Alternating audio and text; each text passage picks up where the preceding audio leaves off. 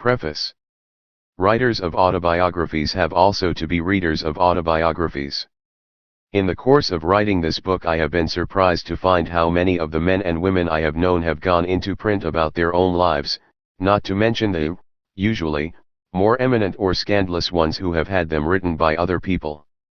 And I am not even counting the considerable number of autobiographical writings by contemporaries disguised as fiction. Perhaps the surprise is unjustified. People whose profession implies writing and communicating tend to move around among other people who do so. Still, there they are, articles, interviews, print, tapes, even videotapes, and volumes such as this, a surprisingly large number of them by men and women who have spent their careers in universities. I am not alone. Nevertheless, the question arises why someone like myself should write an autobiography and, more to the point, why others who have no particular connections with me, or may not even have known of my existence before seeing the jacket in a bookshop, should find it worth reading.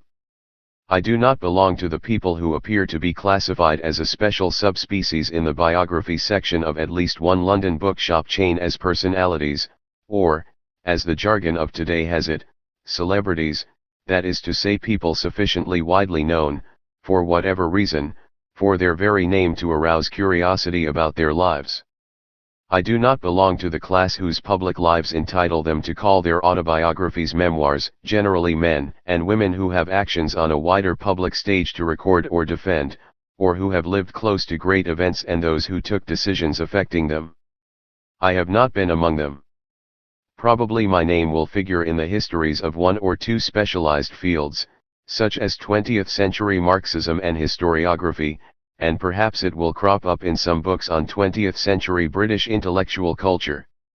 Beyond that, if my name were somehow to disappear completely from sight, like my parents' gravestone in the Vienna Central Cemetery, for which I vainly searched 5 years ago, there would be no discernible gap in the narrative of what happened in 20th century history, in Britain or elsewhere. Again, this book is not written in the now very saleable confessional mode, partly because the only justification for such an ego trip is genius. I am neither a Saint Augustine nor a Rousseau, partly because no living autobiographer could tell the private truth about matters involving other living people without unjustifiably hurting the feelings of some of them. I have no good reason for doing so. That field belongs to posthumous biography and not to autobiography. In any case, however curious we are about these matters, historians are not gossip columnists. The military merits of generals are not to be judged by what they do, or fail to do, in bed. All attempts to derive Keynes's or Schumpeter's economics from their rather full but different sex lives are doomed. Besides, I suspect that readers with a taste for biographies that lift bedclothes would find my own life disappointing. Nor is it written as an apologia for the author's life. If you do not want to understand the 20th century, read the autobiographies of the self-justifiers, the counsels for their own defense, and of their obverse, the repentant sinners. All of these are post-mortem inquests in which the corpse pretends to be the coroner. The autobiography of an intellectual is necessarily also about his ideas, attitudes, and actions, but it should not be a piece of advocacy. I think this book contains answers to the questions that I have been most often asked by journalists and others interested in the somewhat unusual case of a lifelong but anomalous communist and Hobsbawm the Marxist historian, but answering them has not been my object. History may judge my politics, in fact it has substantially judged them. Readers may judge my books. Historical understanding is what I am after, not agreement, approval or sympathy. Nevertheless, there are some reasons why it may be worth reading, apart from the curiosity of human beings about other human beings. I have lived through almost all of the most extraordinary and terrible century in human history. I have lived in a few countries and seen something of several others in 3 continents. I may not have left an observable mark on the world in the course of this long life, although I have left a good quantity of printed marks on paper, but since I became conscious of being a historian at the age of 16 I have watched and listened for most of it and tried to understand the history of my lifetime. When, having written the history of the world between the late 18th century and 1914, I finally tried my hand at the history of what I called the Age of Extremes, the short 20th century. I think it benefited from the fact that I wrote about it not only as a scholar but as what the anthropologists call a participant observer. It did so in two ways. Clearly, my personal memories of events remote in time and space brought the history of the 20th century closer to younger readers, while it reawakened their own memories in older ones. And, more even than my other books, however compelling the obligations of historical scholarship, this one was written with the passion that belongs to the Age of Extremes. Both kinds of readers have told me so. But beyond this, there is a more profound way in which the interweaving of one person's life and times, and the observation of both, help to shape a historical analysis which, I hope, makes itself independent of both. That is what an autobiography can do. In one sense, this book is the flip side of the Age of Extremes, not world history illustrated by the experiences of an individual, but world history shaping that experience, or rather offering a shifting but always limited set of choices from which, to adapt Karl Marx's phrase, men make their lives, but they do not make them just as they please. They do not make them under circumstances chosen by themselves, but under circumstances directly encountered, given, and transmitted from the past and, one might add, by the world around them. In another sense, the autobiography of a historian is an important part of the construction of his or her work. Next to a belief in reason and the difference between fact and fiction, self-awareness, that is to say standing both in one's body and outside it, is a necessary skill for players of the game in both history and the social sciences, particularly for a historian who, like myself, has chosen his subjects intuitively and accidentally, but ended by bringing them together into a coherent whole. Other historians may pay attention to these more professional aspects of my book. However, I hope others will read it as an introduction to the most extraordinary century in the world's history through the itinerary of one human being whose life could not possibly have occurred in any other. History, as my colleague the philosopher Agnes Heller put it, is about what happens seen from outside, memoirs about what happens seen from within. This is not a book for scholarly acknowledgments, but only for thanks and apologies. The thanks go above all to my wife Marlene, who has lived through half my life, read and criticized all chapters to good purpose, and who tolerated the years when an often distracted, bad-tempered and sometimes discouraged husband lived less in the present than in a past he struggled to put on paper. I also thank Stuart Prophet, a prince among editors. The number of people whom I have consulted over the years on questions relevant to this autobiography is too large for acknowledgement, even though several of them have died since I began. They know why I thank them.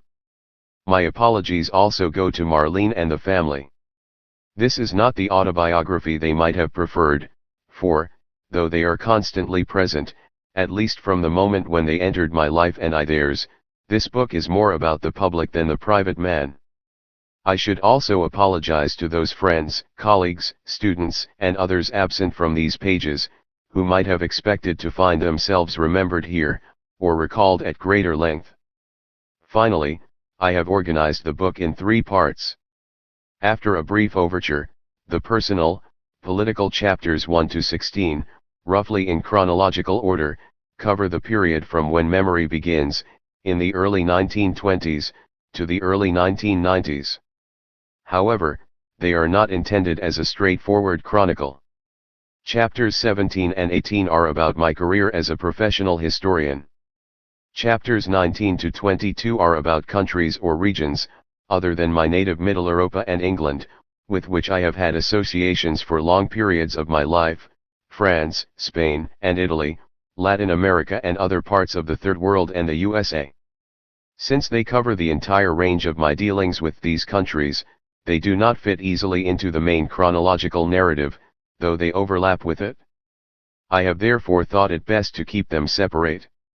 Eric Hobsbawm. London, April 2002. 1. Overture. One day in the autumn of 1994, my wife Marlene, who kept track of the London correspondence while I was teaching my course at the new school in New York, phoned me to say there was a letter from Hamburg she could not read, as it was in German. It came from a person who signed herself Melita. Was it worth sending on? I knew no one in Hamburg, but without a moment's hesitation I knew who had written it, even though something like 3/4 of a century had passed since I had last seen the signatory. It could only be little Lita. Actually she was my senior by a year or so, from the Serter Villa in Vienna. I was right. She had, she wrote, seen my name in some connection in Die Zeit, the German liberal intellectual weekly. She had immediately concluded that I must be the Eric with whom she and her sisters had played long, long ago. She had rummaged through her albums and come up with a photo which she enclosed. On it 5 small children posed on the summery terrace of the villa with our respective Fräuleins, the little girls, perhaps even myself, garlanded with flowers. Lita was there with her younger sisters Ruth and Eva. Susie, always known as Peter, was not yet born, I with my sister Nancy. Her father had marked the date on the back, 1922. And how was Nancy? Lita asked. How could she know that Nancy, 3½ years my junior, had died a couple of years earlier? On my last visit to Vienna I had gone to the houses in which we had lived, and sent Nancy photographs of them. I had thought she was the only one who still shared a memory of the Serter Villa. Now it came alive again. I have that photo too. In the album of family photos which has ended up with me, the last survivor of my parents and siblings, the snapshots on the terrace of the Serter Villa form the second iconographic record of my existence and the first of my sister Nancy, born in Vienna in 1920. My own first record appears to be a picture of a baby in a very large wicker pram, without adults or other context, which was, I assume, taken in Alexandria, where I was born in June 1917, to have my presence registered by a clerk at the British consulate, incorrectly, for they got the date wrong and misspelled the surname. The diplomatic institutions of the United Kingdom presided over both my conception and my birth, for it was at another British consulate, in Zurich, that my father and mother had been married, with the help of an official dispensation personally signed by Sir Edward Grey, Foreign Secretary, which allowed the subject of King George V, Leopold Percy Hobsbawm, to marry the subject of the Emperor Franz Joseph, Nelly Grun, at a time when both empires were at war with one another, a conflict to which my future father reacted with residual British patriotism, but which my future mother repudiated. In 1915 there was no conscription in Britain, but if there were, she told him, he should register as a conscientious objector. 1 I would like to think that they were married by the consul who is the main figure in Tom Stoppard's play Travesties. I should also like to think that while they were waiting in Zurich for Sir Edward Grey to turn from more urgent matters to their wedding, they knew about their fellow exiles in the city, Lenin, James Joyce, and the Dadaists. However, they obviously did not, and almost certainly would not have been interested in them at such a time. They were plainly more concerned with their forthcoming honeymoon in Lugano. What would have been my life if Fraulein Grun, aged 18, one of 3 daughters of a moderately prosperous Viennese jeweler, had not fallen in love with an older Englishman, 4th of 8 children of an immigrant London Jewish cabinet maker, in Alexandria in 1913. She would presumably have married a young man from the Jewish Middle European middle class, and her children would have grown up as Austrians. Since almost all young Austrian Jews ended up as emigrants or refugees, my subsequent life might not have looked very different. Plenty of them came to England, studied here and became academics. But I would not have grown up or come to Britain with a native British passport. Unable to live in either belligerent country, my parents returned via Rome and Naples to Alexandria, where they had originally met and got engaged before the war, and where both had relatives, my mother's uncle Albert, of whose Emporium of Nevets Plus staff I still have a photograph, and my father's brother Ernest, whose name I bear and who worked in the Egyptian Post and Telegraph Service. Since all private lives are raw material for historians as for novelists, I have used the circumstances of their meeting to introduce my history of the Age of Empires. They moved to Vienna with their 2-year-old son as soon as the war ended. That is why Egypt, to which I am shackled by the lifetime chains of official documentation, is not part of my life.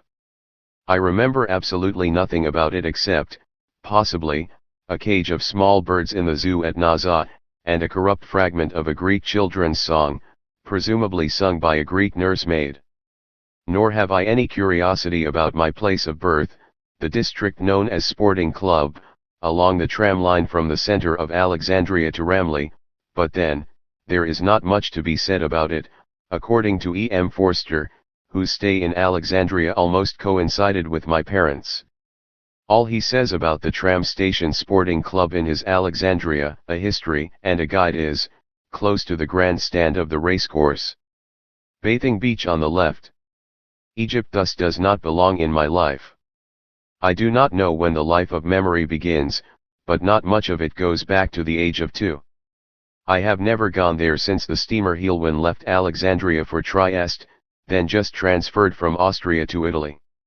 I do not remember anything about our arrival in Trieste, meeting point of languages and races, a place of opulent cafes, sea captains and the headquarters of the giant insurance company, Assicurazioni Generali, whose business empire probably defines the concept of Middle Europa better than any other. 80 years later I had occasion to discover it in the company of Triestine friends, and especially Claudio Magris, that marvelous memorializer of Central Europe and the Adriatic corner where German, Italian, Slav and Hungarian cultures converge. My grandfather, who had come to meet us, accompanied us on the Southern Railway to Vienna. That is where my conscious life began. We lived with my grandparents for some months, while my parents looked for an apartment of their own. My father, arriving with hard savings, nothing was harder than sterling in those days, in an impoverished country with a currency subsiding towards collapse, felt confident and relatively prosperous. The Serter Villa seemed ideal. It was the first place in my life I thought of as ours. Anyone who comes to Vienna by rail from the west still passes it. If you look out of the right-hand window as the train comes into the western outskirts of Vienna, by the local station Hutteldorf-Hacking, it is impossible to miss that confident broad pile on the hillside with its four-sided dome on a squat tower, built by a successful industrialist in the later days of the Emperor Franz Joseph, 1848 to 1916. Its grounds reached down to the Auerhofstrasse, which led to the west along the walls of the old imperial hunting ground, the Laenzer Tiergarten, and from which it was reached by a narrow uphill street, the Vinzenz-Hesse-Gasse, now Sertergasse, at the bottom of which there was then still a row of thatched cottages. The Serter Villa of my childhood memories is largely the part shared by the old and young of the Hobsbawms, for so, in spite of the Alexandrian consular clerk, the name was spelled, who rented a flat on the first floor of the villa, and the Golds, who rented the ground floor apartment below us. Essentially this centered on the terrace at the side of the house, where so much of the social life of the generations of both these families was conducted. From this terrace a footpath, steep in retrospect, led down to the tennis courts at the bottom. They are now built over, past what seemed to a small boy a giant tree, but with branches low enough for climbing. I remember showing its secrets to a boy who had come to my school from a place called Recklinghausen in Germany. We had been asked to take care of him, because times were hard where he came from.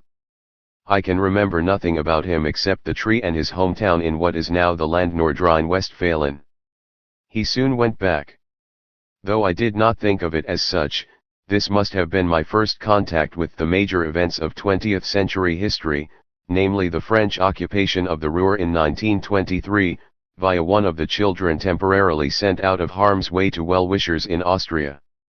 All Austrians at that time saw themselves as Germans, and, but for a veto from the peacemakers after the First World War, would have voted to join Germany. I also have a vivid memory of us playing in a barn full of hay somewhere in the grounds, but on my last visit to Vienna with Marlene we checked out the villa and could find no place where it might have been. Curiously enough, I have no indoor memories of the place, though a vague impression that it was neither very light nor very comfortable. I cannot, for instance, recall anything about our own or the Gold's apartments, except perhaps high ceilings. 5. Later 6. Children of preschool age, or at best in the first years of primary school, in the same garden, are great cementers of interfamily relations. The Hobsbawms and the Golds got on well, in spite of their very different backgrounds, for, notwithstanding their name, the Golds do not seem to have been Jewish. At all events they remained and flourished in Austria, that is to say in Hitler's Greater Germany, after the Anschluss. Both Mr. and Mrs. Gold came from Seegartskirchen, a nowheresville in Lower Austria, he the son of the only local innkeeper, farmer, she the daughter of the only village shopkeeper, anything from socks to agricultural equipment. Both maintained strong family links there. They were sufficiently prosperous in the 1920s to have their portraits painted. A black and white copy of the two, sent by one of the two surviving Gold girls a year or so ago, is before me. The picture of a serious-looking gentleman in a dark lounge suit and a starched collar brings nothing back, and indeed I had no close contact with him as a small boy, although he once showed me his officer's cap from the days before the end of the empire, and was the first person I knew who had actually been to the USA, to which he had traveled on business. From there he brought a gramophone record, the tune of which I now recognize as The Peanut Vendor, and the information that they had a make of motor car called Buick, a name I found, for some obscure reason, hard to credit. On the other hand, the image of a handsome long-necked lady with short hair waved at the sides, looking at the world with a serious but not very self-confident gaze over her décolleté shoulder, immediately brings her to life in my mind. For mothers are a much more constant presence in the life of young children, and my mother, Nellie, intellectual, cosmopolitan, educated, and Anna, Anske, Gold, with little schooling, always conscious of the provincialism of her origins, soon became best friends and remained so to the end. Indeed, according to her daughter Melita, Nellie was Anna's only intimate friend. This may explain why photos of unknown and unidentifiable Hobsbawms still keep turning up in family albums of the Gold grandchildren who remained in Vienna. One of the Gold girls recalls, almost as vividly as I do, going, with her mother, to see my mother in her last days. Weeping, Anske told her, "We will never see Nellie again." Two people, almost as old as the short 20th century, thus began life together and then made their different ways through the extraordinary and terrible world of the past century. That is why I begin the present reflections on a long life with the unexpected reminder of a photo in the albums of two families which had nothing else in common except that their lives were briefly brought together in the Vienna of the 1920s. For memories of a few years of early childhood shared by a retired university professor and peripatetic historian with a retired former actress, television presenter, and occasional translator, like your mother, are of little more than private interest for the people concerned. Even for them, they are no more than the thinnest of threads of spider silk bridging the enormous space between some 70 years of entirely separate, unconnected lives conducted without knowledge or even without a moment's conscious thought of one another. It is the extraordinary experience of Europeans living through the 20th century that binds these lives together. A rediscovered common childhood, a renewal of contact in old age, dramatize the image of our times, absurd, ironic, surrealist, and monstrous. They do not create them.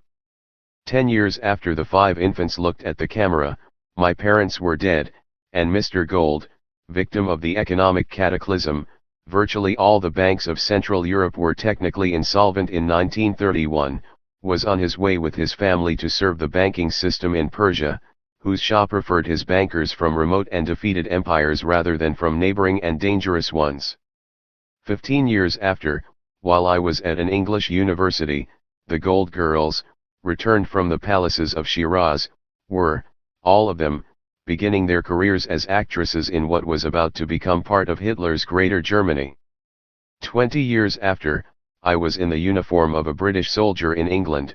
My sister Nancy was censoring letters for the British authorities in Trinidad, while Lita was performing under our bombs in the Cabaret der Komiker in wartime Berlin to an audience, some of whom may well have rounded up my relatives who had probably patted the gold girls' heads at the Sutter Villa, for transport to the camps.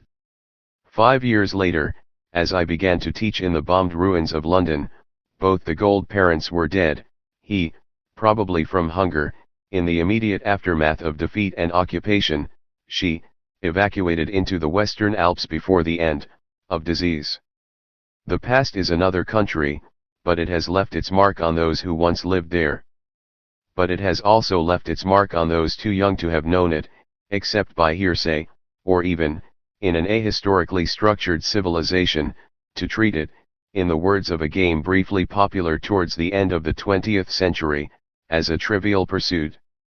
However, it is the autobiographical historian's business not simply to revisit it, but to map it. For without such a map, how can we track the paths of a lifetime through its changing landscapes, or understand why and when we hesitated and stumbled, or how we lived among those with whom our lives were intertwined and on whom they depended? For these things throw light not only on single lives but on the world. So this may serve as the starting point for one historian's attempt to retrace a path through the craggy terrain of the 20th century. 5 small children posed 80 years ago by adults on a terrace in Vienna, unaware, unlike their parents, that they are surrounded by the debris of defeat, ruined empires, and economic collapse, unaware, like their parents, that they would have to make their way through the most murderous as well as the most revolutionary era in history. 2. A child in Vienna. I spent my childhood in the impoverished capital of a great empire, attached, after the empire's collapse, to a smallish provincial republic of great beauty, which did not believe it ought to exist. With few exceptions, Austrians after 1918 thought they should be part of Germany, and were prevented from doing so only by the powers that had imposed the peace settlement on Central Europe. The economic troubles of the years of my childhood did nothing to increase their belief in the viability of the First Austrian Federal Republic. It had just passed through a revolution, and had settled down temporarily under a government of clerical reactionaries headed by a Monsignor, based on the votes of a pious, or at least strongly conservative, countryside, which was confronted by a hated opposition of revolutionary Marxist socialists, massively supported in Vienna, not only the capital but an autonomous state of the Federal Republic, and almost unanimously by all who identified themselves as workers. In addition to police and army, which were under government control, both sides were associated with paramilitary groups, for whom the civil war had been only suspended. Austria was not only a state which did not want to exist, but a predicament which could not last. It did not last. But the final convulsions of the First Austrian Republic, the destruction of the Social Democrats after a brief civil war, the assassination of the Catholic Prime Minister by Nazi rebels, Hitler's triumphant and applauded entry into Vienna, happened after I left Vienna in 1931. I was not to return there until 1960, when the very same country, under the very same two-party system of Catholics and Socialists, had become a stable, enormously prosperous, and neutral little republic, perfectly satisfied, some might say too satisfied, with its identity. But this is a historian's retrospect. What was a middle-class childhood like in the Vienna of the 1920s? The problem is how to distinguish what one has learned since from what contemporaries knew or thought, and the experiences and reactions of adults from those who were children at that time. What children born in 1917 knew of the events of the still young 20th century which were so alive in the minds of parents and grandparents? War, breakdown, revolution, inflation, was what adults told us or, more likely, what we overheard them talking about. The only direct evidence we had of them were the changing images on postage stamps. Stamp collecting in the 1920s, though it was far from self-explanatory, was a good introduction to the political history of Europe since 1914. For an expatriate British boy it dramatized the contrast between the unchanging continuity of George V's head on British stamps and the chaos of overprints, new names, and new currencies elsewhere. The only other direct line to history came through the changing coins and banknotes of an era of economic disruption. I was old enough to be conscious of the change from kronen to shillings and groschen, from multi-zeroed notes to notes and coins, and I knew that before kronen there had been gulden.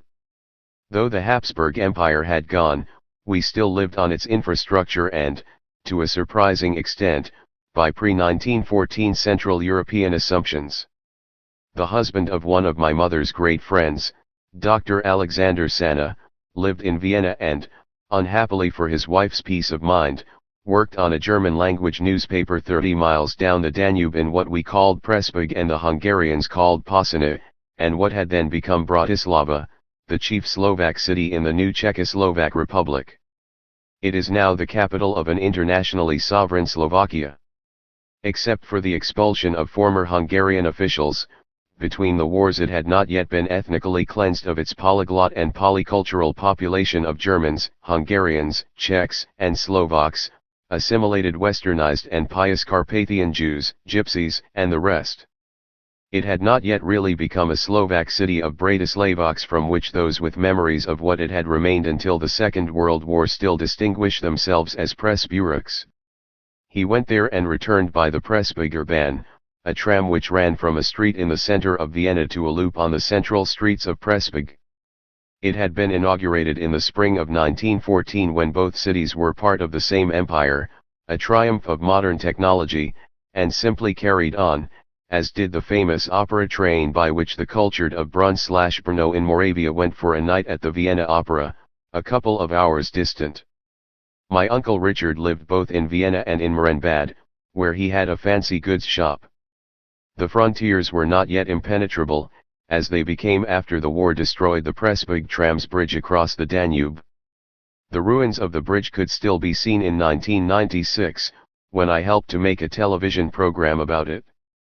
The world of the Viennese middle class, and certainly of the Jews who formed so large a proportion of it, was still that of the vast polyglot region whose migrants had, in the past 80 years, turned its capital into a city of 2 million, except for Berlin, by far the largest city on the European continent between Paris and Leningrad.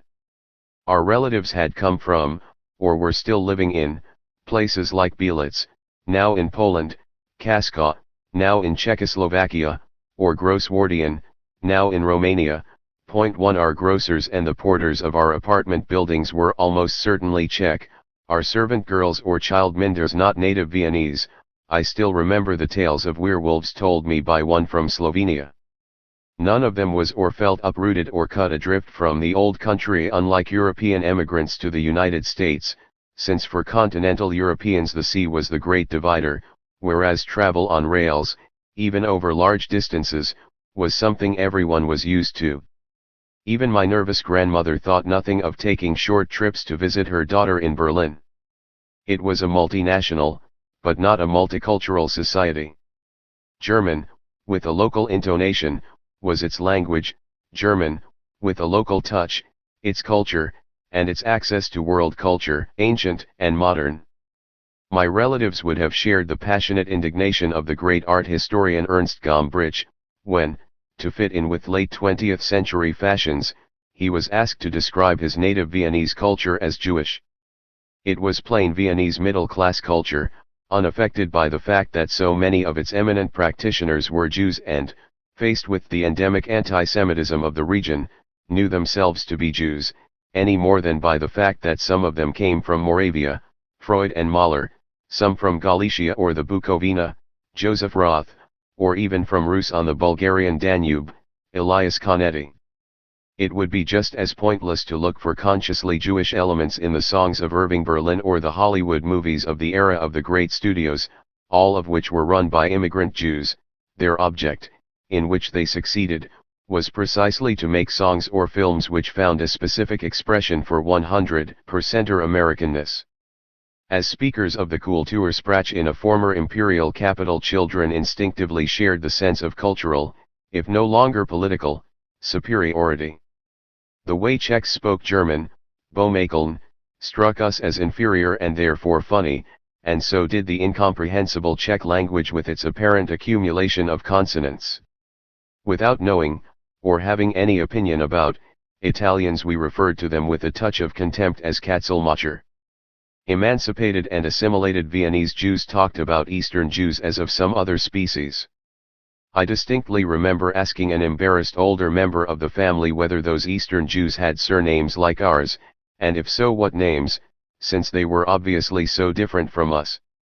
It seems to me that this explains much of the enthusiasm with which Austrians greeted their annexation by Hitler's Germany. It restored their sense of political superiority.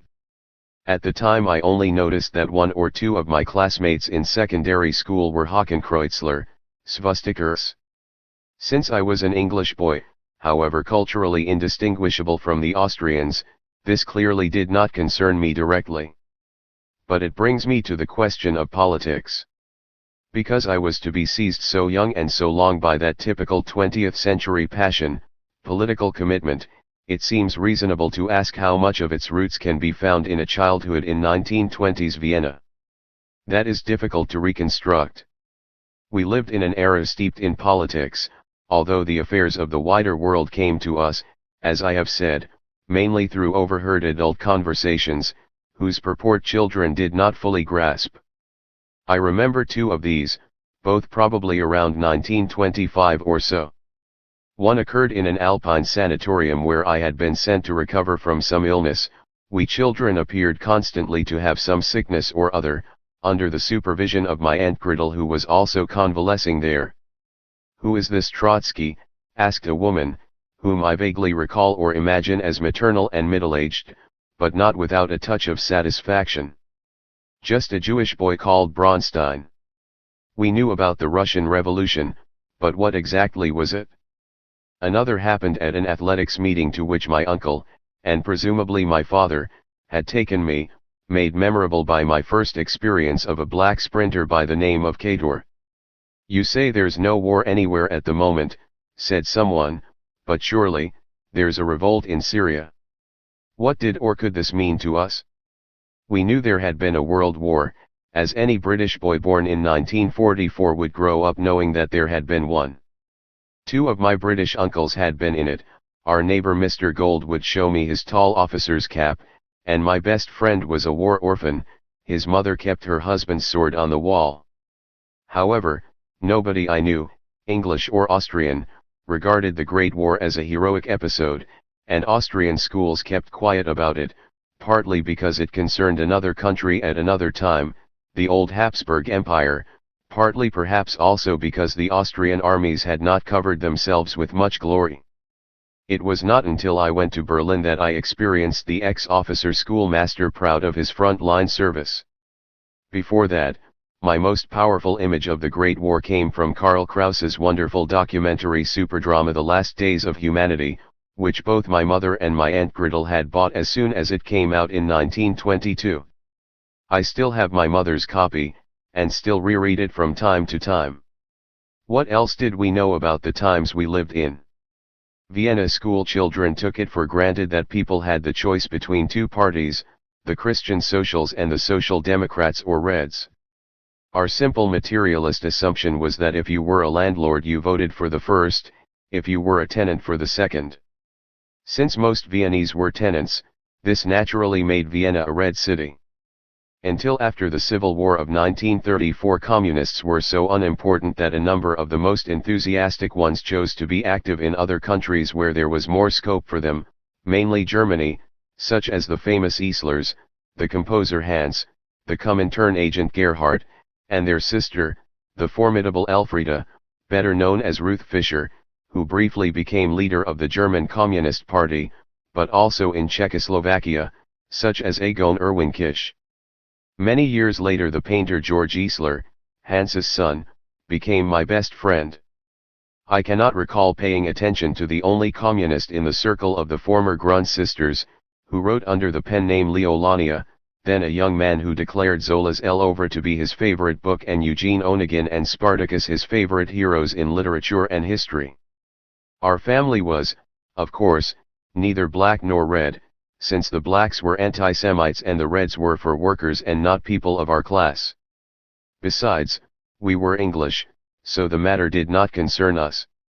And yet, moving from primary to secondary school, and from infancy towards puberty in the Vienna of the late 1920s, one acquired political consciousness as naturally as sexual awareness. In the summer of 1930 I made friends in Weyer, a village in Upper Austria where the doctors were vainly trying to deal with my mother's lungs, with Haller Peter, the boy of the family from whom we rented lodgings. By the tradition of bureaucratic states, when names were called for, surnames came before given names. We fished and went robbing orchards together, an exercise I thought my sister would also enjoy, but which, as she admitted to me many years later, had terrified her. Since his father was a railwayman, the family was red. In Austria, and especially in the countryside, it would not have occurred to any non-agricultural worker in those days to be anything else. Though Peter, about my age, was not visibly interested in public affairs, he also took it for granted that he was red, and somehow, between lobbing stones at trout and stealing apples, I also concluded that I wanted to be one.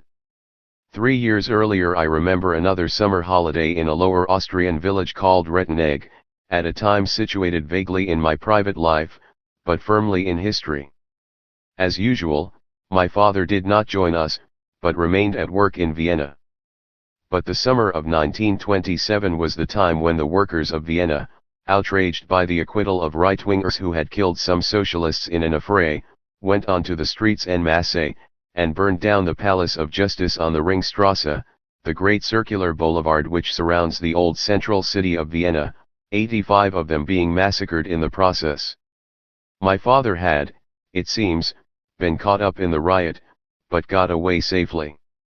I have no doubt that the grown ups must have discussed this intensively, not least, my mother, but I cannot say that it made the slightest impact on me, unlike the story that, once upon a time, namely in 1908, on a journey to Egypt, his ship had passed close to Sicily at the time of the Great Messina earthquake. What I actually remember from that holiday was watching the local craftsmen build a boat outside our lodgings and the pine forests up the mountain which I explored alone, until I reached a woodcutter's site, where the men gave me some of their sturts, the stiff cereal porridge on which they lived in the woods. On the way there I saw, for the first time in my life, the great black woodpecker, all 1.5 foot of it under the vivid red helmet, drumming against a stump in a clearing like a mad miniature hermit, alone under the stillness of the trees. Still, it would be too much to say that the summer at Weyer made me political.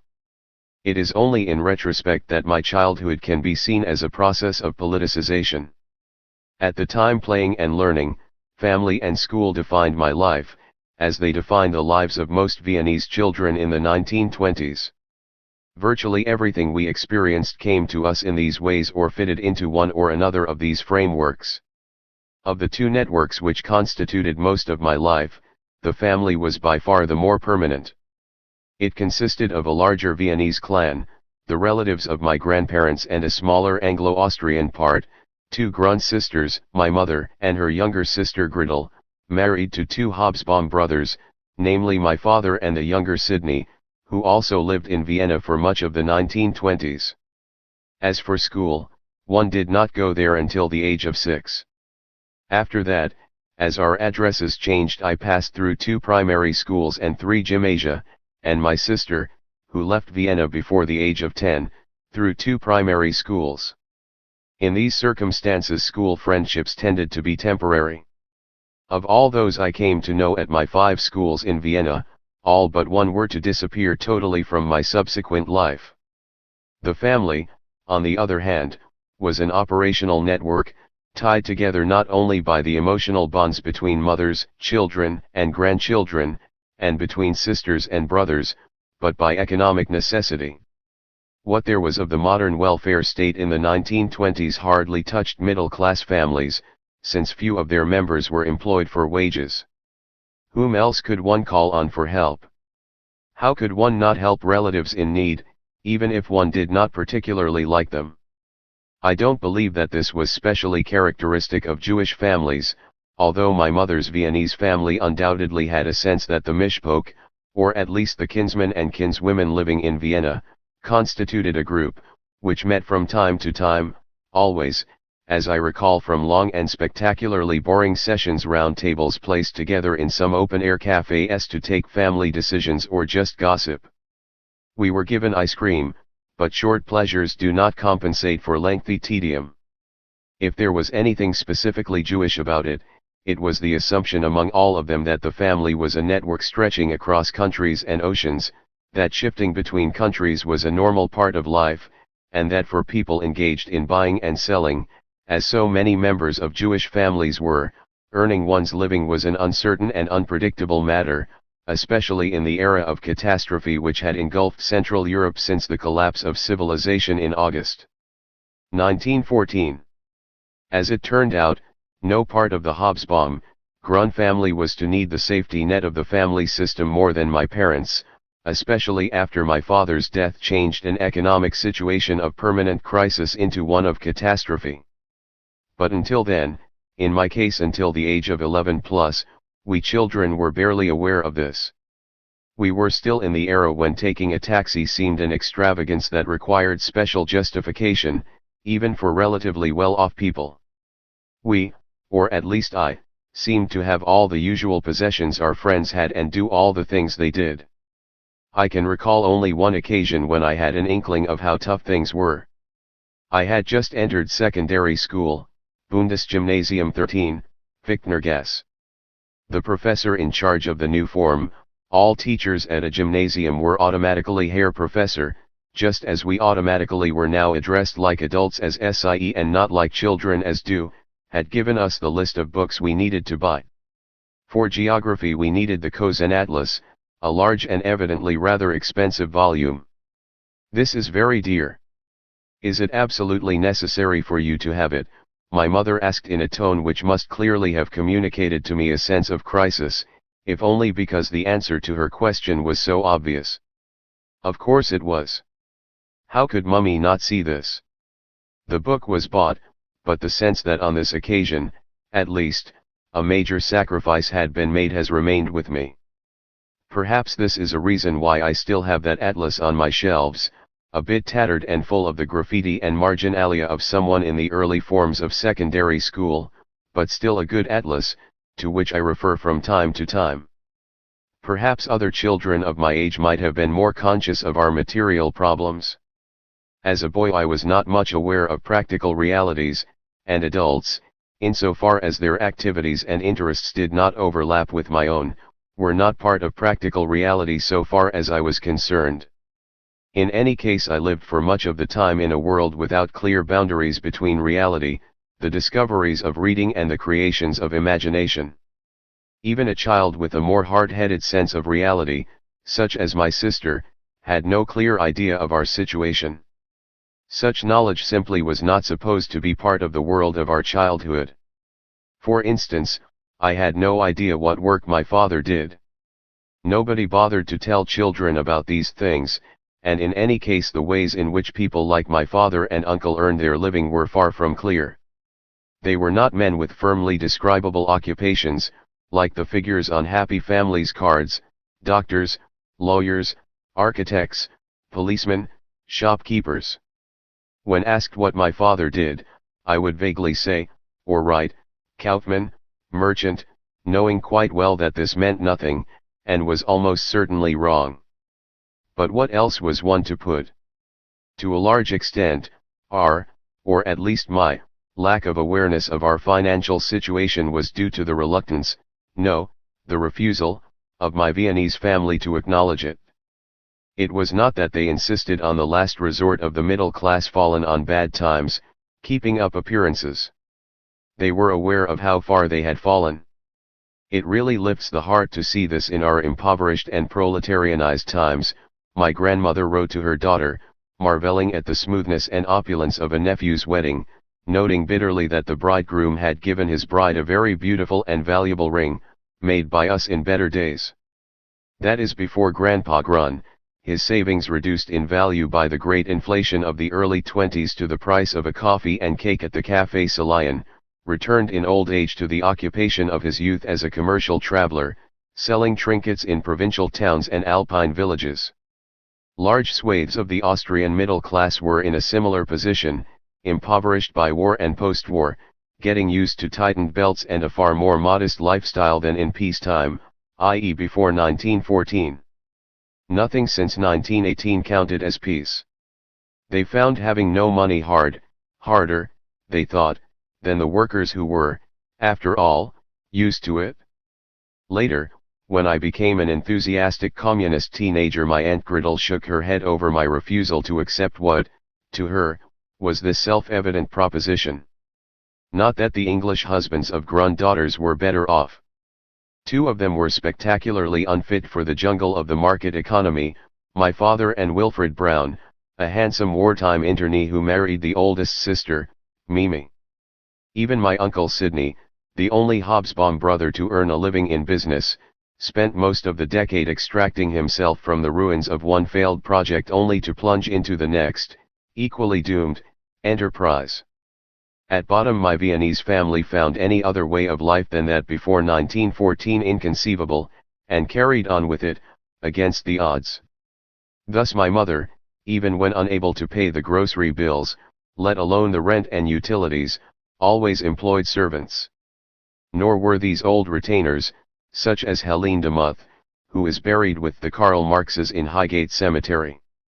They were and remain the quintessential servant problem of middle-class ladies, an endless succession of young women from agencies who stayed a month or 2, ranging from the rare a pearl, to the clumsy arrival straight from the country, who had never seen a gas stove, let alone a telephone.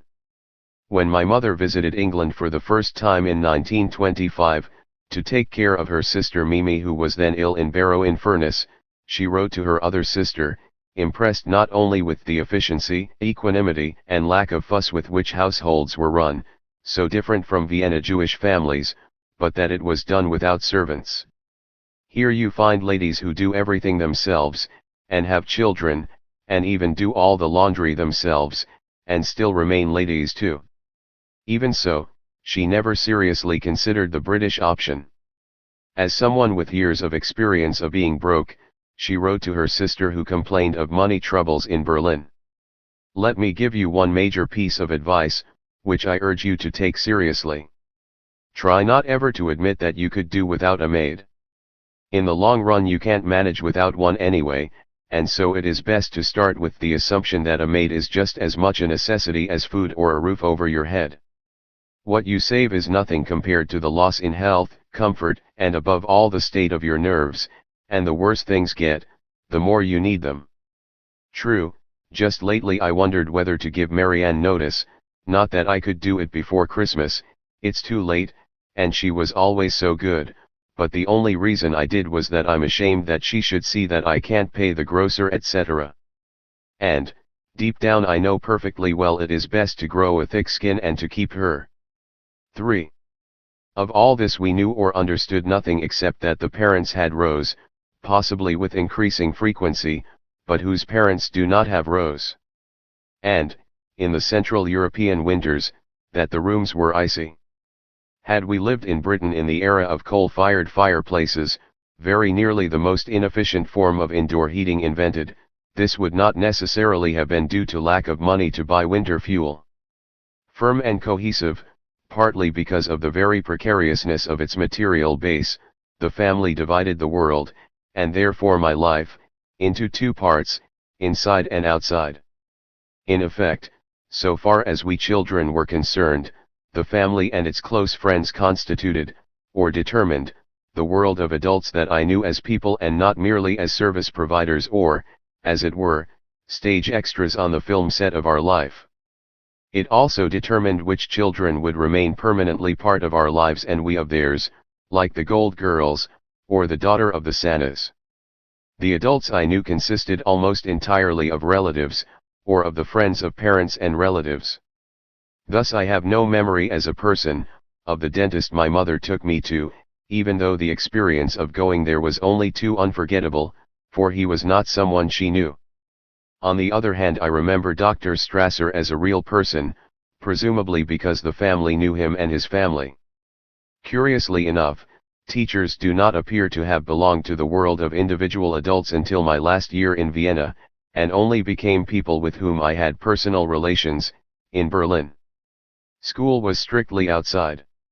And outside, lacking adults as real persons, consisted essentially of other children. The world of children, whether inside or outside, was one which the adults did not really understand, just as we did not really understand what they were about. At best, each side of the generation gap accepted what the other side did as how like children, or that's what grown-ups do. Only puberty, arriving in my last year in Vienna, began to undermine the walls between these separate spheres. Of course the two spheres overlapped.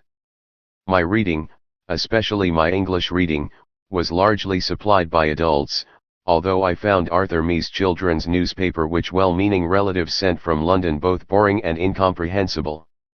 On the other hand, from an early age I gobbled up the German books on bird life and animals which I received as presents, and after primary school, plunged into the publications of Cosmos, Gesellschaft der Naturfreunde, a society for the popularization of the, mainly biological and evolutionary, natural sciences, to which they subscribed for me. We were taken to the theater from an early age to plays we might enjoy, but which adults also admired, say, to Schiller's William Tell, but not to Goethe's Faust, and the works of the early 19th century Viennese popular playwrights, the charming sentimental magic plays of Raymond, the savagely funny comedies of the great Johann Nestroy, whose bitter wit we did not yet understand. But we would be sent with other primary school children to the morning sessions of films at the local cinema, the long-gone Maxim Bio, to see shorts of Chaplin and Jackie Coogan, and, more surprisingly, Fritz Lang's rather longer Nibelungen epic. In my Viennese experience, adults and children did not go to the movies together. Again, intellectual children would naturally make their choice among the books on their parents' and relatives' shelves, perhaps influenced by what they heard at home, perhaps not. To this extent the generations shared some tastes. On the other hand, the reading material selected for children by our elders was not, in general, supposed to be of serious interest to adults. Conversely, of all adults with whom we had any dealings, only teachers, who disapproved, were even aware of the passionate interest of 13-year-olds in the pocket-sized adventures of detectives with invariably English names which circulated in our classes under such titles as Sherlock Holmes the World Detective, no connection with the original, Sexton Blake, Frank Allen, the Avenger of the Disinherited, and the most popular of all, the Berlin detective Tom Shark, with his buddy Pitt Strong, who operated out of the Mottstrasse, familiar to readers of Christopher Isherwood, but as remote to Viennese boys as Holmes's Baker Street. Children in the Vienna of the mid-20s still learned to write the old Gothic script by scratching letters on slates framed in wood, and wiping them with small sponges. Since most post-1918 school texts were in the New Roman print, we obviously also learned to read and later write that way, but I cannot remember how. By the time one entered secondary education at the age of 11, one was obviously expected to have acquired the 3 R's, but what else we learned in primary school is less clear. Plainly, I found it interesting, since I look back on my elementary school days with pleasure, recalling all manner of stories about Vienna and trips into the semi-rural neighborhood to search for trees, plants, and animals. I suppose all this came under the pedagogic heading Heimatkunde, which, since the German word Heimat notoriously has no exact English equivalent, can best be translated as knowledge of where we come from. I can see now that it was not a bad preparation for a historian, since the great events of conventional history in and around Vienna were only an incidental part of what Viennese children learned about their habitat. Aspern was not only the name of the battle the Austrians won against Napoleon, neighboring Wagram, which they decisively lost, was not in the collective memory, but a place in the remote zone beyond the Danube, not yet part of the city, where people went to swim in the lagoons left by the old course of the river, and explored wildernesses of martins and waterfowl. The Turkish sieges of Vienna were important because they had brought coffee into the city as part of the Turkish booty, and therefore our Kaffeehauser. Of course we had the enormous advantage that the official history of the old Imperial Austria had disappeared from sight, except as buildings and monuments, and the new Austria of 1918 had no history yet. It is political continuity that tends to reduce school history to the canonical succession of dates, monarchs, and wars. The only historical event I recall celebrating at school in the Vienna of my childhood was the centenary of Beethoven's death. The teachers themselves knew that in the new era school also had to be different, but they were not yet clear just how. As my school songbook put it at the time, 1925, the new methods of teaching having not yet been entirely clarified. I was to discover the 1066 and all that type of history in the secondary gymnasium, not yet emancipated from traditional pedagogy. Naturally, this was unexciting. German, geography, Latin, and eventually Greek, which I had to give up on coming to England, seemed much more to my taste, but not, alas, mathematics and the physical sciences. And certainly not religious instruction. I do not think this arose at all in primary school, but in secondary school I seem to recall that the non-Catholics, Lutherans, Evangelicals, the odd Greek Orthodox, but mainly the Jews, were excused the periods presumably devoted to this subject in class. The minority alternative, an afternoon class for Jews conducted in another part of town by a Miss Miriam Morgenstern and her various successors, was uninspiring. We were repeatedly told and interrogated on the Bible stories in the Pentateuch.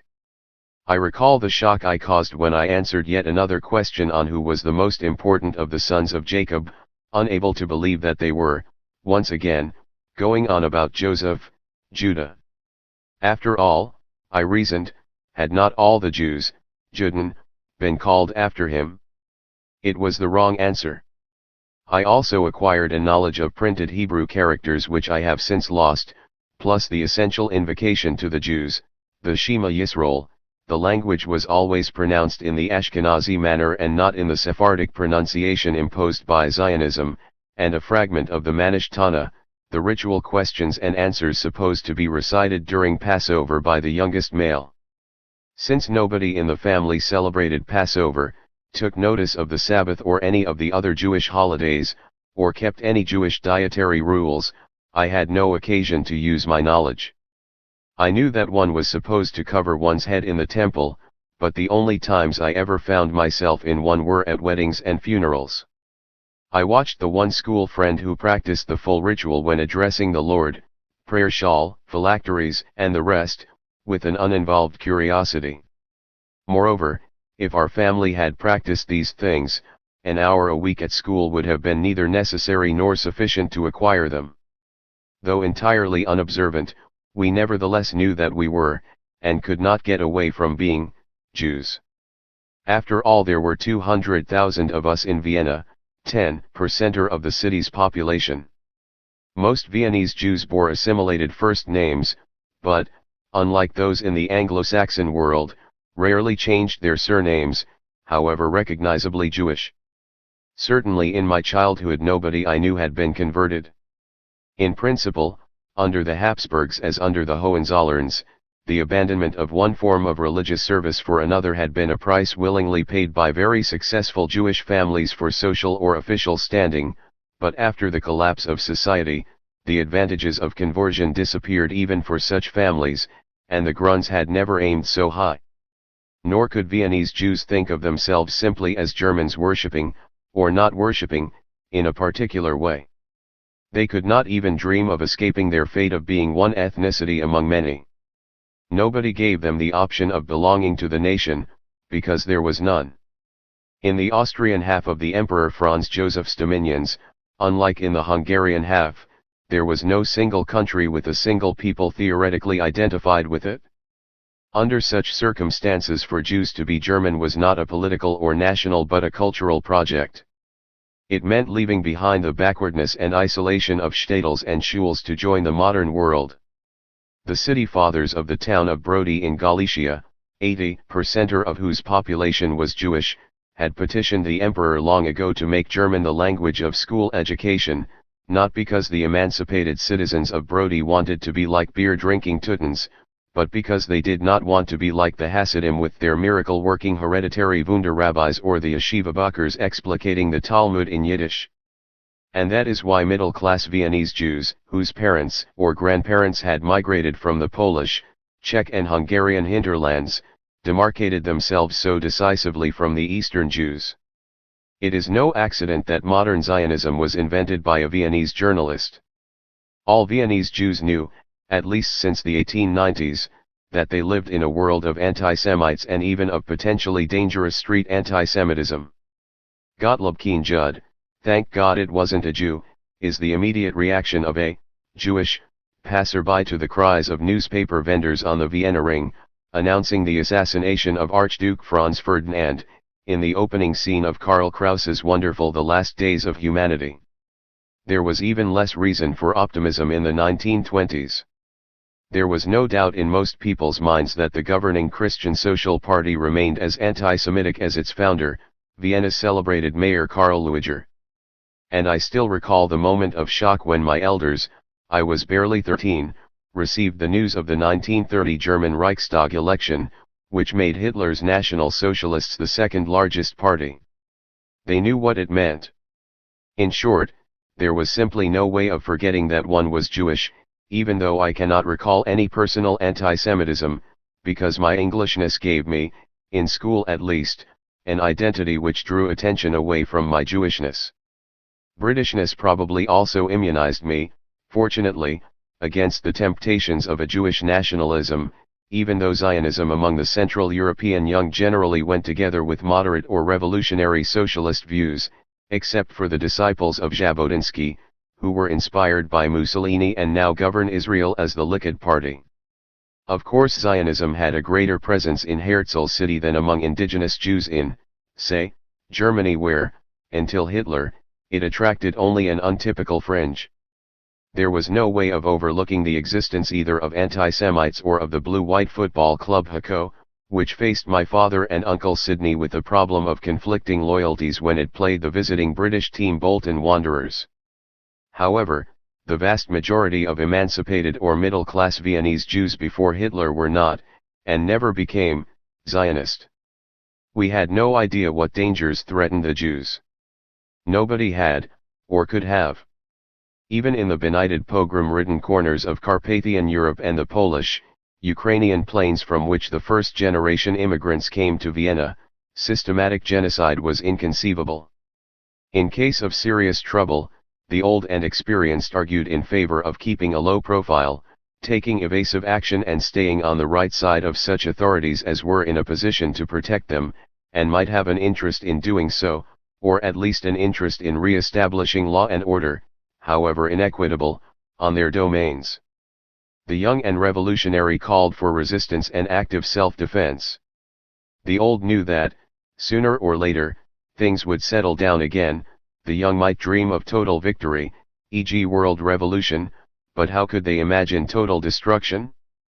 Neither actually expected a modern country permanently to get rid of all its Jews, something that had not happened since Spain in 1492.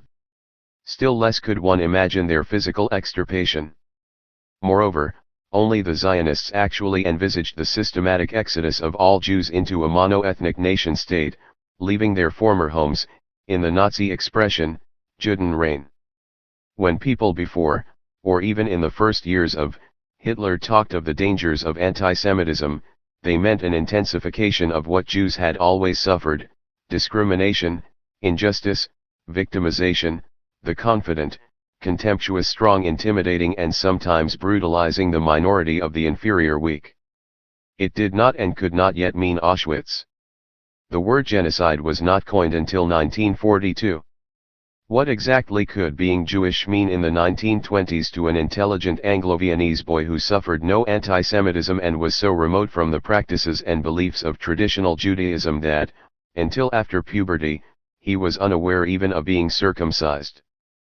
Perhaps only this, that sometime around the age of 10 I acquired a simple principle from my mother on a now forgotten occasion when I must have reported, or perhaps even repeated, some negative observation of an uncle's behavior as typically Jewish. She told me very firmly, "You must never do anything, or seem to do anything that might suggest that you are ashamed of being a Jew." I have tried to observe it ever since, although the strain of doing so is sometimes almost intolerable, in the light of the behavior of the government of Israel. My mother's principle was sufficient for me to abstain, with regret, from declaring myself confessionslose, without religion, as one was entitled to do in Austria at the age of 13. It has landed me with the lifetime burden of an unpronounceable surname which seems spontaneously to call for the convenient slide into Hobson or Osborne. It has been enough to define my Judaism ever since, and left me free to live as what my friend the late Isaac Deutscher called a non-Jewish Jew, but not what the miscellaneous regiment of religious or nationalist publicists call a self-hating Jew. I have no emotional obligation to the practices of an ancestral religion and even less to the small, militarist, culturally disappointing and politically aggressive nation-state which asks for my solidarity on racial grounds. I do not even have to fit in with the most fashionable posture of the turn of the new century, that of the victim, the Jew who, on the strength of the show, and in the era of unique and unprecedented Jewish world achievement, success, and public acceptance, asserts unique claims on the world's conscience as a victim of persecution. Right and wrong, justice and injustice, do not wear ethnic badges or wave national flags. And as a historian I observe that, if there is any justification for the claim that the 0.25% of the global population in the year 2000 which constitute the tribe into which I was born are a chosen or special people, it rests not on what it has done within the ghettos or special territories, self-chosen or imposed by others, past, present, or future. It rests on its quite disproportionate and remarkable contribution to humanity in the wider world, mainly in the 2 centuries or so since the Jews were allowed to leave the ghettos, and chose to do so. We are, to quote the title of the book of my friend Richard Marienstrasse, Polish Jew, French resistance fighter, defender of Yiddish culture and his country's chief expert on Shakespeare, unpopular and diaspora. We shall, in all probability, remain so. And if we make the thought experiment of supposing that Herzl's dream came true and all Jews ended up in a small independent territorial state which excluded from full citizenship all who were not the sons of Jewish mothers, it would be a bad day for the rest of humanity, and for the Jews themselves. 3. Hard times.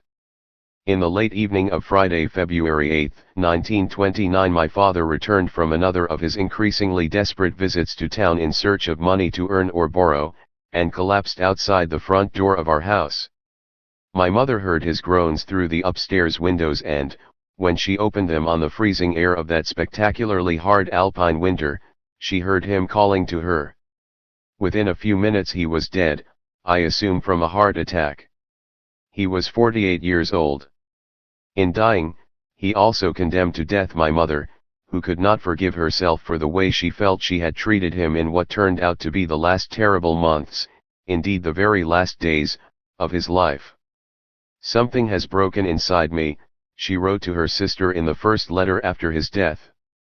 I can't write about it yet. You can imagine how every cross word and every unkind thought now cuts through me like a knife. That never again, Gretel. What wouldn't I do now, and what would I have done before, if I had known this would happen? If at least he had been ill for only one day, I could have nursed him and been loving to him again. At least I was there and he didn't have to die alone. It was no consolation. Within 2.5 years she was dead also, at the age of 36. I have always assumed that her many self-lacerating, underdressed visits to his grave in the harsh winter months after his death contributed to the lung disease which killed her. It is not surprising that her self-control frayed and snapped in those appalling months, far less surprising than the fact that, by superhuman efforts, she managed to conceal the situation from her children. Times had never been good since the first years when the young couple had arrived from Egypt with a modest reserve of hard and stable pounds sterling in an Austria sliding into hyperinflation. I have no idea how my father expected or hoped to earn his living in a country whose language he never learned to speak well. Indeed, I have no idea how he had earned his living before he went to Egypt, where a presentable and well-spoken, intelligent but not too intellectual man in his 20s, with a rather impressive record as a sportsman, would have no trouble in finding a job in some shipping or trading office in the large colony of British expats. Perhaps he expected to find similar help as an Englishman in Vienna, although the expatriate colony here was small, even if it had given birth to several of Vienna's football teams. All I know for certain is that he ordered notepaper headed L. Percy Hobsbawm, Vienna. Tell. Ad. Hobby. Tell. Nr. For a brief moment in 1920 my mother reported to her sister that she had servants in the plural, a cook and a maid, who disappeared almost immediately. From then on it was downhill all the way. From the Surter villa we moved into a distinctly more modest flat in a neighboring suburb, Ober St. Veit. From the mid-20s the family seems to have constantly lived from hand to mouth, barely knowing where the money for the daily expenses would come from. That, I suspect, is why my mother began seriously to try to earn money from her writing, working increasingly long hours with increasing intensity. Still, whatever her literary work contributed to the family income, in the course of 1928 the situation became increasingly catastrophic. By late 1928 the landlord had given us notice. We had to negotiate to avoid the gas being cut off. 2 days before Christmas my mother wrote to her sister, "It's Friday and I haven't bought a single present yet. If Percy doesn't bring any money tomorrow, I don't know what I shall do." The new year had brought no respite. 3 days before my father's death she complained to her sister that things were getting worse by the day, the rent and phone bill were unpaid, and I usually don't even have a shilling in the house, and she still had no idea where the family would live when the notice to quit expired. Such was the situation when my father went out for the last time. And now he was dead. He was buried a few days later in the Jewish section of the Central Cemetery of Vienna. All I can remember of his death was a dark night when my sister and I were moved, half asleep, from our room to our parents' bedroom to be vaguely told that something terrible had happened, and the icy wind sweeping over us at the open grave. Perhaps this is the moment for a son to confront the difficult task of writing about his father. The task is unusually difficult, because I have virtually no memories of him, that is to say I have clearly chosen to forget most of what I might have remembered. I know what he looked like, a medium-sized sinewy man in rimless pince-nez, black hair parted in the middle, with a horizontally lined forehead, but even this impression may owe more to the camera than to my own memory. In my mental family photo album of childhood he is preserved in no more than a half dozen or so images, all, I think, from the years at Ober St. Veit, Daddy wearing a tweed suit, unusual in Vienna, Daddy taking me to an amateur football match, acting as his ball boy at mixed doubles tennis games somewhere on the road between our house and the Laenzer Tiergarten, the old imperial hunting ground, Daddy singing English music hall songs, one short but radiant memory of going for a walk with Daddy on the nearby hills. Then one or two less agreeable images, Daddy trying, and evidently failing, to teach me boxing, he did not persist, and one much more specific image of Daddy in a towering rage in the garden of the Einsiedeliges. I must then have been in the last years of primary school, aged 9 or 10. He had asked me to fetch a hammer to knock in some nail, possibly something that had come loose from a deck chair. I was at that time passionately into prehistory, possibly because I was in the middle of reading the first volume of the trilogy Die Hollenkinder, The Cave Children, by one Sonnleitner, in which a couple of, unrelated, Robinson Crusoe orphan children in an inaccessible alpine valley grow up to reproduce the stages of human prehistory, from Paleolithic to something like recognizable Austrian peasant life. As they were reliving the Stone Age, I had constructed a Stone Age hammer, carefully lashed to its wooden handle in the proper manner. I brought it to him and was amazed at his furious reaction. I have since been told that he was often short-tempered with me, but if, as is likely, this was so, I have blotted it out. I have only one image of him in work.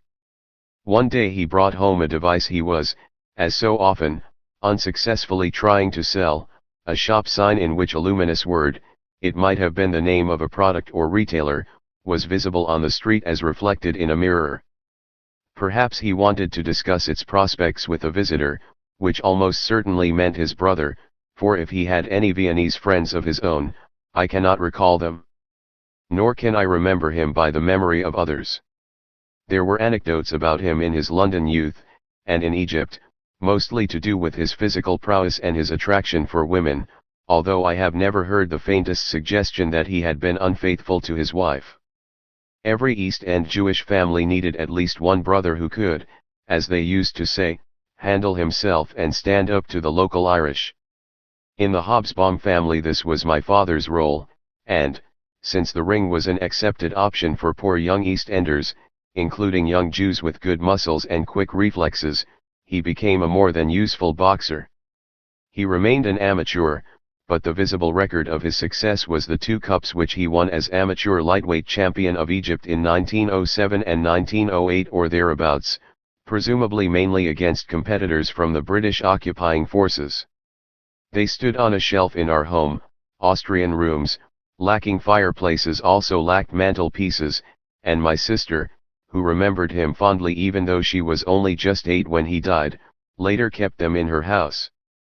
He is said on one occasion to have saved his brother Ernest, who had got into trouble swimming. My mother's novel, which is about a young woman in pre-1914 Egypt, contains a portrait of an all-round athlete demigod in action, which is almost certainly based on him. However, he does not come into family anecdotes or jokes in the Vienna years. It seems clear that he did not get on well with his parents-in-law, certainly not with grandmother Grun. Beyond this, there is very little indeed about him in my mother's very full letters to her sister, much less than about Sidney, her brother-in-law. Nothing about his plans, his activities, his failures.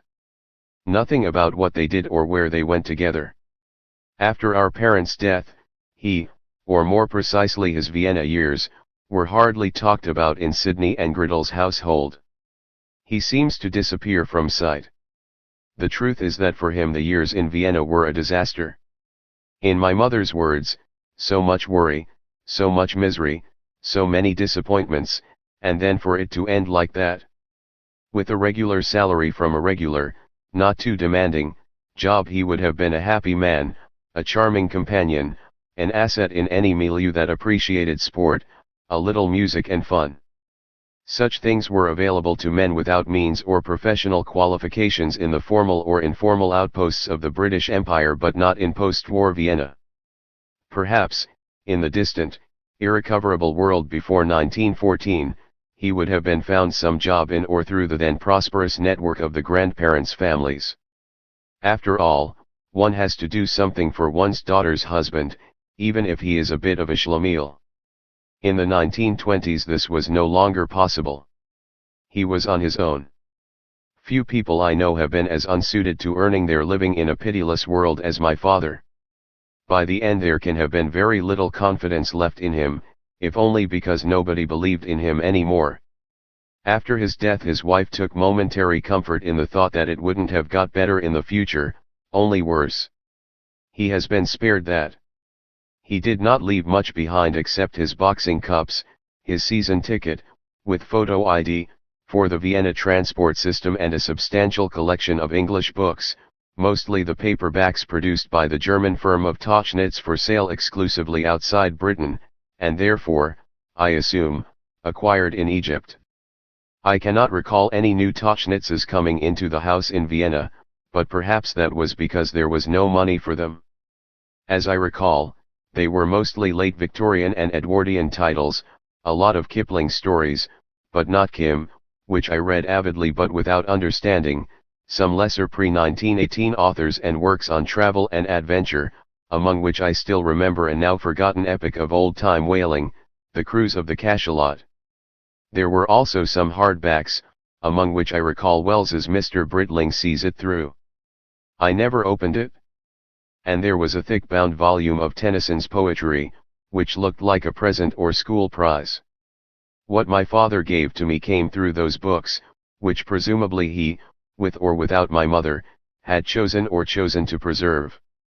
Did he himself read to me The Revenge, in Flores on the Azores Sir Richard Grenville lay, which, with The Charge of the Light Brigade, Sunset, and Evening Star and, of course, The Lady of Shalott are the only poems I can retrace to that Tennyson volume? If so, it represents the only direct intellectual contact with him that I can remember. However, I still have one of the few surviving documents of his life. It is a 1921 entry in one of his sister-in-law's confessional albums, those sets of answers to questions about oneself which were still popular, at least in Central Europe. I reprint the questions and answers. They may serve as his epitaph. Favorite quality in man, physical strength. Favorite quality in woman, virtue. Your idea of happiness, to have all wants fulfilled.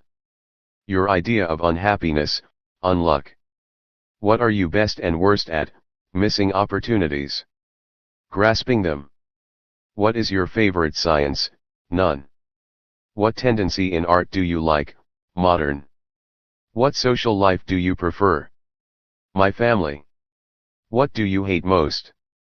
Modern society. Favorite writer/composer. Favorite book and musical instrument, piano. Favorite hero in fiction or history, Earl of Warwick. Favorite color and flower, rose. Favorite food and drink. Favorite name. Favorite sport, boxing. Favorite game, bridge. How do you live? Quietly. Your temperament and chief characteristic, false idealist. Tendency to dream. Motto, sufficient for the day and perhaps a little over. He did not realize even this modest ambition. My father's death left the family temporarily destitute. There seems to have been no insurance of substance. When, a few days later, I needed new footwear, because my existing shoes let in the icy cold of that terrible winter, I remember crying with the pain of it on the Ringstrasse. My mother had to get new ones for me from a Jewish charity.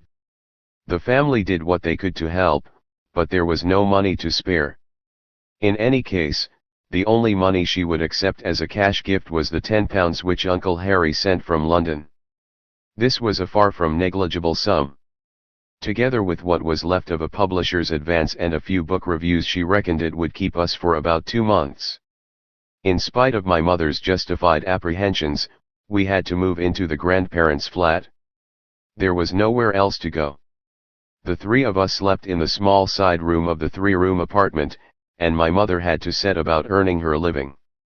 In the meantime, some of her more prosperous friends saved her self-respect by disguising their help as payment for English lessons. I am fairly sure that the first money I ever earned, which was during these months for lessons to help the daughter of one of her best friends through the entry exam for secondary school, was a tactful way of saving her the cost of my pocket money.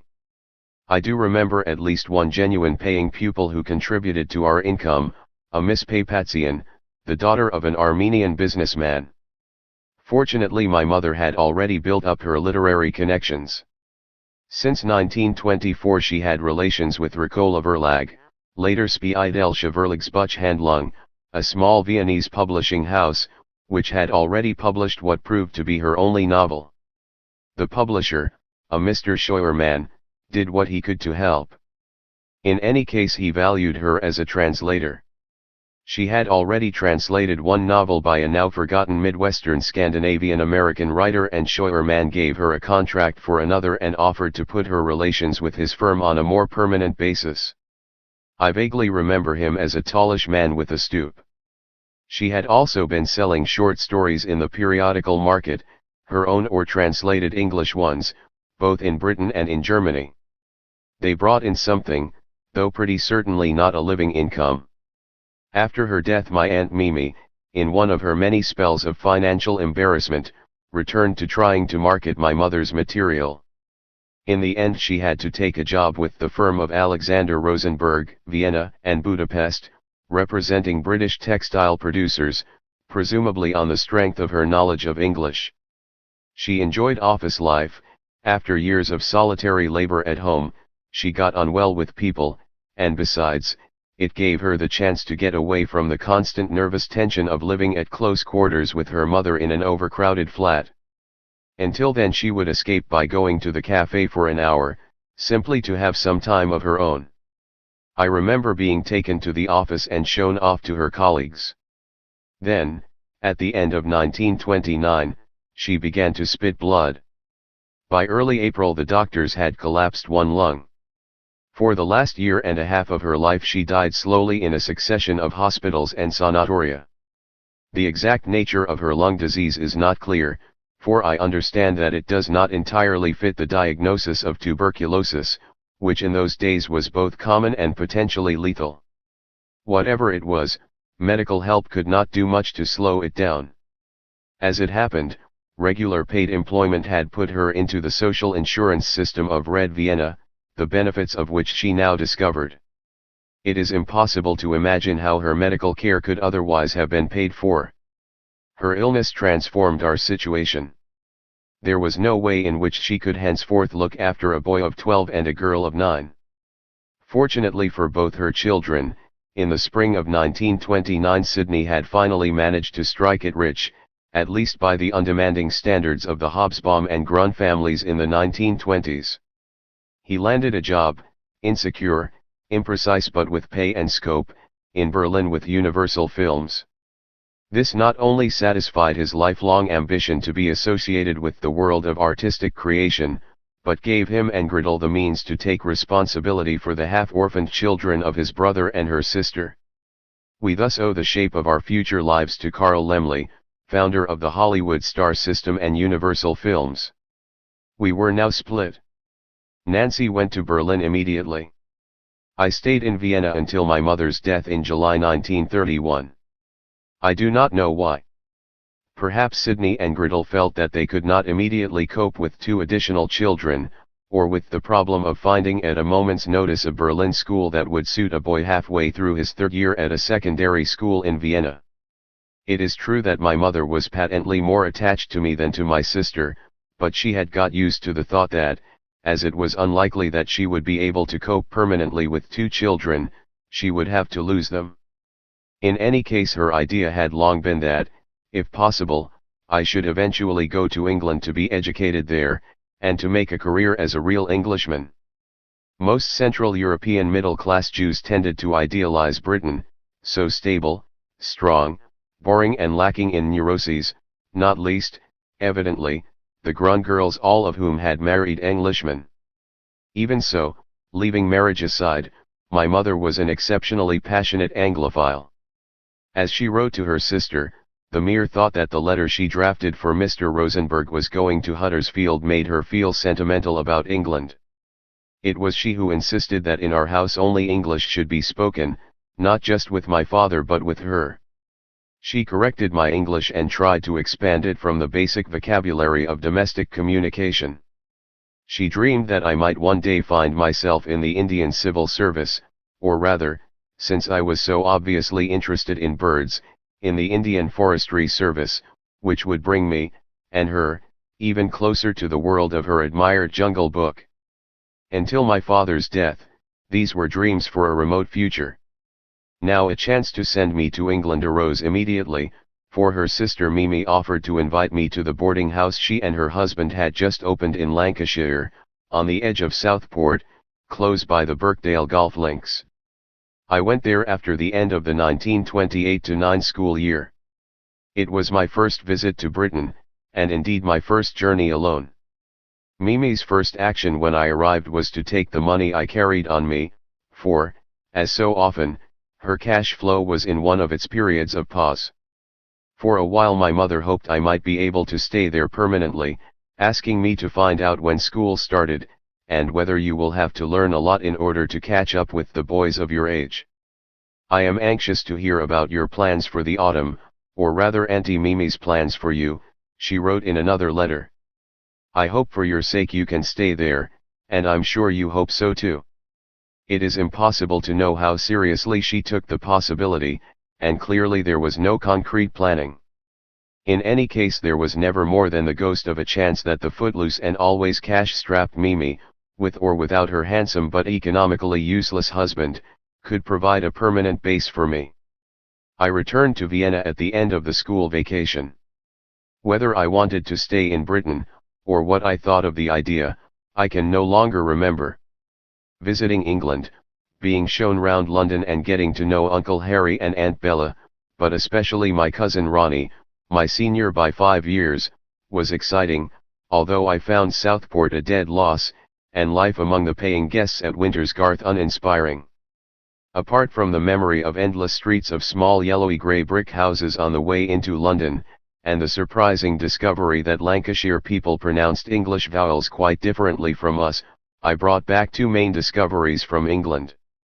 The first was the weeklies read avidly by British working-class boys, The Wizard, Adventure, and other such titles, very different from the bien pensant material English relatives had sent us in Vienna from time to time. I read them hungrily and with unalloyed enjoyment, spent all my pocket money on them, and took a collection back to Vienna.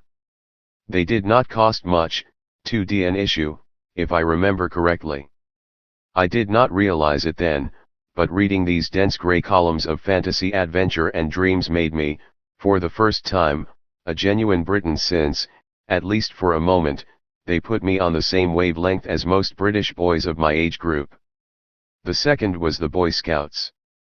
I was taken to a world jamboree of the movement, which took place at the time not far from Southport, and returned an enthusiastic convert, with a copy of Baden-Powell's Scouting for Boys, determined to join them.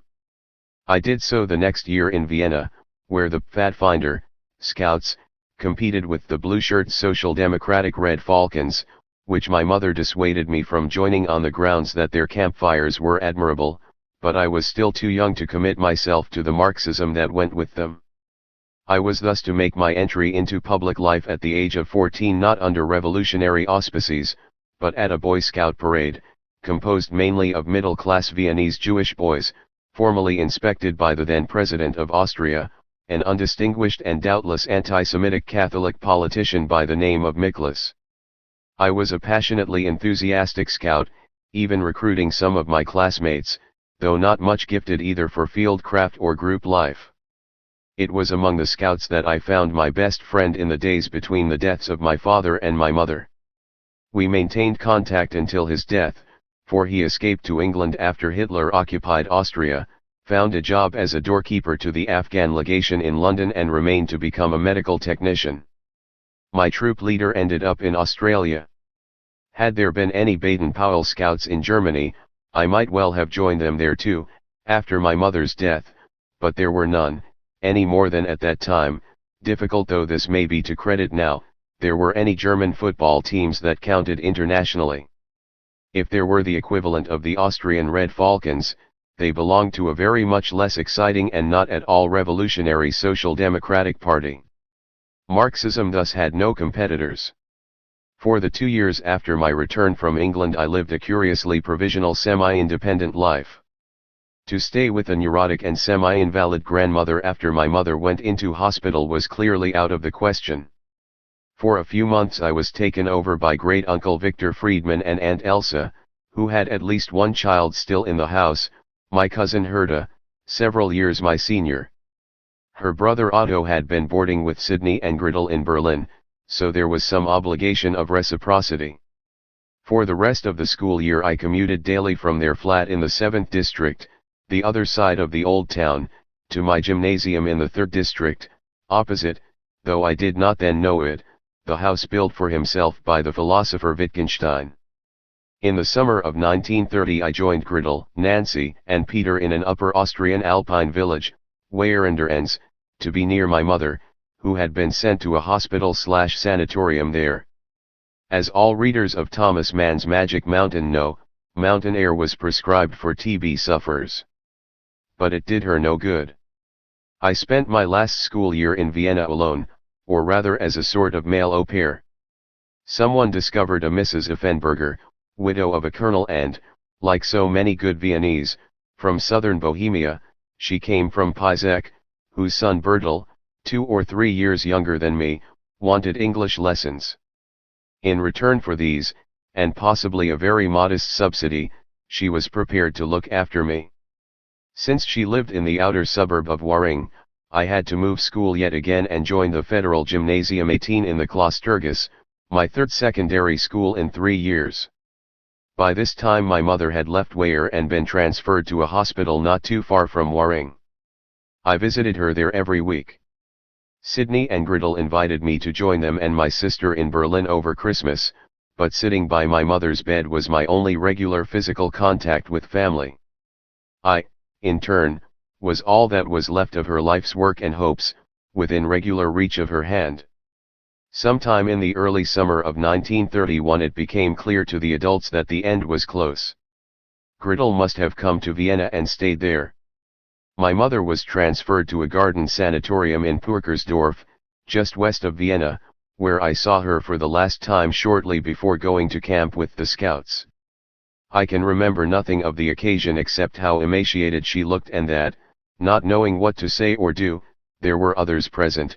I glanced out of the window and saw a hawfinch, a small bird with a beak strong enough to crack cherry stones, that I had never seen before and for which I had long been on the lookout. So my last memory of her is not one of grief but of ornithological pleasure. She died on July 12, 1931. I was fetched from camp. Shortly after the funeral she was buried in the summer heat in the same grave as my father. I left Vienna for good and went to Berlin. From then on Nancy and I were together again, and Sidney, Gretel and their son Peter, then just 6, were our family. It was not to be the last death in the family in that decade. Perhaps this is the moment for some reflections on my mother. She was the smallest of the 3 grown girls, the most intelligent, clearly the most gifted except in joie de vivre. Less pretty and spontaneous than her younger sister, the family beauty Gretel, less rebellious and adventurous than the older Mimi, she was in many ways perhaps the most conventional of the 3. Engaged to Percy at the age of 18, married earlier than the other 2, and according to her letters as a virgin, she returned to Vienna after the war a married woman with 1 child, and on the verge of expecting another. Her sisters and many of her friends had meanwhile passed through that pressure cooker of change and emancipation, the war, and the era of breakdown and revolution at the end of it, unmarried and unattached. Not that she missed all the war. For a few months, while waiting to go to Switzerland to marry at the British consulate in Zurich, she worked as a volunteer nurse in a military hospital. There she learned that wounded men could not bear lying on any but the most smoothly laid bedsheets. She later taught me the trick of making such beds, and tried to communicate with a dying Ruthenian soldier by selecting phrases from a volume of what she discovered to be translations of fairy tales from the Brothers Grimm, the German text of which she could easily refer to. Still, life in the colonial society of Alexandria was an exotic, but recognizable version of life in Europe before 1914. Not so life in the Vienna to which she returned after 4 years' absence. In some ways she remained conventional in the pre-1914 Viennese middle-class sense. As I have already said, she found it almost inconceivable to live without servants, and was amazed to discover that in England ladies could both do their own cooking and housework without them and stay ladies. She took it for granted that a married woman must put her interests second to those of husband and children, and was shocked and irritated by her sister Mimi who refused to do so. Not that this made her a particularly successful mother, but then, as my sister and I agreed many years later when comparing notes about our youth, none of the several people who were or acted as our parents was fitted for the job by talent or training. None was very good at it, nor was there any reason why one would expect them to have been. Their parents had not been either. She did not plunge headlong into the new ways of the world, though she eventually followed them. She did not cut her hair until 1924 or 1925, and was disappointed when nobody seemed to notice that she had. Life in Vienna made few concessions to one who, in her album Confession, claimed that her idea of happiness was to look into a glowing fireplace, having no further wishes, and who claimed that her favorite book was Andersen's fairy tales. I do not think she was an efficient or enthusiastic housewife or much of a manager, although she seems to have enjoyed dressmaking and even the endless adaptation and adjustment of old clothes to new uses or growing children, which tight budgets made necessary. There were times when she went on strike against the constant unceasing struggle to make ends meet. I just went into town and into the cafe, and thought après moi, she wrote one day when the laundry was due to return, there was not enough money in the house to pay for it, and the 2 friends to whom she had run to borrow it from were not in. Or she might simply decide to go to the movies alone to forget. Or else, increasingly, she buried herself in her writing, which had at least the material justification that it brought in money.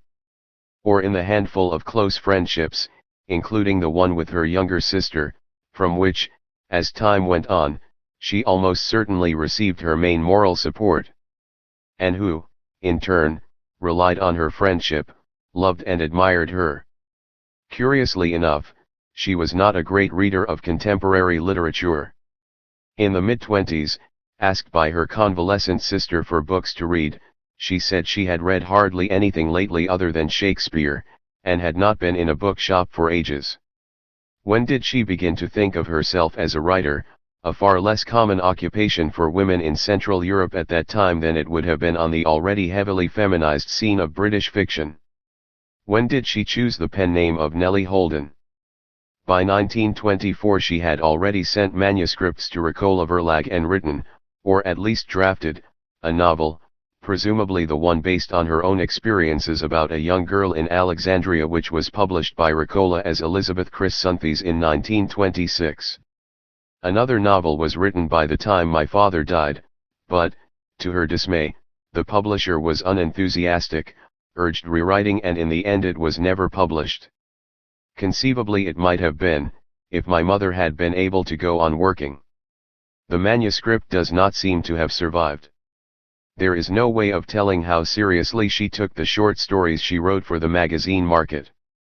On the other hand, she clearly took great and legitimate pride in the professionalism and literary quality of her translations. How good a writer was she?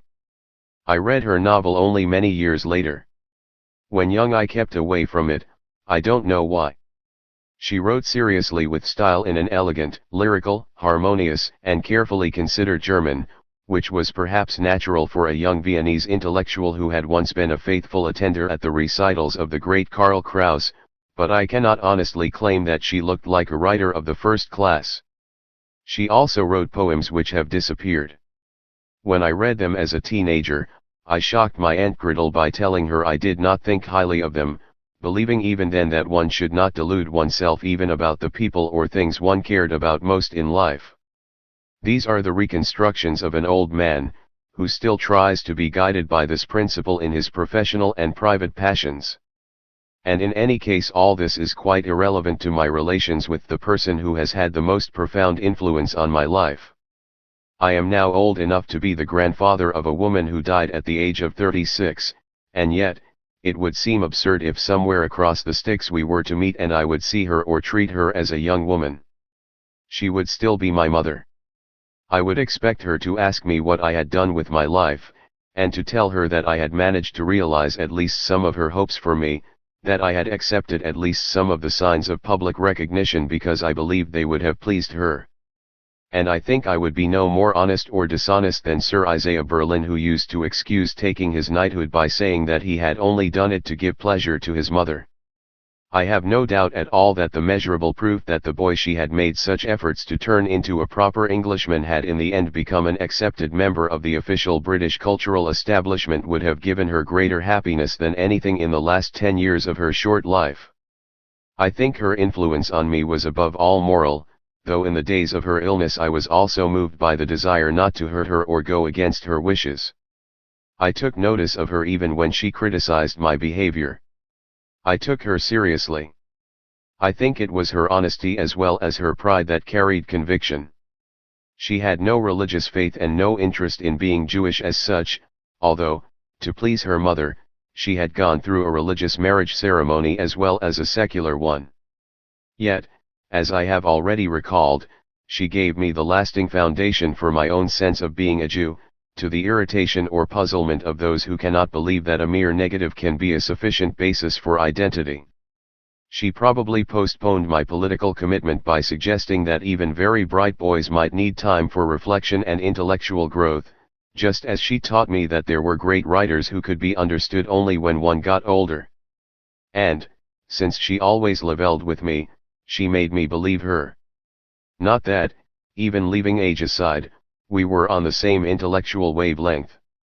Her enthusiasm for Pan-Europe, a somewhat conservative movement for a single European polity, but excluding Russia, propagated by an Austrian aristocrat, Count Coudenhove-Kalergi, never infected me. It was the one excursion of a liberal but basically non-political mind into the realm of politics. On the other hand, she was frankly bored by the writings of her friend Grete Sana's husband, the peripatetic Alexander Sana, in which he reported on his politico-social travels to Russia, highly critical, to North Africa, and elsewhere. I listened to him avidly, no doubt encouraged by his generous gifts of the cosmopolitan stamps arriving in his newspaper office. Thanks to these memories, I was later to choose to go to North Africa, when Cambridge offered me an undergraduate travel grant in 1938. I obviously derive my admiration for Karl Kraus from her, but her insistence on making me listen to a full performance of Saint Senza Samson and Delilah on our grandparents' radio, I don't think we had one ourselves, put me off classical music for several years. I still remember sitting by her bedside in the hospital, both of us listening to one another, as I prepared for growing up and she for death. She wanted to live. I wish I could believe it, she told me, pointing to Mary Baker Eddy's Christian Science scriptures, which a visitor had left her. Perhaps if I had that faith, it might do more for me than the doctors have done so far, I remember her saying, but I can't believe it. But shortly before her death she imagined she was getting better, she might even be cured. I am told this is always a reliable sign that the end is close at hand. In retrospect, the years between my parents' deaths appear a period of tragedy, trauma, loss, and insecurity, which was bound to leave deep traces on the lives of two children who passed through it. This is certainly true, and it is clear that my sister took many years to recover from the loss of her father, followed by an uncomprehending childhood and a resentful youth of constant disruption and emotional insecurity. I have no doubt at all that I must also bear the emotional scars of those somber years somewhere on me. And yet I do not think I was conscious of them as such. That may be the illusion of someone who, like a computer, has a trash facility for deleting unpleasant or unacceptable data, but one from which others may be able to recover them. However, I do not believe that this is the only explanation why, though not particularly happy, I did not experience these years as specially distressing. Perhaps the realities of the situation passed me by because I lived most of the time at some remove from the real world, not so much in a world of dreams, but of curiosity, inquiry, solitary reading, observation, comparison, and experimentation. This was the only time in my life when I built myself a radio set. Crystal sets were easy to construct out of cigar boxes. Although in my year as a Boy Scout I developed at least one lasting friendship, I lived without intimacy. When I think about my own life in the last year before my mother's death, what comes into my mind are three memories. First, sitting alone on a swing in the garden of Mrs. Effenberger, trying to learn by heart the song of the blackbirds, while noting the variations between them. Second, receiving my mother's birthday present, a very cheap second-hand bike, with the sort of embarrassment that only teenagers suffer, since its frame was visibly both repainted and bent. And third, passing by a shop window framed by mirrors one afternoon and discovering what my face looked like in profile. Was I as unattractive as that? Even the fact, which I had learned from one of the fascinating popular science booklets of Cosmos, Gesellschaft der Naturfreunde, that I must clearly belong to the thin one of Kretschmer's three psychosomatic types, and that, like Frederick the Great, I would therefore look better in old age, did not bring consolation. Like so much else, then, and later, I kept my feelings to myself. Nor, in later life, was I to think much about those times. After leaving Vienna in 1931 I never saw the grave again. In 1996 I went to look for it, as part of a television program about interwar history as experienced by a Central European child. But after more than 60 years of world history, the grave, with the stone plate that my mother had ordered for it, at a cost of 400 shillings, could no longer be found. The camera crew filmed me looking for the site. Only the electronic databank which the authorities of the Jewish section of the Vienna Central Cemetery, conscious of the American tourist trade, had had the foresight to compile, recorded that the grave contained the remains of Leopold Percy Hobsbawm, died February 8, 1929, Nellie Hobsbawm, died July 12, 1931 and, to my surprise, also grandmother Ernestine Grun, died 1934. 4. Berlin, Weimar dies. When I went back to Vienna in 1960 for the first time after almost 30 years, nothing appeared to have changed. The houses we had lived in and the schools we had attended were still there, even if they looked smaller now. The streets were recognizable, even the trams ran under their old numbers and letters, along the same routes. The past was physically present. Not so in Berlin. The first time I returned there, I stood outside what should have been the house we had all lived in, on the Aschaffenburger Strasse in Wilmersdorf. On the map the street still ran from the Pragerplatz to the Bayrisker Platz. The Barbarossa Strasse should have opened just opposite the front door of our old apartment building, leading directly to my sister's school. But nothing was there any longer. There were houses, but I did not recognize them. As in one of those nightmares of disorientation and displacement, not only could I no longer identify anything about the place, but I did not even know in which direction to look to get my old bearings. The ruined building of my old school was still physically present on the Grunewaldstrasse, but the school itself had not survived the war. The location of my uncle's office in the city center was not even identifiable on the map, since the whole area around Leipziger Platz and Potsdamer Platz, a bomb-destroyed no-man's land between east and west, had not been even notionally restored since the war. In Berlin the physical past had been wiped out by the bombs of the Second World War. On ideological grounds, neither the two Germanys of the Cold War nor the reunited Germany of the 1990s were interested in restoring it. The capital of the new Berlin Republic, like the West Berlin of the Cold War, a subsidized showcase for the values of wealth and freedom, is an architectural artifact. The German Democratic Republic was not a great builder. Its most ambitious construction, apart from the Stalinallee, was the Berlin Wall. Neither was it much of a restorer, although it did its best with the architecturally very beautiful old Prussian center of the city, which happened to lie in its territory. So the city in which I spent the two most decisive years of my life lives on only in memory. Not that the Berlin of the last Weimar years was much to write home about architecturally. It was a boom city of the 19th century, that is to say essentially heavy late Victorian, in German terms, Wilhelmine, but lacking the imperial style and urban cohesion of the Vienna of the Ringstrasse, or the planning of Budapest. It had inherited a rather fine neoclassical stretch, but most of it consisted, in the heavily proletarian East. Berlin was a center of industry, of the endless courtyards of giant rent barracks, Majestätskasernen, on treeless streets, and in the greener and solidly middle-class west of more decorated and, obviously, more comfortable apartment blocks. Weimar Berlin was still essentially William II's Berlin, which, except for its sheer size, was probably the least distinguished capital city of non-Balkan Europe, apart perhaps from Madrid.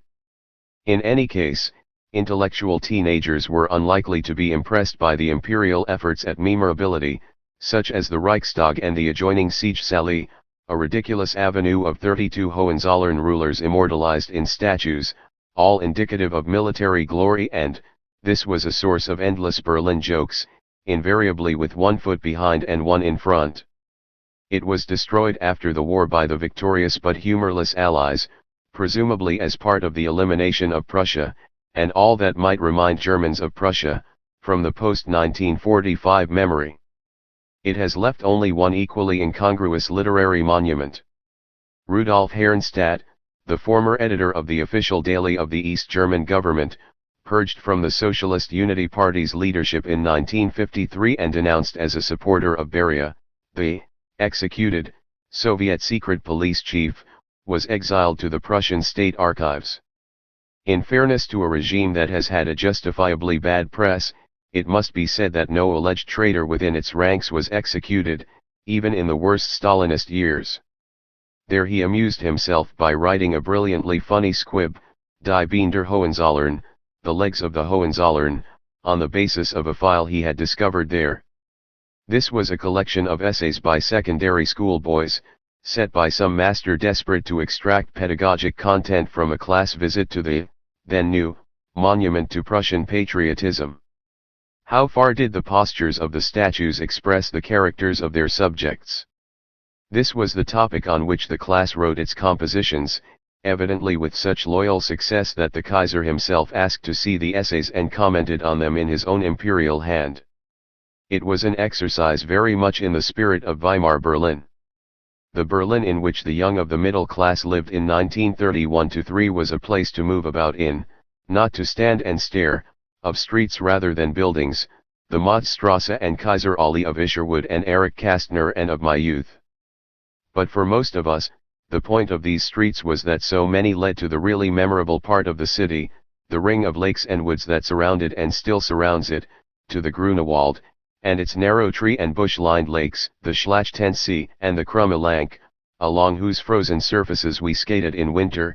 Berlin is a distinctly cold city, to Zeelandorf, gateway to the marvelous Wannsee system of lakes in the west. The eastern lakes were not such a regular part of our world. The west was where the rich and the very rich lived in grey stone mansions amid the trees. By a paradox not uncharacteristic of Berlin, the Grunewald Viertel had been originally developed by a millionaire member of a local Jewish family that prided itself on a long left-wing tradition, going back to an avidly book-collecting ancestor converted to revolution in 1848 Paris. He had bought a first edition of Marx and Engels's Communist Manifesto there. It was represented in my lifetime by the sons and daughters of R.R. Kozinski, a distinguished demographer who found refuge after 1933 at the LSE.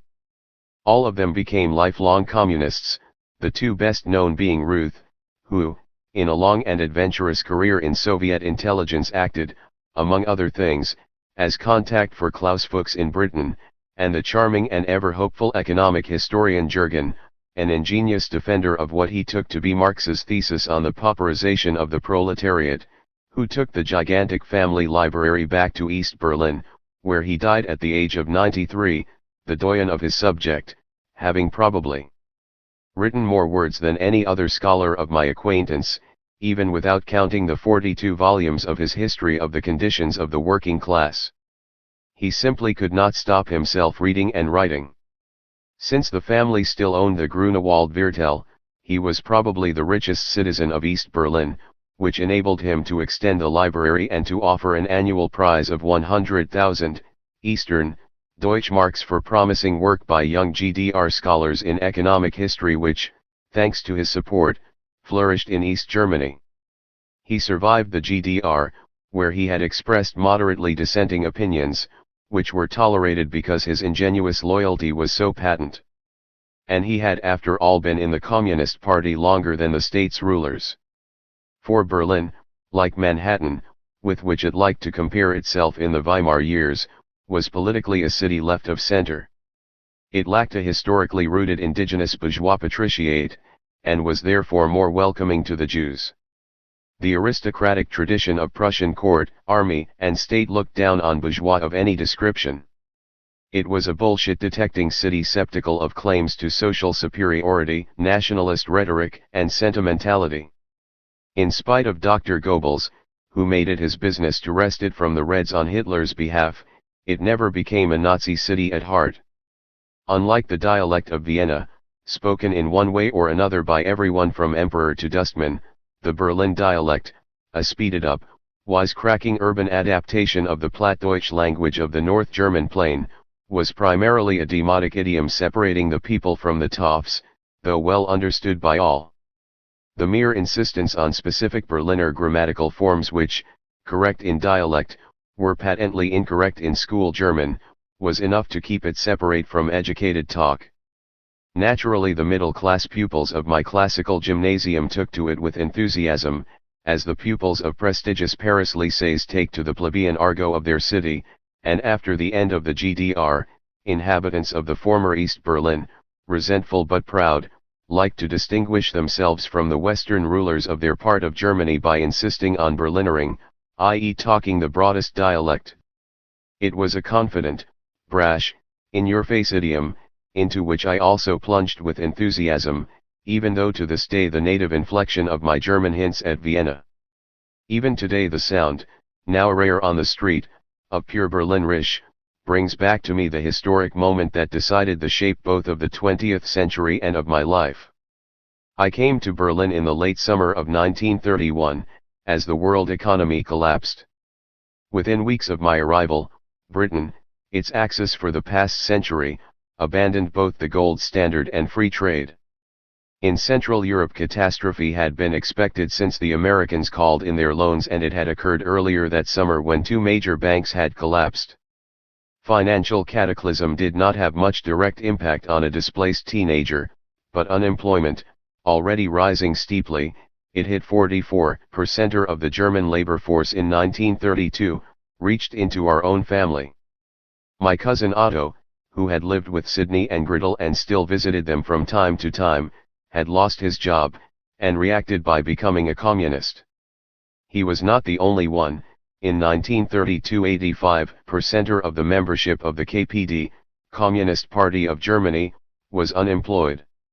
Younger than him, I was naturally impressed by someone so tall, handsome, successful with women, and now wearing a badge with the Russian initials of the Young Communist International. I suppose he was the first communist I had ever knowingly met. In Austria there were hardly any, and joining the Communist Party was therefore not something that would come to young men's minds until after the Civil War of 1934 had discredited the Social Democrat leaders. The collapse of the world economy was up to a point something young persons of the middle class read about, rather than experienced directly. But the world economic crisis was like a volcano, generating political eruptions. That is what we could not escape, because it dominated our skyline, like the occasionally smoking cones of the real volcanoes which tower over their cities, Vesuvius, Etna, Mont Pelee. Eruption was in the air we breathed. Since 1930 its symbol was familiar, the black swastika in a white circle on red ground. It is difficult for those who have not experienced the age of catastrophe of the 20th century in Central Europe to see what it meant to live in a world that was simply not expected to last, in something that could not really even be described as a world, but merely as a provisional way station between a dead past and a future not yet born, unless perhaps in the depth of revolutionary Russia. Nowhere was this more palpable than in the dying days of the Weimar Republic.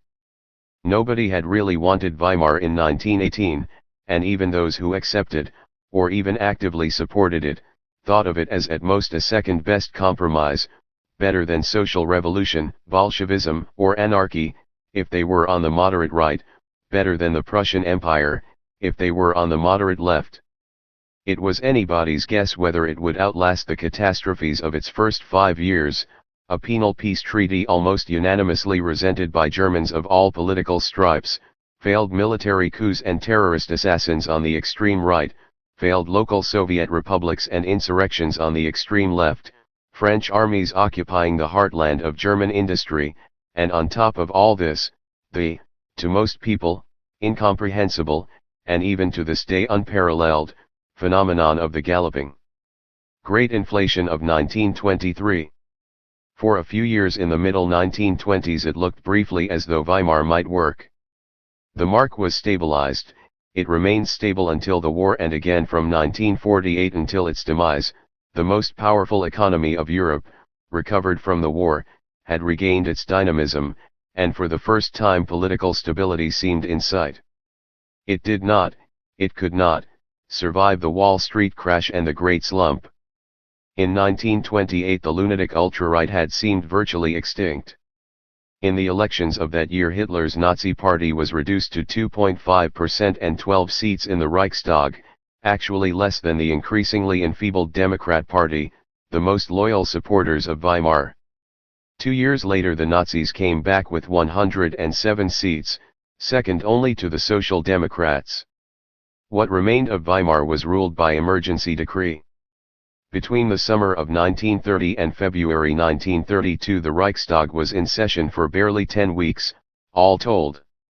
And as unemployment rose, so, ineluctably, did the forces of some kind of radical revolutionary solution, National Socialism on the right and Communism on the left. These were the circumstances in which I came to Berlin in the summer of 1931. I joined Nancy and 7-year-old Peter in Sidney and Gretel's flat in the Aschaffenburger Strasse, rented from one of the many financially hard-pressed elderly widows of good family. I can remember very little about this apartment except that it was light and that the dinner conversation of the adults with their evening guests could be overheard from the room I slept in. Sidney and Gretel had a reasonably active social life, what with business acquaintances, relatives, and Viennese friends visiting or living in Berlin, for little and impoverished interwar Austria was too small a scene for Viennese talent. We were too young to take much part in this. We took the Vossische-Zeitung, a newspaper my aunt appreciated chiefly for the cultural pages, which she cut out. I have vivid memories of great cinemas and the elaborate luxury automobiles parked outside, Maybachs, Hispano-Suizas, Isotta Fraschinis, Cords. Within a few days of my arrival, Uncle Sidney found a place for me within walking distance of the flat and Nancy's neighboring Barbarossa Schule, at the Prinz Heinrichs Gymnasium in Schöneberg, in time to join the Obertertia, upper third form. Unlike Austrian and British secondary schools, German ones numbered downwards. One started in the Sechste, sixth form, and graduated with the leaving certificate, Abitur, from the Oberprima, upper first form. Of all the 13 years I spent at 7 educational establishments before going up to Cambridge, the 19 or so months at the PhD have left the deepest impression on my life. It was the medium through which I experienced what I knew even then to be a decisive moment in the history of the 20th century. Moreover, I experienced it, not as the child of Austria, even though I just reached puberty in my last year in Vienna, but at the Columbus-like moment of adolescence when passion and intelligence discover the world for the first time, and the very experience of living is unforgettable. Many years later an old friend brought me together with the then German ambassador to the UK, Gunther von Hayes, who, when my name had come up in conversation, immediately recalled me as having been in his form. And I, in turn, had immediately identified the name as that of a remembered face in the classroom in which both of us had sat, and that only for a few months in a long life, in which it is pretty certain neither of us had given any thought to the other since 1933. We were merely classmates, not in any sense friends. But we were there together at a time in our lives and in history which one does not forget. The very names revived it. In the low-lying landscape of my school years the PhD stands out like a sierra. For the first years after Berlin, life in England held no real interest. Was my Berlin school really as important as it seems to me in retrospect? The artillery of Weimar bombarded an expectant 14-year-old from all sides. School did not teach me the songs which still mean Berlin to me, those from the Brecht, Wildrake Groschenoper to the bronze voice of Ernst Busch singing Erich Weinert's Stemperlied, Song of the Dole. The great events of the times, the fall of the Brüning government, the 3 national elections of 1932, the Papen and Schleicher governments, Hitler taking power, the Reichstag fire, did not reach me through school, but through street posters, and via the daily paper and the periodicals at home, though, curiously, I have less memory of the radio news in Berlin than in Vienna. Those monuments of Weimar design and Weimar content, the books of the Malik Verlag, I remember them from the stands in the book department of the Kadawi, the great department store on the Tauentzienstrasse, which is one of the few continuities with the Berlin of my youth, full of authors such as B. Traven, Ilya Ehrenberg, Arnold Zweig and, in a different mode, Thomas Mann and Lion Feuchtwanger. Much of it, obviously, must have reached me through home. Uncle Sidney was enjoying one of his occasional spells of economic sunshine working for Universal Films, which as the producer of Louis Milestone's All Quiet on the Western Front, the movie of Eric Remarque's celebrated anti-war novel, was at the epic entree of Weimar cultural politics. The Nazis had organized demonstrations against it and demanded that it should be banned. More than this, its boss, Uncle Karl Laemmle, was the only Hollywood tycoon who came from Germany and had personal knowledge of what was going on there, because he returned for an annual visit to keep in touch. And he did. He was far from a highbrow, but to the informed eye the movies for which Universal was best known, All Quiet Apart, the horror pictures such as Frankenstein and Dracula, clearly showed the influence of the German expressionist avant-garde. Who knows how Sidney got into the movie business? Sometime in 1930 he had succeeded in talking himself into some kind of a job at Universal. It was uncertain and insecure. But while it lasted, it was recognized, if only by the personal gift by Uncle Carl himself of a signed copy of his biography, by the hand of an English literature and forgotten minor poet in the Georgian mode, John Drinkwater. Lemley had picked him after H. G. Wells had refused him because he was told that Drinkwater, of whom he had naturally not heard, had written a biography of Abraham Lincoln. The book sold 164 bona fide copies in England. 1 Our copy has not survived the peripeties of the Hobsbawm family in the 20th century. What his precise functions in the company were, I never knew. A letter from my grandmother reports an offer to give him a job in the Paris office in the autumn of 1931, which he refused, because Griddle said the children, my sister and myself, had hardly had a chance to get used to the new schools in Berlin. Fate is determined by such short-term family decisions. What would our lives have been if we had gone to Paris in 1931? One of the jobs he certainly did was to fit out the expedition to shoot the film SOS. Esberg, a polar adventure with Louise Trenker, a veteran of snow and rock pictures, and the air ace Ernst Udet, who was earning his living as a stunt flyer until German rearmament gave him a distinguished place in Hitler's Air Force. Technical advice came from members of the Alfred Wegener expeditions, one of whom came to the house and told me about the theory of continental drift, and how he had all his toes frozen off in the Greenland winter. On at least one other occasion he promoted Hollywood products distributed in Europe, more specifically, Frankenstein in the Polish market.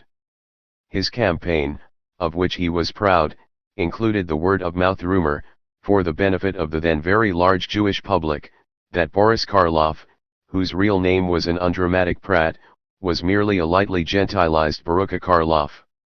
He certainly had some connection with Poland, for at one time in the summer of 1932 there was some question of a permanent posting to Poland, and Sidney tried to prepare us for the very different life there. We would live in Warsaw. The Poles, he told me, were touchy people with a strong sense of honor, and a tendency to fight duels. I never had the chance to check out his information. Nevertheless, on reflection, home was not anchored in Berlin as school was. As will be clear by now, the Hobsbawm household lived, not in Berlin, but in a transnational world, where people like us still, though the 1930s were to make it much more difficult, moved from country to country in search of a living. We might have roots in England or Vienna, but Berlin was merely one stop on the complicated route that might take us almost anywhere in Europe west of the USSR. Nor did home in Berlin, 3 addresses and 2 different forms of household in 18 months, have the continuity of school. My window on the world at its moment of crisis was the Prince Heinrichs Gymnasium. 2. It was a perfectly conventional school in the conservative Prussian tradition, founded in 1890 to meet the needs of a rapidly growing middle-class area. Prince Henry, whose name it bore, a brother of Emperor William II, was a naval figure, which may explain why the school rightly prided itself on its boat club on the Little Wannsee. A model of its boathouse in the Spreewald style had won a gold medal at the Brussels World Exposition of 1908. Rightly, because, while providing good training it was not, unlike its British equivalents, particularly interested in competitive races, and it provided a wonderful opportunity for junior and senior boys to meet on equal terms. The club had somehow acquired a meadow, known as Unsergut, our estate, on the small fishery-protected Sacroer Sea, accessible only by special permission through a narrow waterway.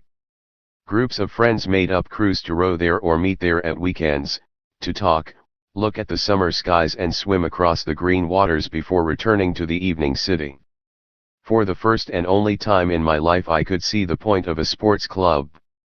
An old boy of the school, Dr. Wolfgang Unger, a physician at the Spandau Hospital, kept an eye on the training of new recruits. I understand that, after being removed from his hospital post on racial grounds in 1934, he committed suicide, unwilling to leave his country, Germany. A Prussian school with military connections was naturally Protestant in spirit, deeply patriotic and conservative.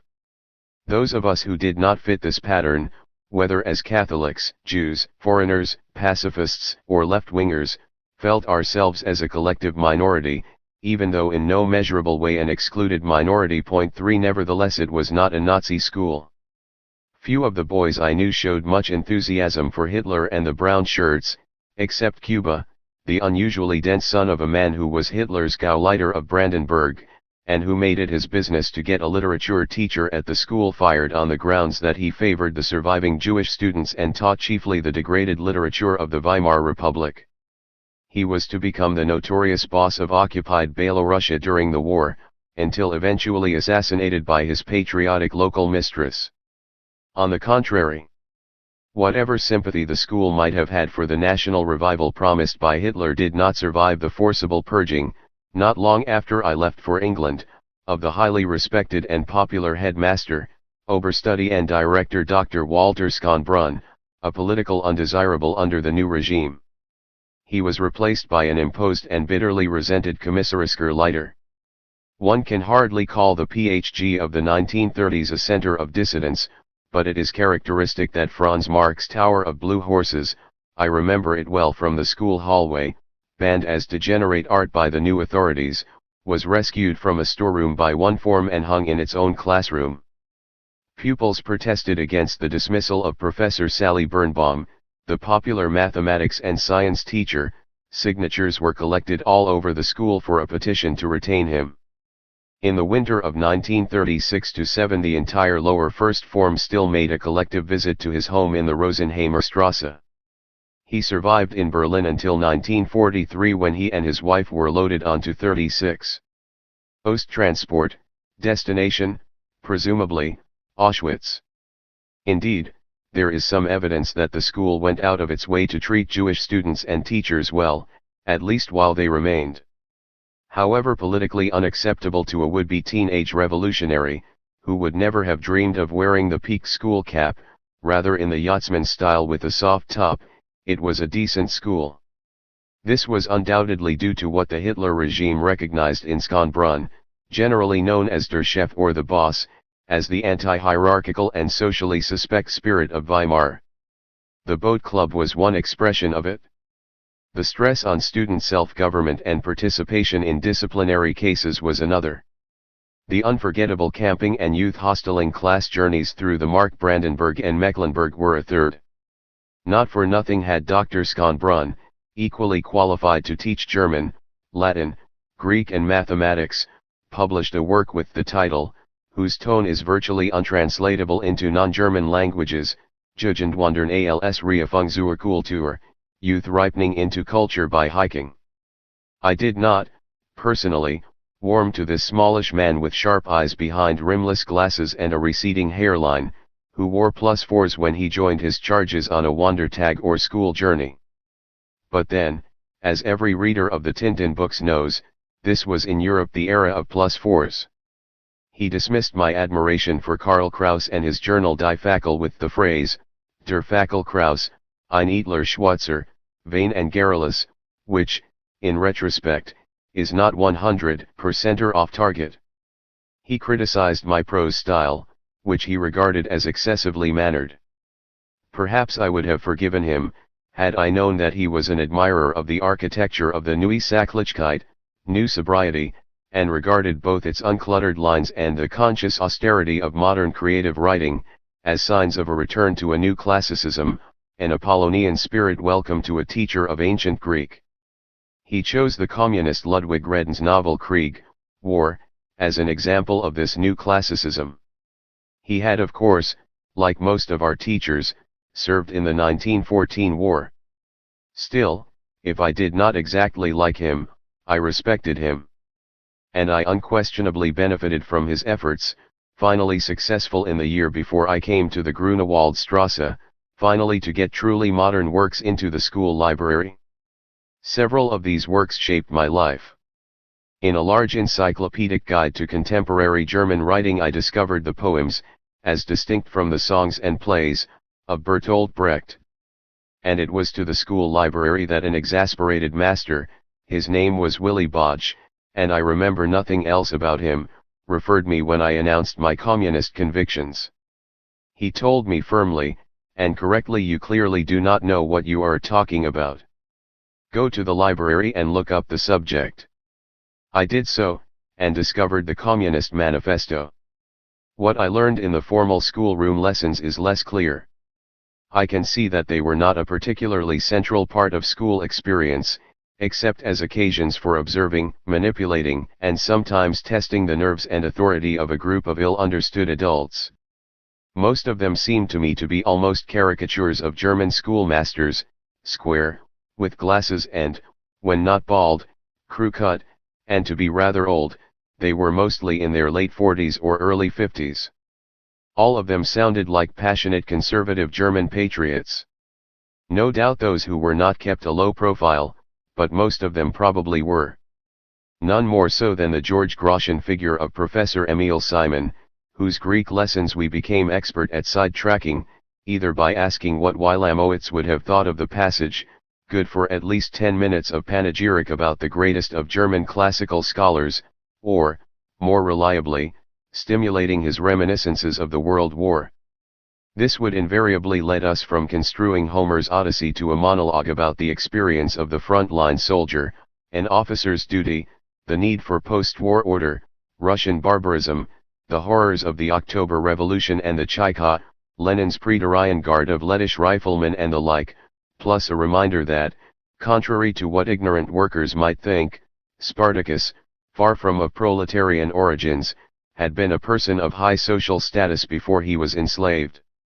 It was, as I now recognize many decades later, an early version of the thesis used in the 1980s in mitigation of the Third Reich, namely that it had been necessary to defend an ordered society against Bolshevism, and in any case the horrors of the Hitler era had been anticipated and were inspired by the horrors of Red Russia. So far as I know, Emil Simon was not a Nazi, but merely a German conservative reminding himself of better days, such as might be heard in middle-class bars round the Stammtisch, the regulars' table. Irrespective of our politics, we made fun of him and pitied his son, a pale, fragile boy who sat in the front row of the class and carried the triple burden of being Emil's son, his pupil, and the witness to our ridicule of him. In any case, life was too interesting to concentrate essentially on school work. I did not at this time have particularly brilliant school reports. The truth is, teachers and at least this pupil talked past one another.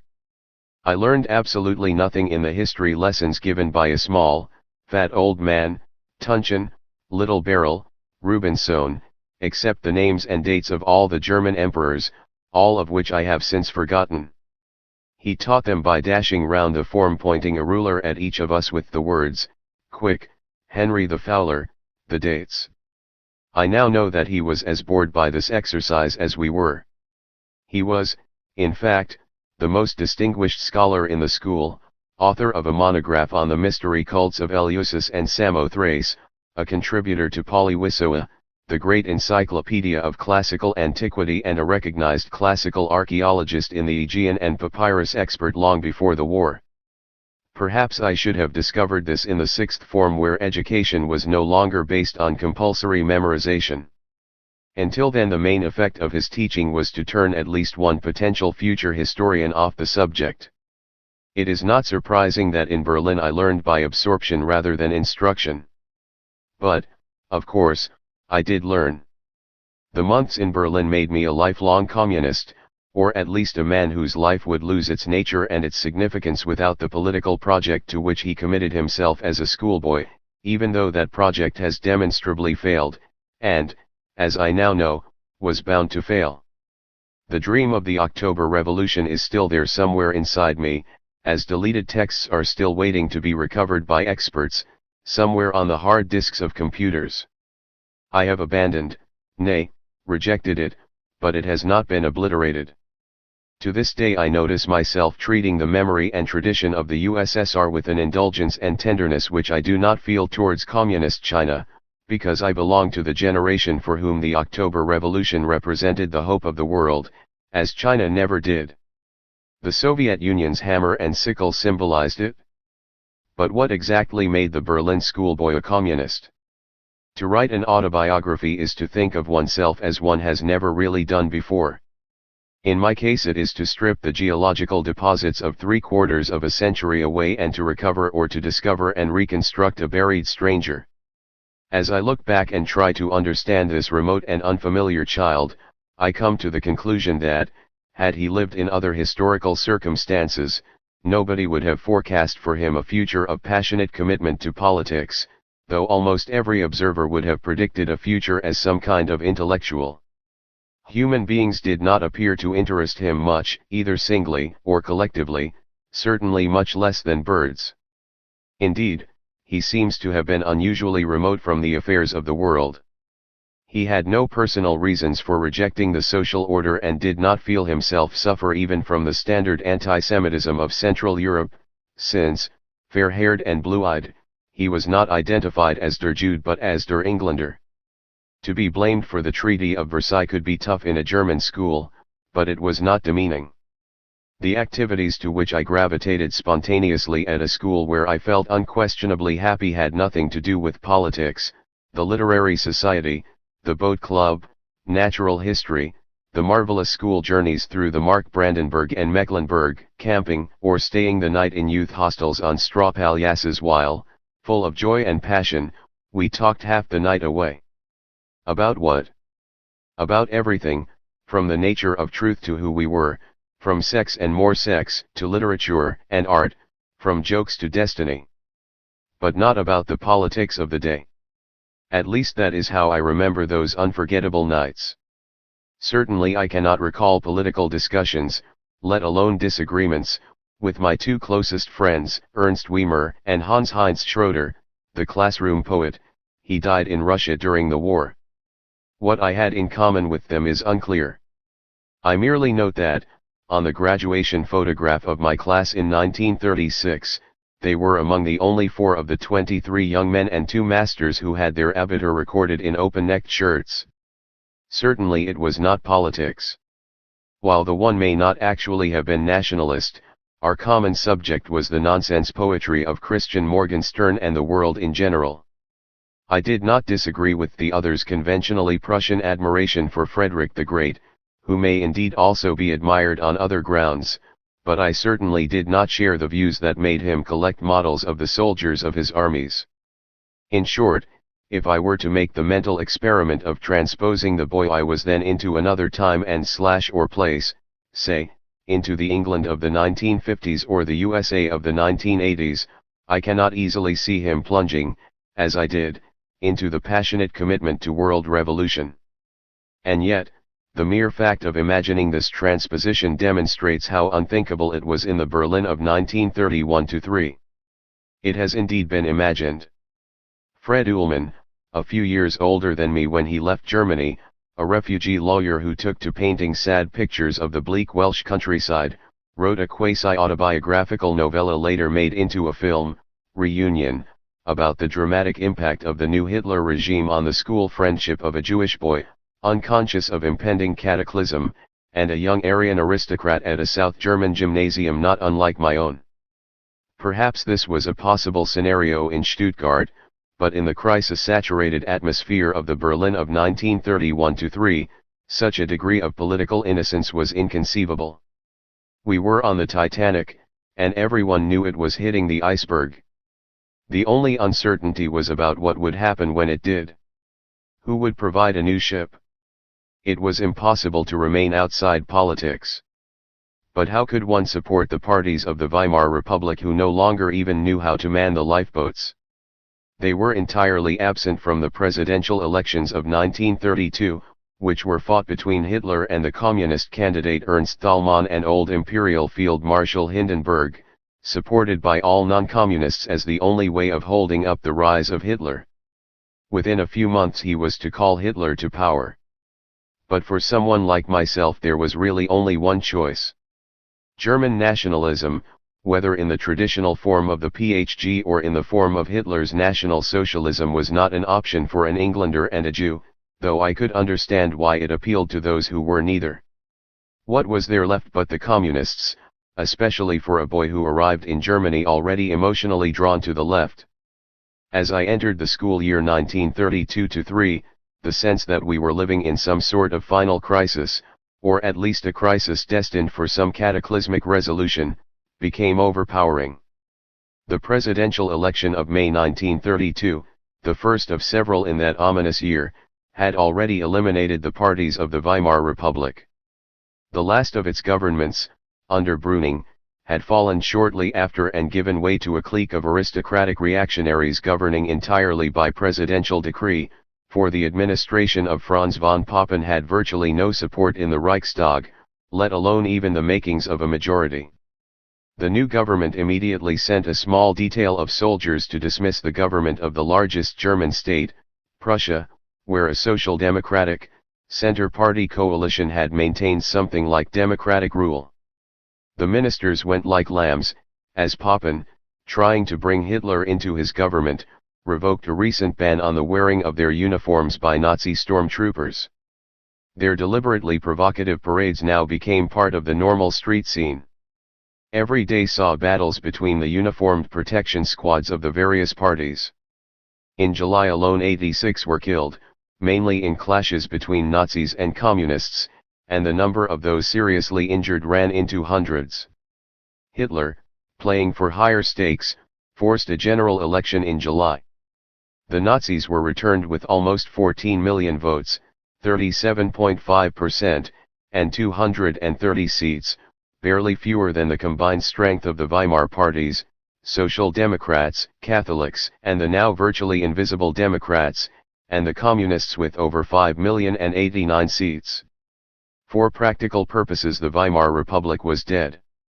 Only the form of its funeral remained to be determined. But until there was agreement between the president, the army, the reactionaries, and Hitler, who insisted on the chancellorship or nothing, its corpse could not be buried.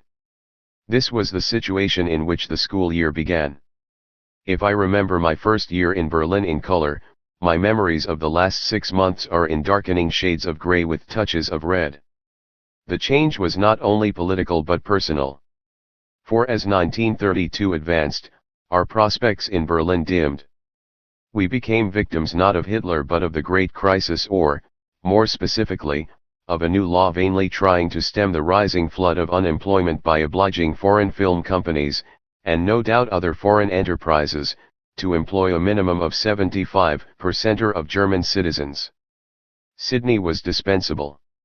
At least that is the most plausible explanation of what happened. Nothing came of the Polish proposal, but in the autumn of 1932, the Berlin job having evidently come to an end, Sydney took Gretel and Peter, then just 7, to Barcelona, whether on a mission for Universal, or with some local prospects in mind, I cannot say. I suspect that there were no firm prospects of permanence, for if there had been, the whole family would have moved. As it was, Nancy and I were left in Berlin for the time being to continue our schooling, until the outlook became clearer. It was the end of the new house and garden in Lichterfeld, an upmarket suburb to which we had moved from the Aschaffenburger Strasse, next to someone in the music world who actually had the luxury of a small but genuinely private swimming pool. Nancy and I moved in with the third of the Grun sisters, our peripatetic Aunt Mimi, whose life had brought her, via various failed enterprises in English provincial towns, we have too few debts to make bankruptcy worthwhile and just have to carry on to a sublet apartment by the railway line in Halensee, a Berlin district by the far end of the Kurfürstendamm. There, as always, she took paying guests, offering the English ones German lessons. That is where we spent our last months in Berlin and saw in the Third Reich. This was probably the only time in our lives that my sister Nancy and I lived together outside a family setting, for Mimi, living from hand to mouth as always and anyway unused to children, she never had any herself, hardly counted as such. I can only guess how the absence of any effective parental authority in these last months in Berlin affected Nancy, but I am fairly certain that my political activities would have been a good deal more constricted if Sydney and Gretel had stayed in Berlin. Being 3.5 years older than my sister, I felt responsible for her. There was no one else now. I had never previously bothered about how she went to school, but only about the daily trauma of being forced to cycle from Lichterfeld to the gymnasium on a machine of which I felt ashamed as only a teenager can, namely my dying mother's present, the black repainted second-hand bike with the bent frame. I would arrive half an hour early at the bike shed and sneak out late, afraid of being seen on it. Now, however, we went to and came back from school together, for Halensee was a long way from Wilmersdorf. The PHG and the Barbarossa Schule were virtually neighbors. Presumably we did so by tram, but I only recall the endless footslog during the dramatic 4-day Berlin transport strike of early November. We were two youngsters alone. When she reached her 12th birthday, I felt it was my duty to enlighten her, as the German phrase went, namely to tell her about the facts of life, which she claimed she did not yet know. She may have been too polite to tell me she knew them already, or at any rate the part concerning women's periods, which were then the most immediately relevant to a girl reaching puberty. I cannot say that those months brought us closer together than two siblings who have gone through the same traumatic experiences are anyway. We had very little in common except these traumas, and my intellectualism and lack of interest in the world of people gave me a protection she lacked. I did not recognize this then. She did not share my interests or my life, increasingly dominated by politics. I did not even know what her life at school was, who were her friends or if she had any. I suppose we gossiped about Mimi and the paying guests, played cards in the evening, and sent letters to Spain. I elaborated stories for young Peter on the basis of a combination of Hugh Lofting's Dr. Dolittle and Christian Morgenstern's Nasebem, the animal that walks on its noses. I seem to remember the Friedrichsruher Strasse only in grey or artificial light, presumably because in those months we were away from it for most of the day. In the evening we all met in the sitting room, which contained the original Tennant's bookcase, which allowed me, for the first time, to read Thomas Mann, Tristan, and a short novel by Colette. Mimi, familiar with these situations, showed a genuine interest in the lives of her lodgers and went through her usual social repertoire, palmistry and other forms of character and fortune-telling, and conversation about the reality of psychic phenomena with examples. She had, it is one of the few concrete details of life in Halensee that sticks in my mind, tried to save money by buying potatoes by the sackful for cooking, sending me down to the cellar from time to time to fetch up the necessary supply. As always, she lived on a financial knife edge. As time went on they began to sprout, and had to be peeled with care to conceal this. 5. Berlin, brown and red.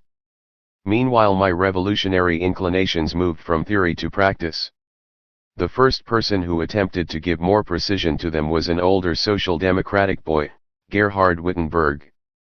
With him I passed the initiation ritual of the typical socialist intellectual of the 20th century, namely the short-lived attempt to read and understand Karl Marx's Capital, starting on page 1.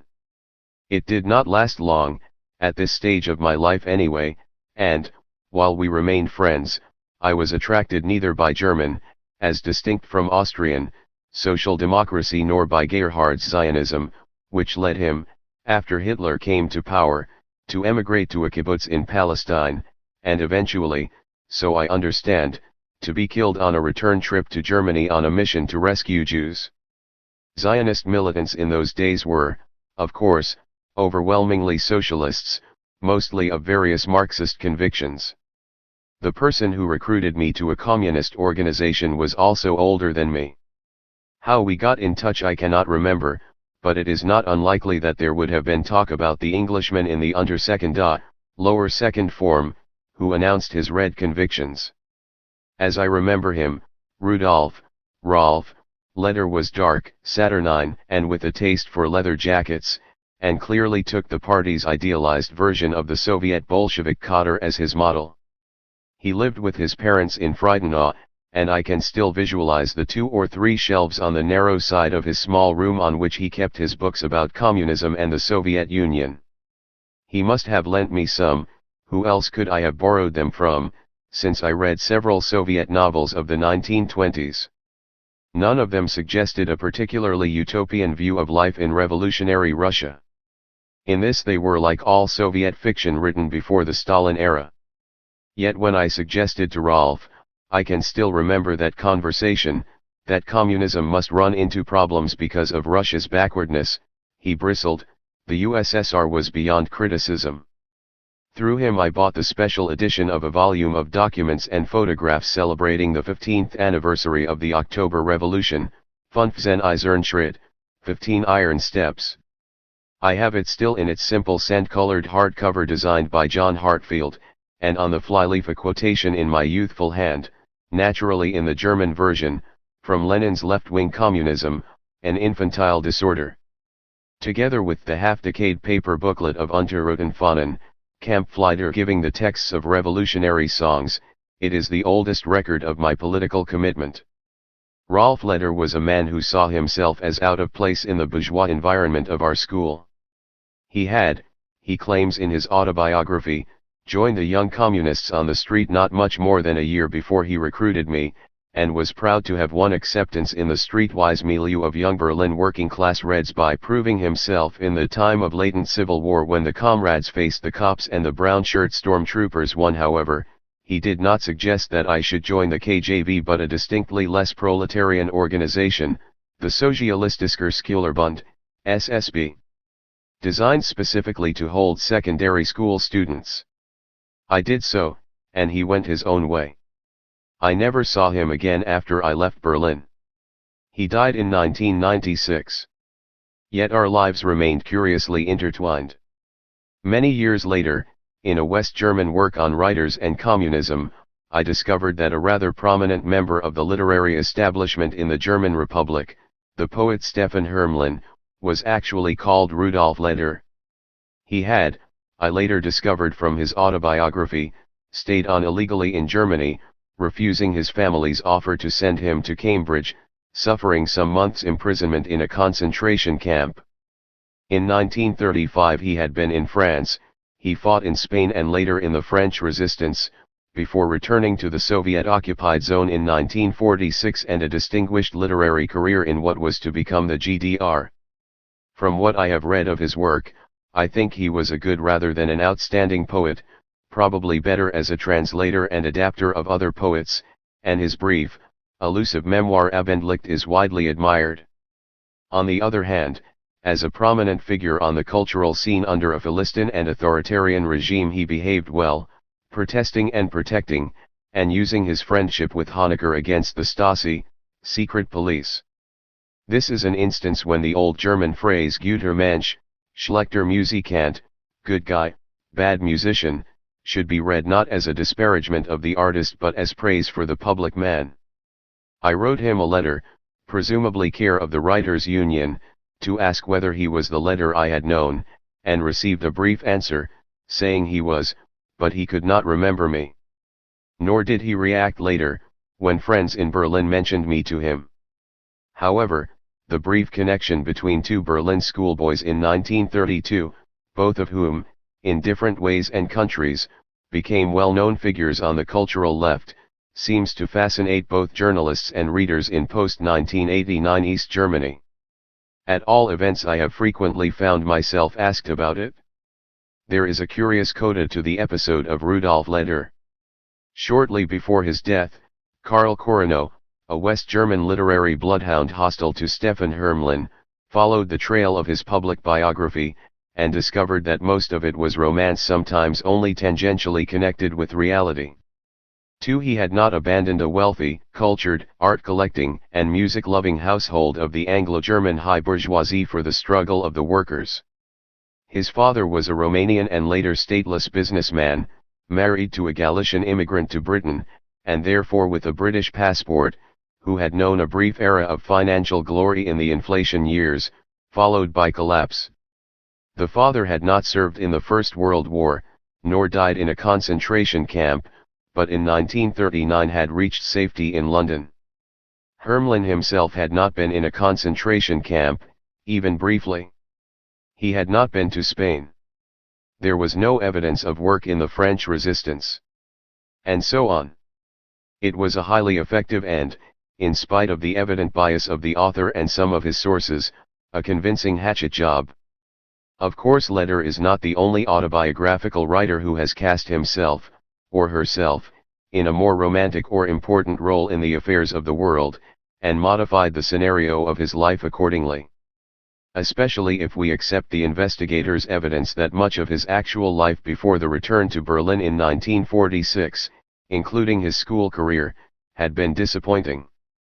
After all, for most of the time he did not so much invent as embellish or turn intention into reality. He had, indeed, left his job in Tel Aviv. The official Hermlin did not insist on the brief emigration to Palestine, declaring that he was going to join the brigades in Spain, and he might well have gone there but for an operation whose consequences were almost fatal, and by the time he could leave Palestine, his wife was pregnant. His father had, after all, been a millionaire briefly, who did collect art, and had had his wife painted by Max Liebermann and himself by Lovis Corinth. Moreover, the career of any frontier-crossing German Jewish refugee in the 1930s and 1940s provides plenty of opportunities to improve reality on forms to be filled and questionnaires to be answered, and plenty of incentive to do so.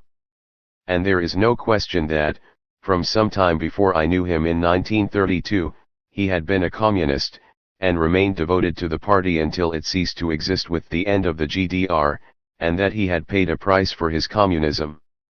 Curiously, this brings our lives together again.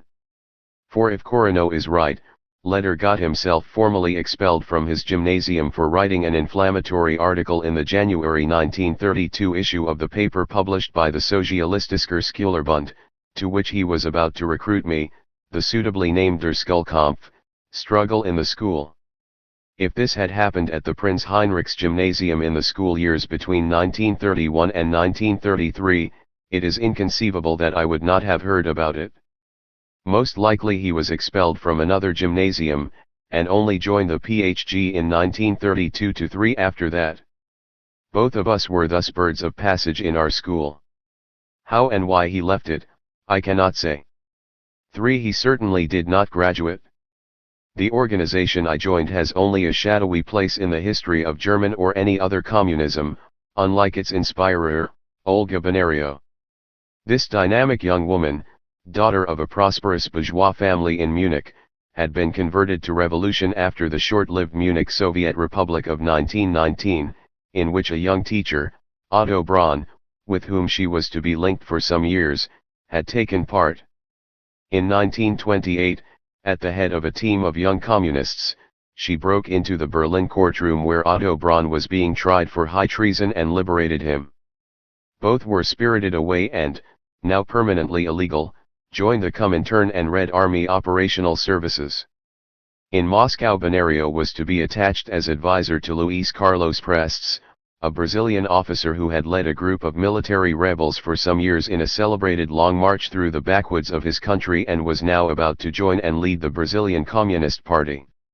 She married him, helped to plan and took part with him in the disastrous insurrection of 1935, was captured and returned to Hitler's Germany by the Brazilian government. In 1942 she was killed in Ravensbrück concentration camp. Meanwhile Otto Braun had gone east rather than west to become the only European actually to take part, with a marked lack of enthusiasm for Mao Zedong, in the Long March of the Chinese Red Armies. Retired in East Berlin, he published his memoirs in the 1980s. When I joined the SSB to serve the World Revolution, I was unaware of the historic bonds that would link the organization to some of its most dramatic battles, although I had no doubt that those who became communists in the Berlin of 1932 faced a future of danger, persecution, and insurrection. A less dramatic aspect of Benario's devotion to world revolution was the SSB itself. 4 This organization seems to have originated in Neukölln, one of the reddest districts of working-class Berlin, with politically organized social democratic and communist working class pupils in the so-called Aufbauschulen, the schools supported by the Prussian government, where selected children would make the transition to full secondary education and eventually the Abitur. Arriving in Nuckeln as a dynamic new Agitprop-Kader in 1926, Benario inspired school young communists to form a communist secondary fraction, Kopfra, 5 in the Aufbauschulen on the analogy of the already existing student fractions, Kostufra. Since these schools contained students from both working class parties, it was decided to form a wider association covering both, the SSB. Inevitably, when Social Democrats became social fascists for the Communist International, not much of this spirit of unity remained. The SSB had become a dependency of the Communist Party.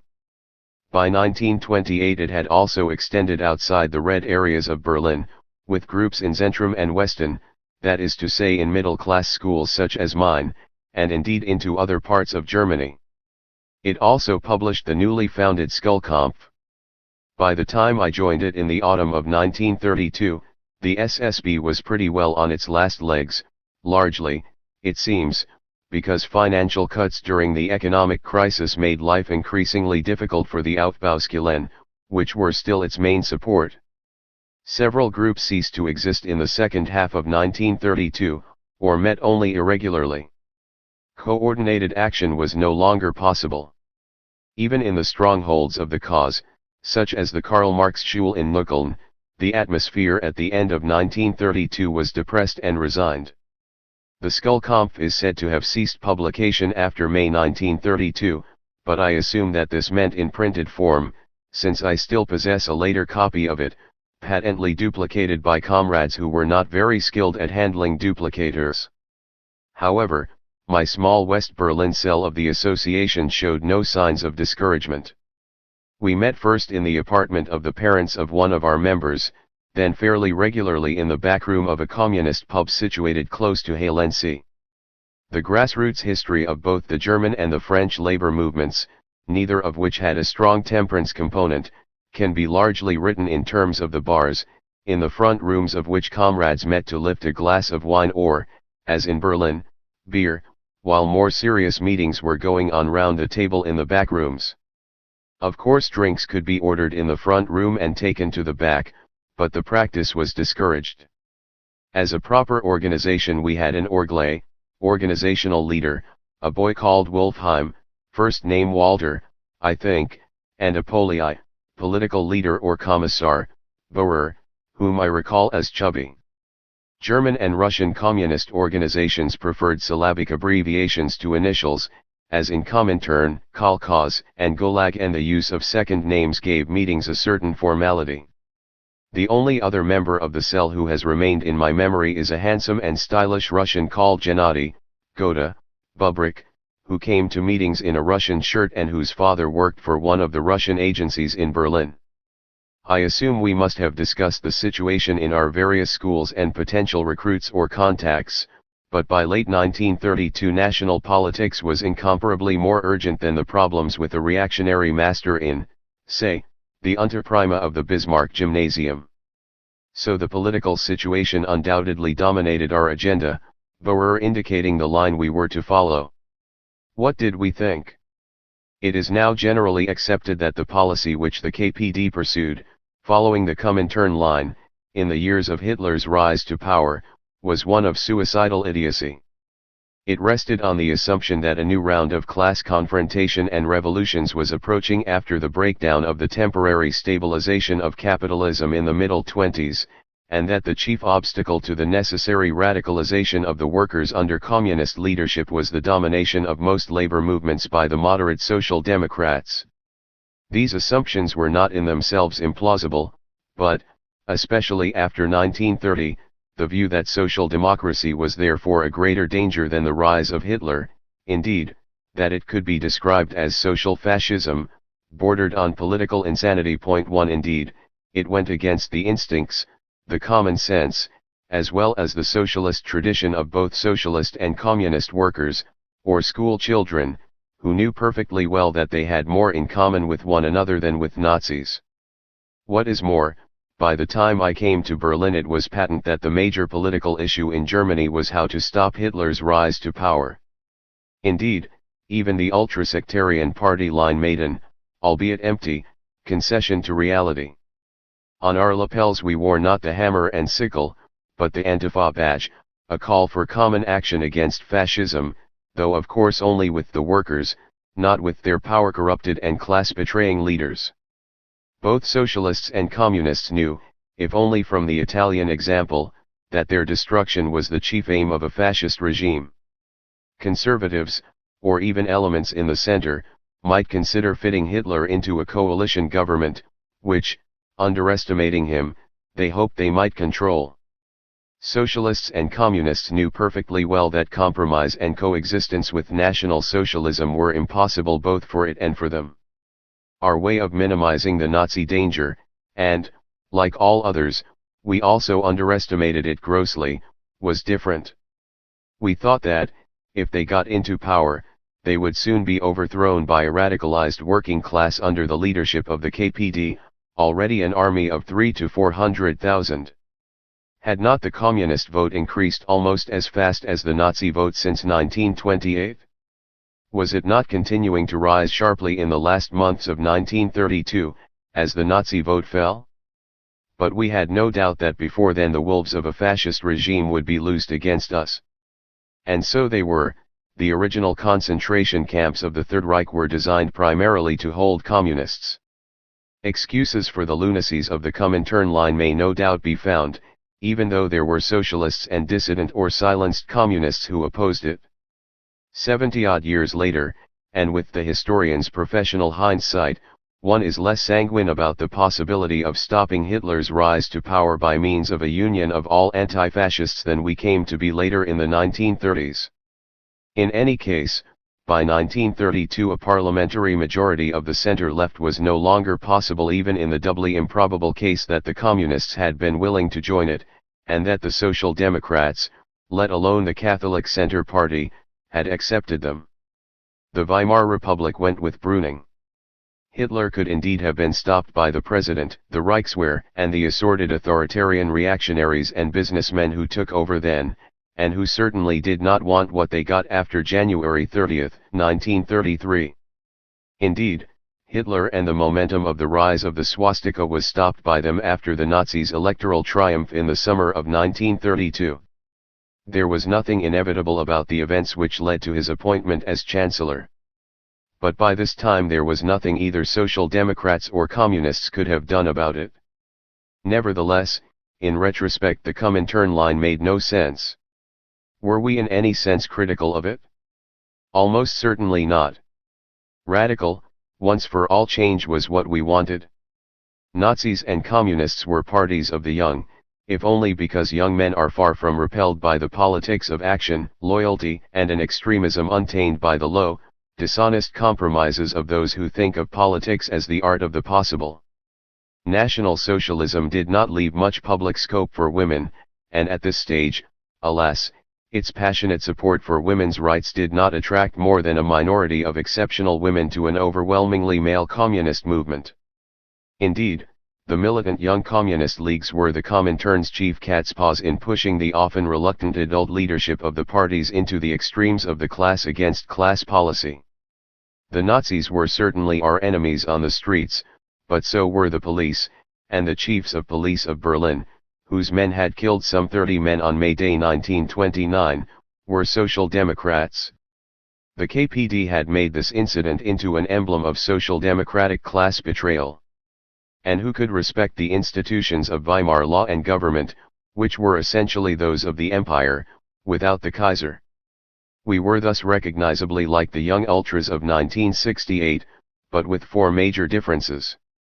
First, we were not a minority of radical dissidents in societies that had never been more prosperous and with political systems of unquestioned stability. In the economically storm-tossed and politically brittle Germany of 1932, those who radically rejected the status quo were the majority. Second, unlike the 1968 student radicals, we, right or left, were not protesters but engaged in an essentially revolutionary struggle for political power, more exactly, disciplined political mass parties seeking sole state power.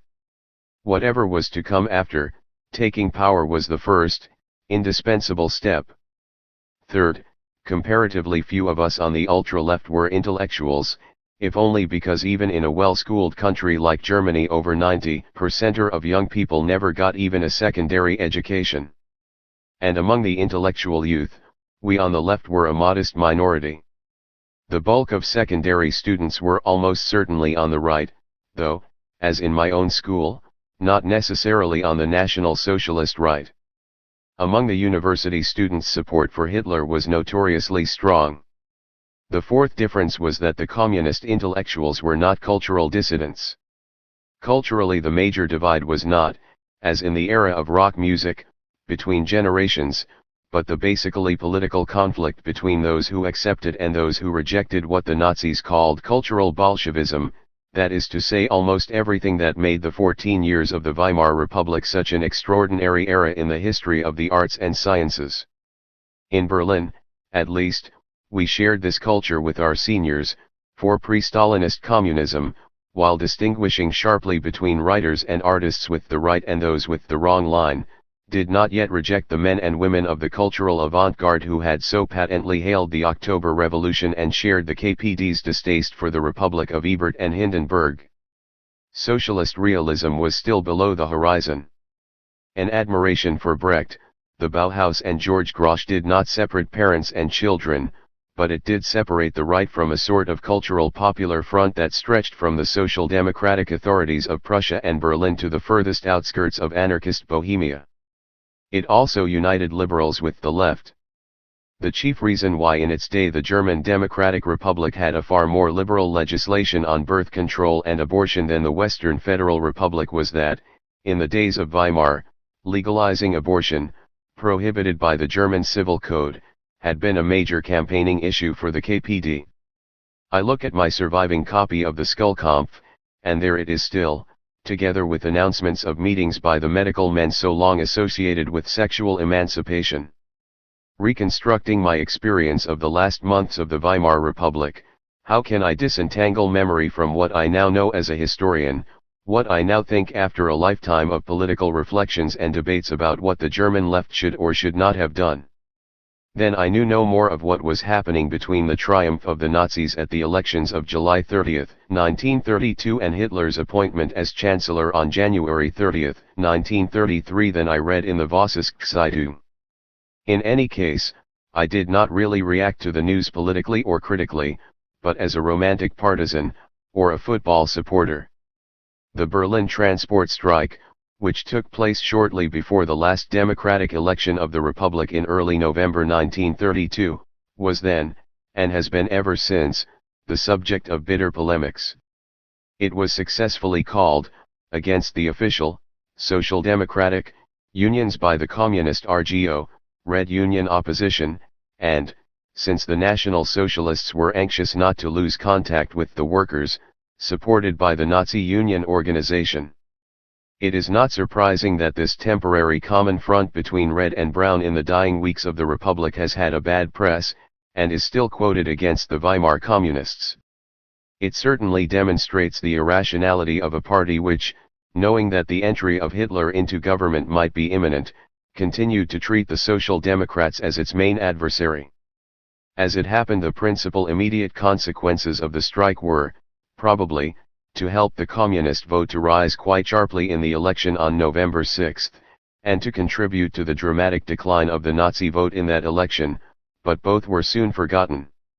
And yet I cannot remember either discussing the issue with anyone during the strike, or being worried about it, or even thinking about it. It was our strike. Hence we were for it. We knew that we were the main enemy of the Nazis and their main target. Hence the idea that we could be accused of lending a helping hand to Hitler was absurd. Where was the problem? Nevertheless, there was a problem. Even as youthful believers in the inevitability of world revolution, we knew, or must have known in the last months of 1932, that it was not going to happen just then. We were certainly not aware that by 1932 the international communist movement had been reduced to almost its lowest point since the establishment of the Comintern, but we knew that defeat was what faced us in the short run. Not we, but someone else was making a bid for power. Indeed, neither the rhetoric nor the practical strategy of the KPD envisaged anything like an imminent takeover. On the contrary, the party was making serious preparations for illegality, though, as it turned out, nowhere near serious enough.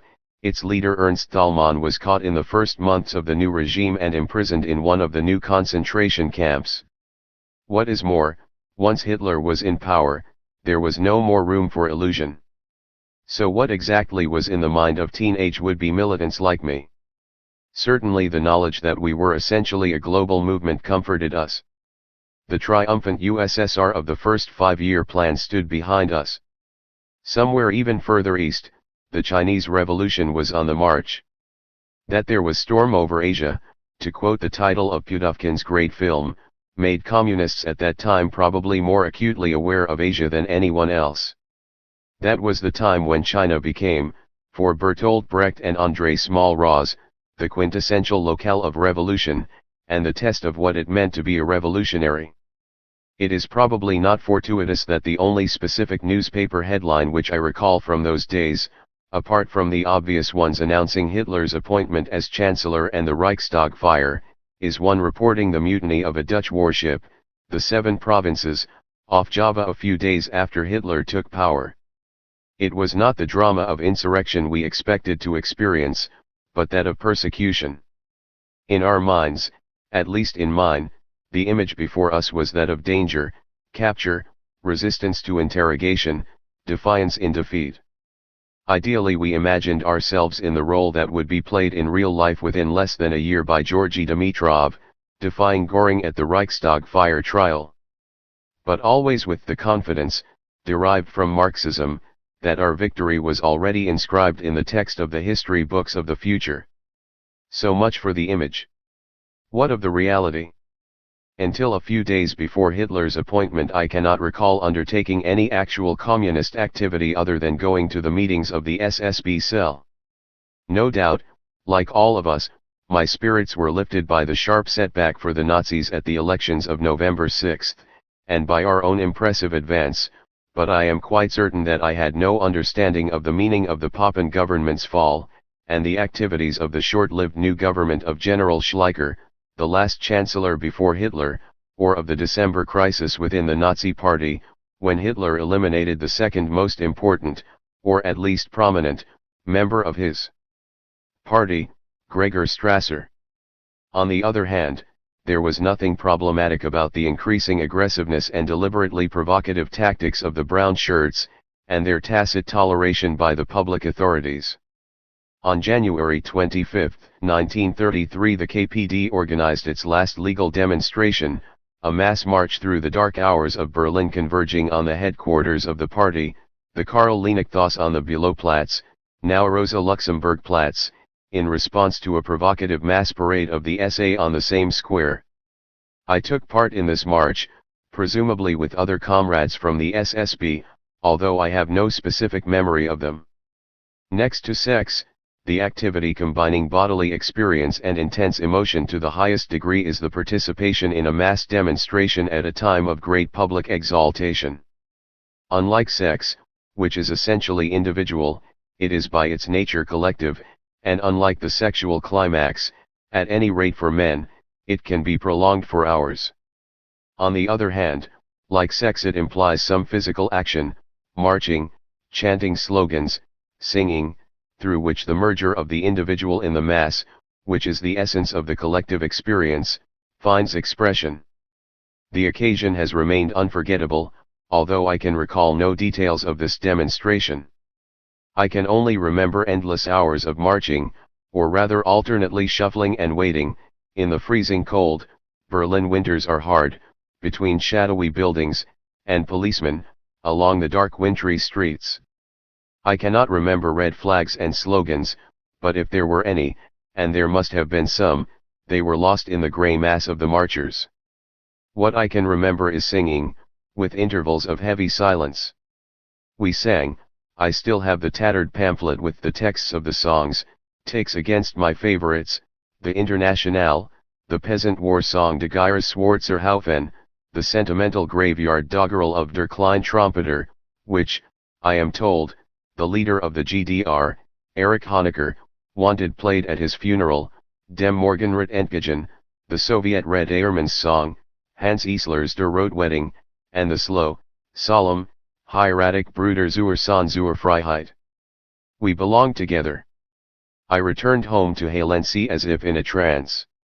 When, in British isolation 2 years later, I reflected on the basis of my communism, this sense of mass ecstasy, Massenekstase, for I wrote my diary in German, was one of the 5 components of it, together with pity for the exploited, the aesthetic appeal of a perfect and comprehensive intellectual system, dialectical materialism, a little bit of the Blakean vision of the New Jerusalem and a good deal of intellectual anti-Philistinism. 6 But in January 1933 I did not analyze my convictions. 5 days later Hitler was appointed Chancellor. I have already described the experience of reading the news headlines somewhere on the way back from school with my sister. I can see it still, as in a dream. It is now known that he resisted the Conservatives' proposal to ban the Communist Party immediately, partly because this might provoke a desperate attempt at public resistance by the party, mainly because it strengthened the Nazi argument that only its paramilitaries, the SA, preserved the country from Bolshevism, and to lend a national rather than partisan character to the enormous Nazi demonstration on the day of the transfer of power. It is impossible to imagine that anyone, including themselves, took seriously the call for a general strike which the KPD leadership claimed to have issued on January 30th, presumably to go on record as not having given in without a gesture. Indeed, the SA and SS, at that time much less prominent, were soon authorized to act as auxiliary police, and began to organize their own concentration camps, as yet without official state authorization. The new government avoided giving the Reichstag, or anyone in it, even the faintest chance of expressing an opinion, by dissolving it immediately and calling for new elections at the soonest possible constitutional moment, March 5. Within days a suitable emergency decree for the protection of the German people restricted press freedom and provided for protective custody. On February 24 the brown shirt and black shirt paramilitary forces of the Nazi Party were enrolled as auxiliary police. On that day the police raided the party headquarters, claiming to find great quantities of treasonable materials, though actually nothing of significance was discovered. Such were the conditions under which the last nominally free multiparty elections of the Weimar Republic were to be held. And then, less than a week before the vote, an utterly unexpected joker was slipped into the cards already stacked against the opposition. On the night of February 27 the Reichstag building was burned down.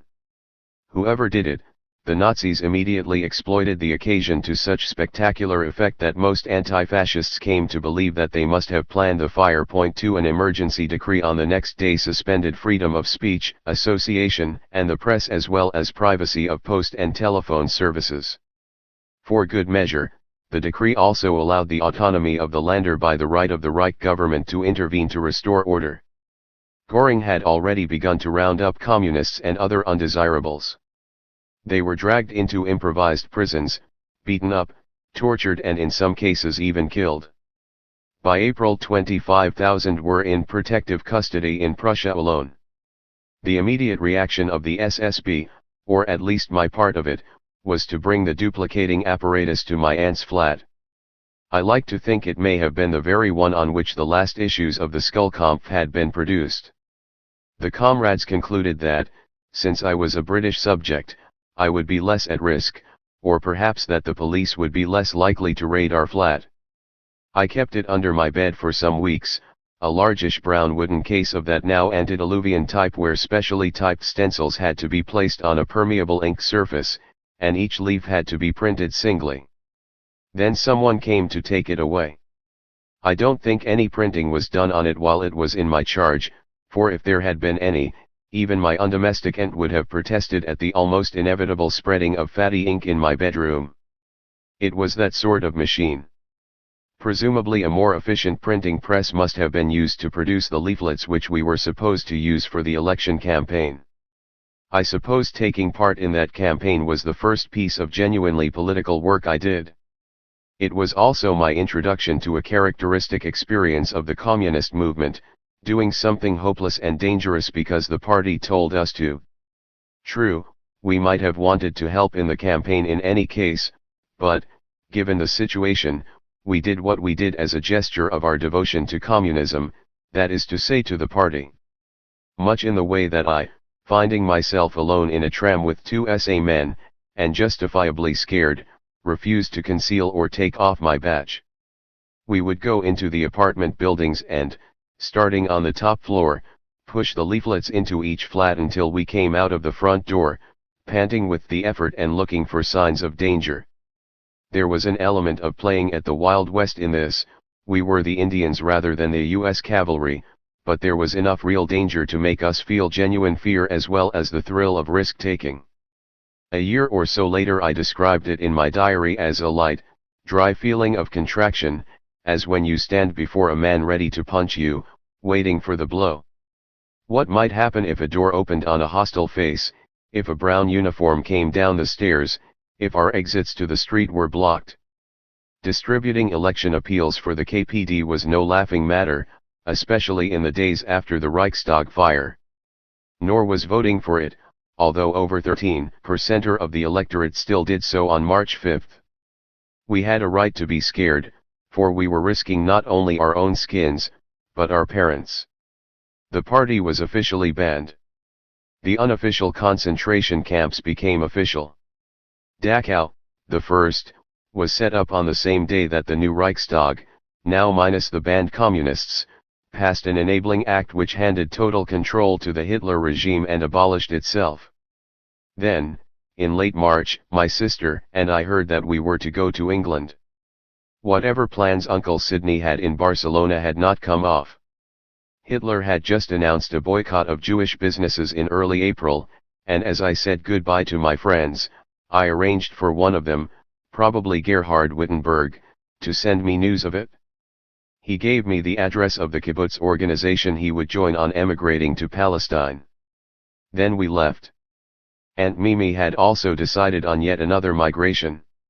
Her Berlin venture had not been more successful than usual, and my sisters and my going removed a vital element in her income. I have a vague memory that Nancy was supposed to join Gretel and little Peter. Could it have been in Barcelona? From where they would follow Sidney and me to England. It was another disorientating move in the uprooted life of a displaced child. Sidney came for me. Political as my primary passion was by then, I still arranged that the old bike with the bent frame, the present from my mother that had caused me so much embarrassed teenage anguish, should be lost when the Hobsbawm effects were packed for storage. I was not to return to Berlin for some 30 years, but I never forgot it and never will. 6.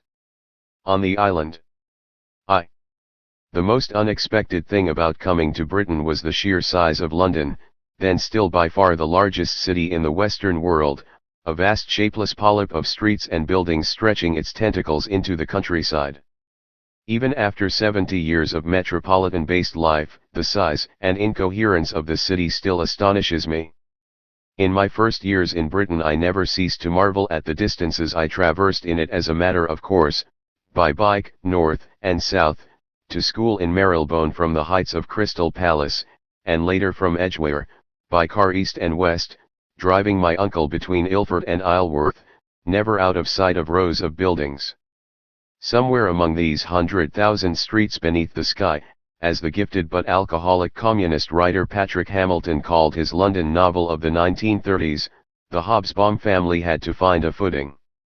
We were subjects of King George V, and therefore, as I still have to remind interviewers and other inquirers, not in any sense refugees or victims of National Socialism. However, in every other respect we were immigrants from Central Europe, even provisional immigrants, for we did not reclaim our Berlin possessions from storage until 1935, in a country unknown to all of us except Uncle Sidney, and even he had not lived in it since the Great War. Apart from relatives we did not know a soul. We were not even former emigrants returning to their native country, for the future situation of the Hobsbawms remained as cloudy as it had been until 1933. The first place after Berlin where all the family came together in the spring of 1933 was in one of Mimi's multiple ventures into the world of guest houses, this time in Folkestone. It could have stood for any of so many temporary staging posts on the endless migrations of the 20th century uprooted. A German refugee lady expressed incidental appreciation of the charm and physique of a Swiss teenage boy, evidently about to go to school somewhere in England. A German refugee of my age, on the way to a Zionist agricultural training camp, tried to teach me a little judo. A grey figure from Carpathian Europe, once a low floor, stranded by Alekhines' refusal to accept his challenge for the world chess title, played chess with Uncle Sidney, while waiting to travel to Moscow to confront the Soviets' Mikhail Botvinnik. Floor never made it to the top, but was to become a well-known figure in the Soviet chess world and, presumably, one of the few people for whom emigration to Stalin's Russia in the 1930s was not a disaster. There, on sunny mornings on the lawn, I discovered English lyric poetry through the Golden Treasury and read Lewis Carroll's Through the Looking Glass for the first time. For, already at school in London, I joined all of them in Folkestone for a few weeks, while I prepared to sit the examination of the London matriculation in unknown or strange subjects, conducted in a language I had hardly used outside the household. In fact, except for me, and for my indomitable Aunt Mimi, coming to England in 1933 turned out to be yet another of many failed attempts by the Hobsbawm Gruns to find a landfall in the stormy seas of the interwar world. Gretel died in 1936, a little older than my mother but still in her 30s. In 1939, after a few years of variable success, Sidney, aged 50, abandoned the struggle to make a living in England and emigrated to Chile, taking Nancy and Peter with him. Santiago, where he remarried, remained his home. Nancy, whose life really began in South America with the war, returned to Britain with her husband, Victor Marquesi, in 1946, but as a naval officer's wife continued the peripatetic life for some years and ended it as a retired British settler in Menorca. Peter, qualified as a chemical engineer in Canada, spent most of his life as an expatriate oil company executive and ended it in Spain. Only my future was decided for good in 1935 by the decision to sit the Cambridge scholarship exam, and my Aunt Mimi's, not much later, when she fell in love with an available site in an enchanting and protected corner of a South Downs valley a short bus ride from Brighton, on which she realized her life's ambition, a place of her own, namely the collection of sheds and stalls she built into the old Vienna Café. There she died herself, defiantly red-haired, in 1975 at the age of 82, leaving the modest proceeds of the sale of her property to Nancy and myself. It was the only money either of us ever inherited from Gruns or Hobsbawms. Not that I felt like someone preparing for what turned out to be the long life of a British academic, although I hoped, even at the age of 17, that my future will lie in Marxism, in teaching, or in both. I knew well enough that it did not lie in poetry, although with practice I could develop quite an acceptable prose style. Point 1 Spiritually, I still lived in Berlin, a newly isolated teenager uprooted from an environment in which he had felt happy and at home, both culturally and politically. My diary keeps referring back to the friends and comrades, the opinions of my old headmaster, the dramatic political experiences I had left behind. That, no doubt, was the chief reason why I began to keep my diary in German. I did not want to forget. In mid-1935 the visit of a recent German socialist émigré SWO tried to involve me in the activities of her group. I suspect it was the one called Neubeginn, a new start, reminded me of how isolated my life really was. She, in short the modern woman of my dreams, was part of a world to which I once belonged for a few months and whose existence, living behind the stage settings of my ideas, I have almost forgotten. Point 2. After the excitements of Berlin, Britain was inevitably a come-down. Nothing in London had the emotional charge of those days, except, in a very different form, the music to which my viola-studying cousin Dennis introduced me, and which we played on a hand-wound gramophone in the attic room of his mother's house in Sydenham, where the family first found shelter in London, and discussed with the intensity of teenage passion over tins of heavily sugared condensed milk, unfit for babies, and cups of tea, hot jazz.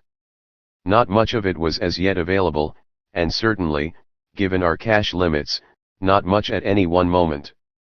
The sort of teenagers who were most likely to be captured by jazz in 1933 were rarely in a position to buy more than a few records, let alone build a collection. 3 Still, enough was already being issued in Britain for the local market.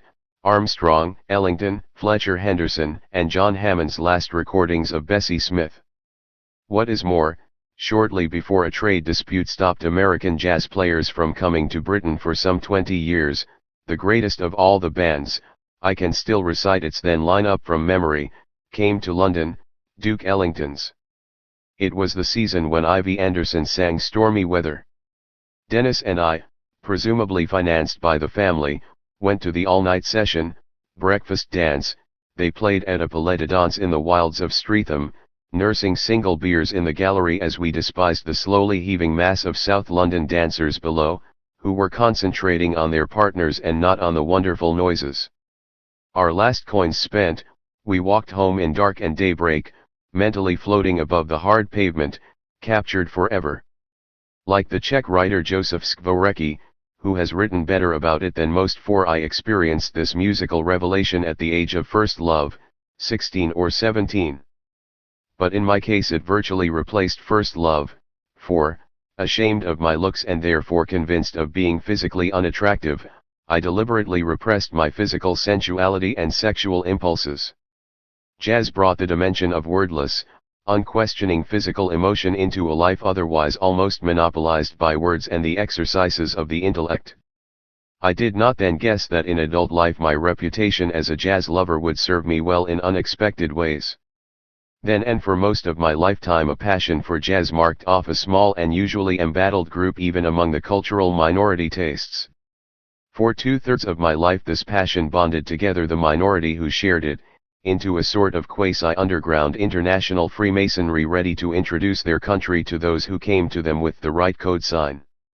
Jazz was to be the key that opened the door to most of what I know about the realities of the USA, and to a lesser extent of what was once Czechoslovakia, Italy, Japan, post-war Austria and, not least, hitherto unknown parts of Britain. What contributed to the ultra-intellectualization of my next years was the fact that I lived constantly with an effective pair of parents, who flatly refused to allow their impassioned 16-year-old to plunge into the life of political militancy which filled his mind. No doubt they took the view that concentrating on getting into a university under his own steam was the first priority for an obviously bright boy who could not rely on family cash. They were of the firm opinion that I was too young to join the Communist Party. 5 For the same reason, and in spite of family solidarity with Uncle Harry, they were equally opposed to my joining the Labour Party, which I proposed to do in order to subvert it, what later political generations of Trotskyists knew as entryism. I now know how they must have felt, confronted with my combination of priggishness and immaturity. I cringe as I reread the desperate entries in my diary for 1934 during this episode of family crisis. So, though the ban was slowly relaxed, for the following 2.5 years I lived a life of suspended political animation, and correspondingly concentrated on intense intellectual activity and an amount of reading that in retrospect still amazes me. Not that the British Revolution seemed to be making much progress with or without me. Since for the next 3 years we lived so closely together, let me recall the two people who had become my sisters and my new parents. Both Nancy and I agreed that they were fairly useless at this job, but, looking back at my diary of 1934-5, I think we underestimated both the problems of adults forced to face a series of migrations in several countries, and the extraordinary strains of dealing with two difficult orphans whose disrupted lives had had no real chance to settle, not to mention a peripatetic small boy of 8 who was always falling ill. Bringing up the two of us must have been a nightmare. Anyway, they made as much of a mess of their own son's upbringing as of ours, although it did me less harm than my sister, who developed a settled determination to live an adult life which had nothing whatever in common with the continental, emotional, argumentative, intellectual households of her teenage years. Indeed, I can recall her most fondly as a demonstrably conventional Anglican country matron and Conservative Party activist in Worcestershire in the 1960s. Unlike her, I had no real reason for blaming them. On the contrary, they struck me not as tyrannical but, as I wrote shortly before my 18th birthday, as tragic. I saw them, especially Griddle, as the victims of the decline and disintegration of the old conventions that had determined the relations between the generations. The Victorian rules about bringing up children were dead. They had been tough on the children, though probably not unacceptable to most, but a great prop for parents. Now nothing filled this gap. Paradoxically, I came to analogous conclusions as my sister from the opposite point of view. The future should not bring a society without accepted rules and a firm structure of expectations. The socialist state, I told my diary, must and will create a new socialist convention which will get rid of the disadvantages of the old conventions while maintaining their advantages. One might even say that I developed the instincts of a Tory communist, unlike the rebels and revolutionaries drawn to their cause by the dream of total freedom for the individual, a society without rules. I liked my Aunt Griddle enormously, and developed a deep respect for her common sense. What is less usual between parents and touchy teenagers, I liked to talk to her about the problems of life, and parts of my reading. Furthermore, I took her opinion seriously, even on such subjects as sex and love, of which I knew nothing. However, obviously, she could not replace my mother. 6 As I passed people in the street, I would sometimes stare, shut my eyes for a moment and say to myself, he or she has eyes like Mama. 7 The youngest, prettiest and socially the most successful of the Grun girls, cherished by both her sisters, and the only one never to have had to earn a living, Griddle faced the slings and arrows of the outrageous fortune of her life and family, and there were plenty, armed with charm, sympathy, an inborn sensibleness and a notable lack of self-pity. Sidney won't believe it, he is always the optimist, she wrote in a brief note to her sister, as she waited for the operation to remove from her stomach a suddenly discovered tumour as big as a fist, a few months before I was due to go up to Cambridge. She was neither an optimist nor a pessimist. She took things as they came, and she knew, in this instance correctly, that what might come tomorrow was death. Sidney took me to see her corpse in bed in the old Hampstead General Hospital. I pass the site, now the car park of the Royal Free Hospital, most days on my way to and from Belsize Park.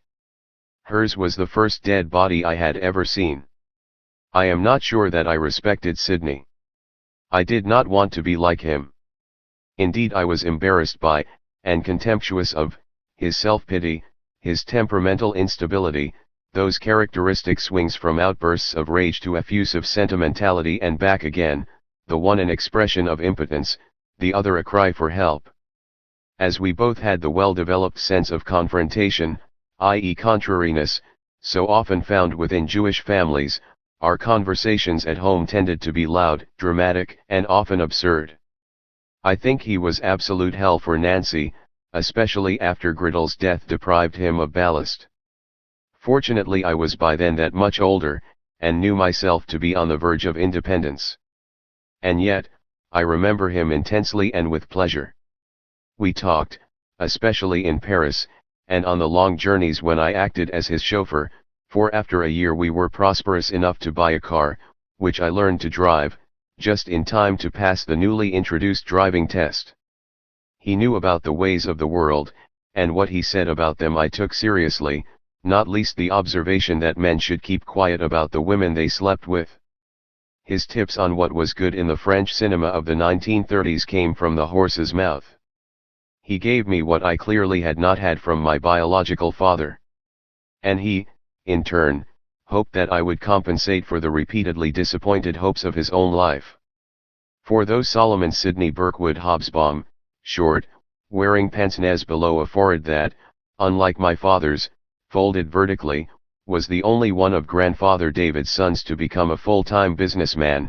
Making money was not his dream. He had the salesman's ability to believe passionately in the product of the moment, the body armor protecting him against the blows of the unreturned phone call and the cancelled order.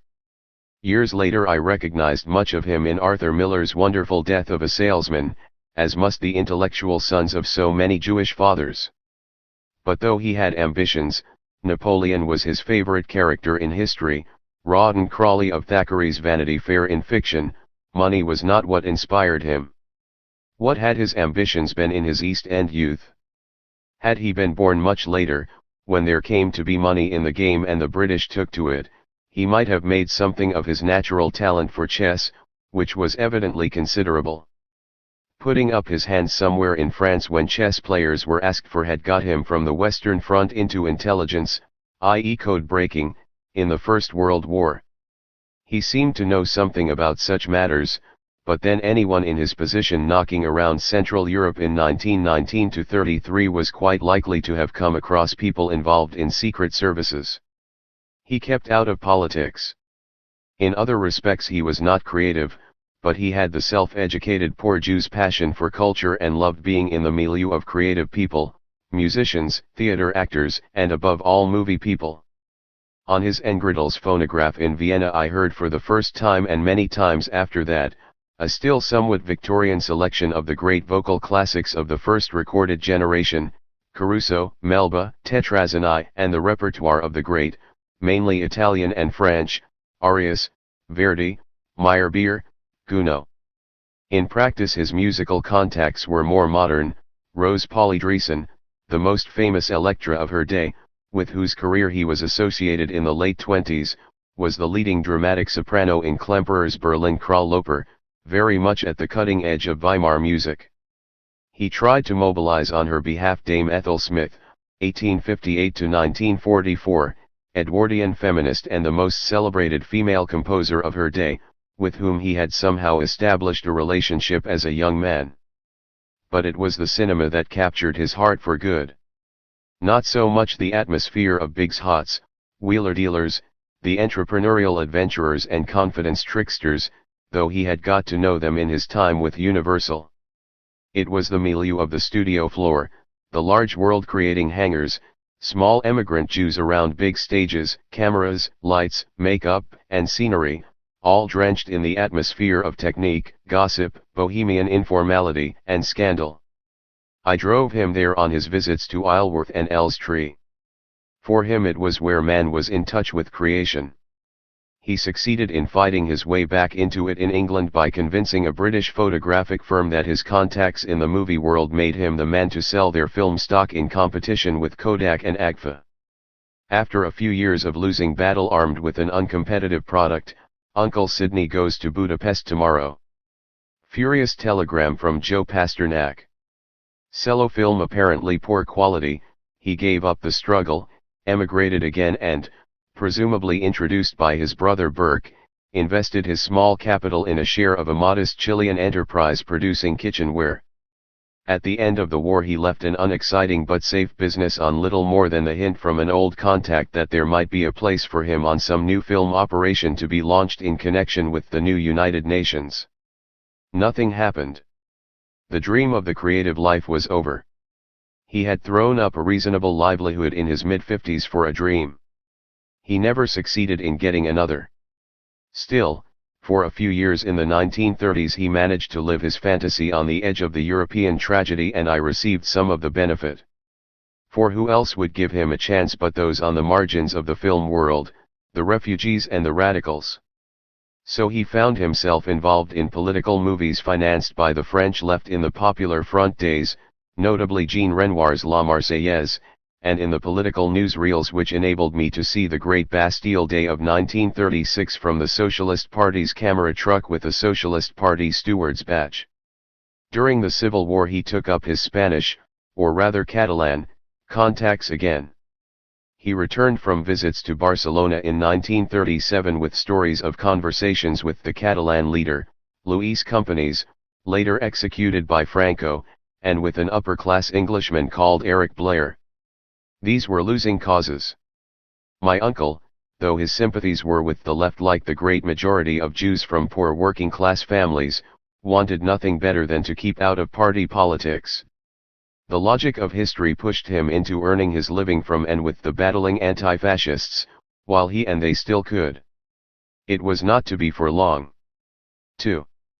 The Britain I came to in 1933 was utterly different in almost every way from the country in which I write this at the start of the new century. The history of the island in the 20th century divides sharply into two halves, to put it in a phrase, before and after the simultaneous shocks of Suez and rock and roll. Almost every generalization about the country to which I came in 1933 ceases to apply after 1956, even the notorious inefficiency of the British system of domestic heating and, one of its consequences, the impenetrable Dickensian fog which, until 1953, still occasionally forced London to a standstill. Britain was no longer a major empire or a world power, and after Suez nobody believed that it was. Popular culture compensated by creating sagas of British heroism and eventual victory against the Germans in the Second World War. In 1933 people thought about the Great War not as a heroic memory, but as a graveyard. However, everyone knew that a larger area of the world map than ever before was colored pink, and that we were the only global empire, even if intelligent imperialists recognized that our grasp was already much more restricted than our reach. But British skins were still white. In 1933 black and brown faces were far easier to find on the streets of Paris than London and, except for Virasvamyas in the West End, the Indian restaurant was still virtually absent. Indeed, foreigners of any kind were rare, since Britain was not a center of international tourism, which was in any case still tiny by present standards. Only Hitler and the war were to bring into Britain a modest number of the sort of middle-class continentals whose reactions the Hungarian George Mikes has described fondly in the little book How to Be an Alien. Contrary to the native myth, the country did its best to exclude refugees but, unlike Mikes, the next generation of Hungarian immigrants, the refugees of 1956-7, would no longer have thought of describing Britain as a country where hot water bottles took the place of sex. It was the 1950s that revolutionized the sexual and social mores of the British young. In the 1930s the idea of London as the international city of style, fun, and promiscuity, as in the swinging London of the 1960s, was inconceivable. For heterosexual males the action was in Paris or the French Riviera, for homosexual ones, at least until Hitler came, in Berlin. For women the public scope was more limited either way.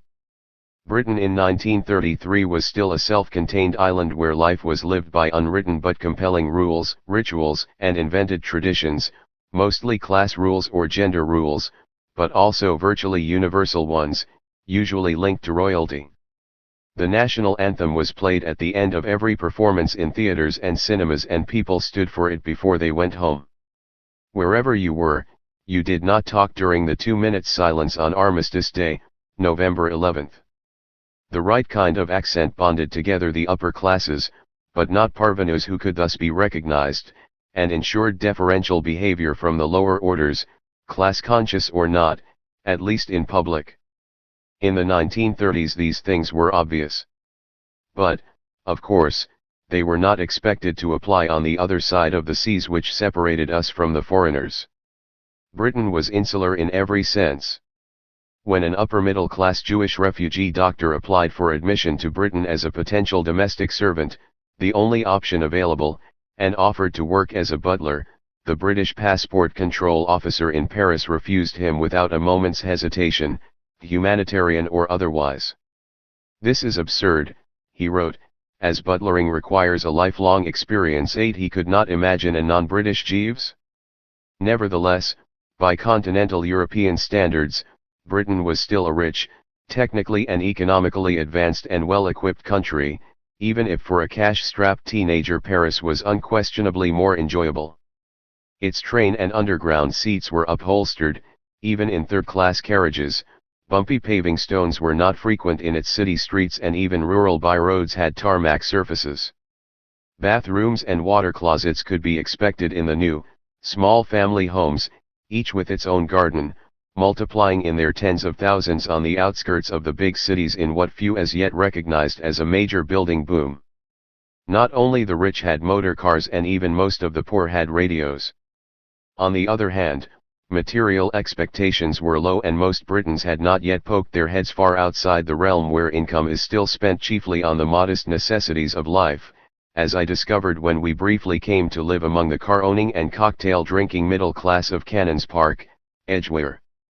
Britain was a long way from a modern consumer society, especially for its teenagers.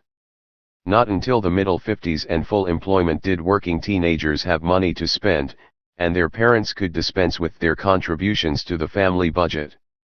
Fortunately, the most readily available luxuries for budding intellectuals were also cheap: the films, performed in increasingly vast palaces and preceded by organs rising from the depths to changing lights, and books, second-hand, paperback, the new sixpenny penguins, and even given away free by mass circulation newspapers competing to pass the 2 million mark.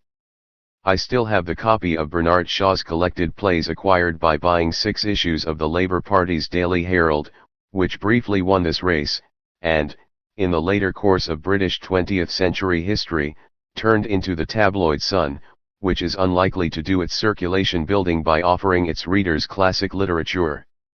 Even the form of transport that set us free was cheap, for we, or our parents, heeded the advertisements on the back of the London double-deckers: "Get off that bus. It will never be yours. Tuppence a day will buy you a bicycle." And indeed, not many weekly installments would purchase a bike, in my case a new shiny Rudge Whitworth, for something like £5 or £6. If physical mobility is an essential condition of freedom, the bicycle has probably been the greatest single device for achieving what Marx called the full realization of the possibilities of being human invented since Gutenberg, and the only one without obvious drawbacks. Since cyclists travel at the speed of human reactions and are not insulated behind plate glass from nature's light, air, sound and smells, there was no better way in the 1930s, before the explosion of motor traffic, to explore a middle-sized country with an astonishingly lovely and varied landscape. With bike, tent, Primus stove, and the newly invented Mars bar, my cousin Ronnie, who pronounced it Mar, as though it had been French, and I explored large parts of the civilized beauties of southern England and, on one memorable but wintry tour, the more savage ones of North Wales. Almost 60 years later, the memory of those distant Mars-eating cycle rides was revived by the surprising proposal which reached me from the man himself in Las Vegas, Forrest B. Mars, then in his 80s and owner of the largest purely private company in the world, to assist him in explaining his ideas about the world to a wider public. I refused politely. It seems a studious young woman of his acquaintance had suggested this unique collaboration between a textbook example of unreconstructed rock-ribbed private enterprise and a Marxist historian. How was an immigrant teenager to come to terms in 1933 with this strange country, which was also his own? In some ways I came to it like Lewis Carroll's Alice to Wonderland, through a few narrow doors and passages opened by the family, and especially the cousins who were also my best, and indeed my only close, friends. By then the English family was reduced. David and Rose Hobsbawm, who first landed in London in the 1870s and doubtless acquired the initial H of their name from a Cockney immigration officer, were dead. So were 3 of their 8 children: Lou, a provincial actor; Phil, who followed the family woodworking trade; and my father. A daughter of David's first marriage, my Aunt Millie Goldberg, had long since moved to America, matriarch of a clan now distributed through the USA and Israel. A fourth, my Uncle Ernest, Aaron, who had originally persuaded my father to join him in Egypt where he worked in the post and telegraph service, died not long after our arrival, amid the brass ornaments and anecdotes recalling life in the Orient. He left behind a Catholic Belgian widow, better at earning a living than he, and 2 attractive girls who were of some interest to the male cousins. Uncle Birkwood, Ike, with a Welsh wife and 5 children, had long since settled in Chile, though he remained in contact. That left Aunt Sissy, Sarah, a schoolteacher with a husband permanently absent on business, and Uncle Harry, the unshakable pillar of the family, if only because he was the only member to earn a steady if modest salary of perhaps £4 a week as a telegraphist in the post office, where he remained all his life except for the Great War. He served on the Ypres salient and then, luckily for survival, on the Italian front. A Labour councillor in the London borough of Paddington, he eventually became its first Labour mayor. The Hobsbawms had arrived as a family of poor artisans. The family had advanced beyond its first recorded addresses in Whitechapel, Spitalfields, and Shoreditch, but not very far. In England they stubbornly remained on the lower slopes of the mountains of society. Nevertheless, the social universe in which they operated covered a large and representative part of England.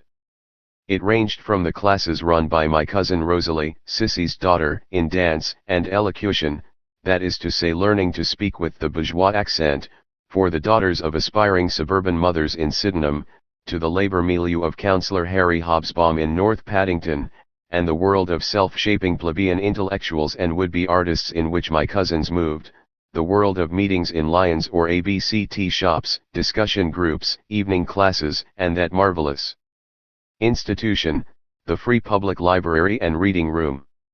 This was the world for which in 1936 Alan Lane created the first great self-educational paperback series, Penguin, or rather its intellectual section, Pelican Books, and Victor Gollancz his Left Book Club, in which my cousin Ruby, Philip's son, published the family's first contribution to left-wing literature, Reuben Osborne's Freud and Marx.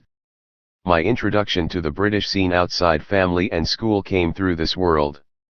It came in part through Sissy's son Dennis, a dark and, within his financial limits, dandyish figure who bit his nails, dropped out of education and from the middle 1930s somehow got by without a clear job in the lower reaches of the worlds of music, theatre, and popular entertainment.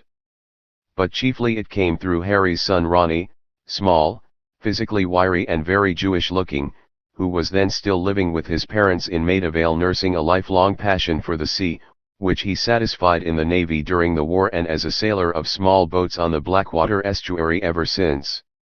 When I came to England he was working as a dog's body somewhere in the entrails of the Natural History Museum, home at that time to a varied assortment of grassroots thinkers and quiet bohemians, while he studied nights at the Regent Street Polytechnic to pass the secondary school examinations. He went on to take a first in economics at the London School of Economics that would allow him the slow climb up the steps of the civil service, clerical, executive, to the heights of the administrative grade in the Ministry of Labour. I refused all contact with the suburban petty bourgeoisie, which I naturally regarded with contempt. Since it was in the hands of reformist social democrats, I naturally also found the labor movement as represented by my Uncle Harry, and even his somewhat more left-wing son, disappointing, but also puzzling. Unlike the German Social Democrats, it could not simply be condemned to the flames. For, though Harry was a Labour loyalist who defended the party against the bitter attacks of the British CP, he shared the general assumption in the British Labour movement, other than, perhaps, among those under the direct influence of the Catholic Church, that, say what you like, Soviet Russia was after all a workers' state. Like most labor and union activists, he shook his head about communists, but saw them in basically the same game as labor people.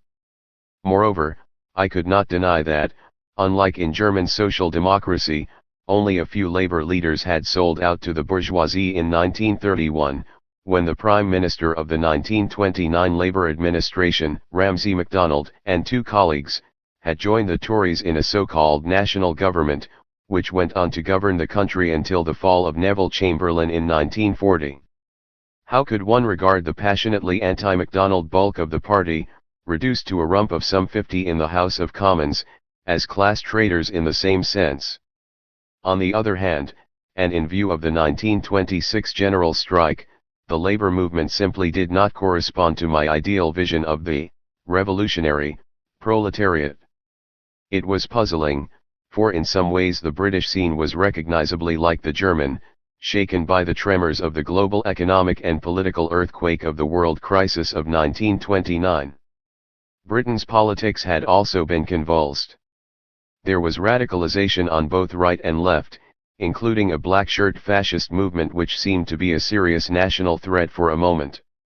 Nevertheless, though the structure shook a little, it did not seem, and indeed was not, on the verge of collapse. To judge by Britain, the world revolution would clearly take a lot longer than one supposed. Since, according to my diary, I did not expect to reach the age of 40 years, at the age of 17 even this seemed quite far away, perhaps I might not see it. But by this time the Comintern itself was about to discover that there would be no revolution unless the fight against fascism and World War was won first. 3.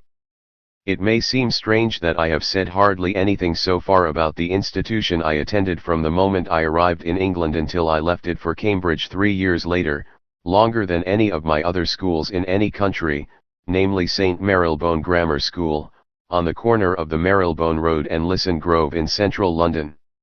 It had been my cousin Ronnie's old school. I followed him by winning its debating cup. Like the Prince Heinrich's Gymnasium, it no longer exists, though it was destroyed not by enemy bombing, but by the ideology of the 1970s, a bad era for secondary education. It refused the choice it was given, to turn itself into a non-selective comprehensive school for all comers or to go private, and was consequently shut down. It gave me as good an education as any available in England in the 1930s, and I owe its teachers an incalculable debt of gratitude. But, for reasons that still puzzle me, it contributed surprisingly little to my understanding of England, except the discovery that, unlike the Herrenprofessoren of Berlin, all teachers at St. Marylebone had a sense of humor. I made a special note of this. What did not strike me at the time is that in Britain secondary school masters might have belonged socially but not intellectually to the world of the university. Unlike those who would have taught me in the top forms of German, French, or Italian schools, they were only in the rarest of cases researchers, scholars, and future academics. They had their being in the separate sphere of school mastering. More surprisingly, I established no serious friendships in my 3 years there. Almost certainly the historic gap between my old and new countries was too wide. By 1932 Berlin standards London seemed a relapse into immaturity. There was no way to continue the conversations of the Prince Heinrich's Gymnasium of 1931-3 on the Marylebone Road of 1933-6. Except with my cousin Ronnie, already a university student, I resumed them only when I arrived in Cambridge. That may also be one reason why for the first 2 years I underestimated the modest, but real, political radicalization of several of my fellow pupils. To judge by my diary, another reason was plain conceit. I thought of myself as intellectually on the master's level and superior to the rest. Nor did I take to the social aspirations of the school, a caricature version of the non-boarding, bourgeois public school, compulsory uniforms and school caps, prefects, rival houses, moral rhetoric, and the rest, and did my best to indicate dissent. The school, in turn, was not quite sure what to make of the incompletely disciplined arrival from Central Europe, ignorant of the rules of both cricket and rugby football and uninterested in both games, but too senior not to be made a prefect sooner or later and too intellectual not to be made editor of the school magazine, The Philologian. There, between reports of sports fixtures, my first printed writings appeared, all of which I have forgotten except a long review of the London Surrealist Exhibition of 1936, with one of whose exhibitors I spent some social nights in Paris later that year. Still, it was soon evident to the school that I took to examinations as to ice cream, and might stand a good chance of a university scholarship. What reconciled me to these pretensions of the school was the quality, and above all the devotion to their calling, of the masters, starting with the headmaster Philip Wayne, later the translator of Goethe's Faust for the Penguin Classics, who, in our first interview, regretted that the school could continue to teach me only Latin but not Greek, and pressed a volume of the philosopher Immanuel Kant and a selection of the essays of William Hazlitt into my hands instead. The Philological School had been founded in the 1790s for the sons of the modest but aspiring parents of Marylebone, and continued, eventually taken over by the London County Council, as a grammar school providing the sort of instruction needed by London's lower middle class, who never expected to get beyond secondary education or to make much of a mark on the world.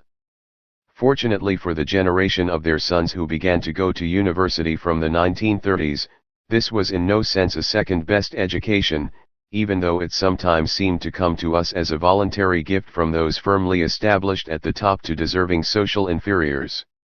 Harold Llewellyn Smith, a handsome, well-connected, never-married pillar of the Liberal Party, son of the architect of the Labour policy of Edwardian and Georgian Britain and of a good part of the welfare state, who taught me history, steered me into Oxbridge, and eventually became headmaster of the school himself, knew that he came out of the top drawer, Winchester and New College, Oxford, wore in the Scots Guards. If he had chosen to teach in an undistinguished state secondary school, the only one of whose old boys known to the outside world was that singer of London lower middle class adventure, Jerome K. Jerome, author of Three Men in a Boat, it was almost certainly for the same reason that he worked in a South London slum settlement. Leaving aside the attraction of working with boys, it was the desire to do good works among the unprivileged. He lent me his books, mobilized his connections on my behalf, told me, correctly, how to handle the Oxbridge scholarship examinations, which colleges were the right ones for me, Balliol in Oxford, King's in Cambridge, and warned me that I would there have to live like the rich, among gentlemen. He clearly never regarded me even as potentially belonging to his world. A similar social gap divided us from the most interesting of the masters, a young English literature graduate, who came to Marylebone from Cambridge bringing to those who wanted to listen, certainly to me, the great gospel of I. A. Richards's practical criticism and F. R. Levy. I gulped down new bearings in English poetry which he lent me, together with the editions of his most admired poets which he owned in private press editions, and moved me to name Levy's College, Downing, as my third choice in the scholarship exam, after King's, and, because of the presence of Maurice Dobb, Trinity. Levy's reputation as a great literary critic has not survived the 20th century very well, and by the time I came to Cambridge my own Levy's passion had cooled, but no Don in his century had a greater impact on the teaching of literature. He had an awesome capacity to inspire generations of future school teachers who, in turn, inspired their bright pupils. English, for Mr. Maclean, was a crusade that had to be taken to the people. I am sure that he would have remained a teacher, had he not been killed during the war. Certainly his teaching inspired me. I felt he had much in common with me, if only because he also had an ugly, large-nosed, incompletely shaped face with brown eyes ill at ease under his horn rims, a big, clumsy body which did not quite know what to do with its arms and legs, and a sensitive soul. Alas, I doubted whether he would make a Marxist.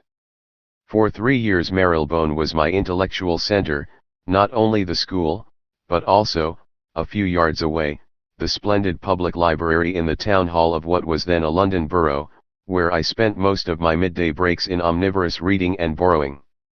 Though I have never used the library since, this is the building which contains the register office where many years later, in 1962, I was to be married to Marlene. I certainly did not get my education only at school. Indeed, in my last year there, 1935-6, it was little more than a study where I did my own reading. But my debt to St. Marylebone Grammar School is crucial, and not only because it introduced me to the astonishing marvels of English poetry and prose. Without its teaching and direction, I do not see how a boy who had never had any kind of English schooling, arriving in this country at the age of almost 16, could, in little more than 2 years, have got to the stage of winning a major scholarship at Cambridge and, once arrived there, have the choice of reading for a degree in at least 3 subjects. It was St. Marylebone also who helped me to move from the no man's land in which, but for the family, I had lived since leaving Berlin, once again into the essential territory of youth, of friendship, comradeship, of collective and private intimacy. 4. What had actually happened to that young man's intellectual development in those 3 years?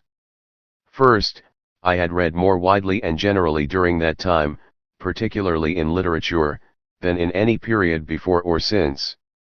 Since secondary school examinations required far less in the way of specialized knowledge than universities, let alone research, they left adventurous pupils with relatively more time for their own explorations, and at that age almost everything is there to be discovered. Moreover, an English sixth form demanded less effort than a continental one, if only because one had to choose between the arts and the sciences, and therefore dropped half the continental syllabus. After arriving at a university, nobody who takes the degree seriously has anything like the enterprising teenager's time to read about everything, rapidly, voraciously, and with endless curiosity. But what did I do with all this reading? The short answer is, I tried to give it a Marxist, that is to say an essentially historical, interpretation. There was not much else to do for an impassioned but unorganized and necessarily inactive communist teenage intellectual. Since I had not read much more than the Communist Manifesto when I left Berlin, action came before words, I therefore had to acquire some knowledge of Marxism. My Marxism was, and still to some extent remains, that acquired from the only texts then easily available outside university libraries, the systematically distributed works and selections of the classics published, and translated in heavily subsidized local editions, under the auspices of the Marx, Engels Institute in Moscow. Curiously, until Stalin's notorious short history of the Communist Party of the Soviet Union, 1939, which contained a central section on dialectical and historical materialism, there was no formal compendium of Soviet communist orthodoxy in these matters. When this section appeared, I read it with enthusiasm, allowing for its pedagogic simplifications. It corresponded pretty much to what I, and perhaps most of the British intellectual Reds of the 1930s, understood by Marxism. We like to think of it as scientific in a rather 19th century sense. Since, unlike in continental lycées and gymnasia, philosophy was not a central part of higher secondary education, we did not approach Marx with the philosophical interests of our continental contemporaries, let alone with their knowledge of philosophy. This helped to anglicize my way of thinking quite rapidly. What Perry Anderson has called Western Marxism, the Marxism of Lukács, the Frankfurt School and Korsch, never crossed the Channel until the 1950s. We were content to know that Marx and Engels had turned Hegel the right way up, without bothering to find out just what it was they had stood on its feet. What made Marxism so irresistible was its comprehensiveness. Dialectical materialism provided, if not a theory of everything, then at least a framework of everything, linking inorganic and organic nature with human affairs, collective and individual, and providing a guide to the nature of all interactions in a world in constant flux. As I read my diary of 1934-5, it is perfectly clear that its writer was getting ready to be a historian. What I was trying to do above all else was to elaborate Marxist historical interpretations of my reading. And yet I was doing so in a way I almost certainly would not have done, had I continued my education on the continent. The materialist conception of history was, of course, central to Marxism. However, Britain in the 1930s was one of the rare countries in which a school of Marxist historians developed, and I think this was partly due to the fact that on the art side of British sixth forms literature took the space left vacant by the absence of philosophy. British Marxist historians began, more often than not, as young intellectuals who moved to historical analysis from, or with, a passion for literature: Christopher Hill, Victor Kiernan, Leslie Morton, E.P. Thompson, Raymond Williams, and indeed myself. This may help to explain the otherwise surprising influence of the anti-Marxist Fr. Levy on many who became communists. Cambridge communists who read English swore by him. My own Marxism developed as an attempt to understand the arts. What filled my mind then was not the classic macro-historical problems of Marxist historical debate about historical development, the succession of modes of production. It was the place and nature of the artist and the arts, in fact, literature, in society, or, in Marxist terms, how is the superstructure connected to the base? Sometime in the autumn of 1934 I began to recognize this as the problem, and to worry at it, like a small dog at an excessively large bone, with the help of a lot of unsystematic reading in psychology and anthropology and echoes from the continental days of my biological, ecological, and evolutionary readings in the publications of Kosmos, Gesellschaft der Naturfreunde. The theory was ambitious. Marx could predict the socialist system on the basis of a precise analysis of the capitalist system. A precise analysis of capitalist literature, which takes into consideration all circumstances, all connections and relations, must allow us to draw similar conclusions about the proletarian culture of the future.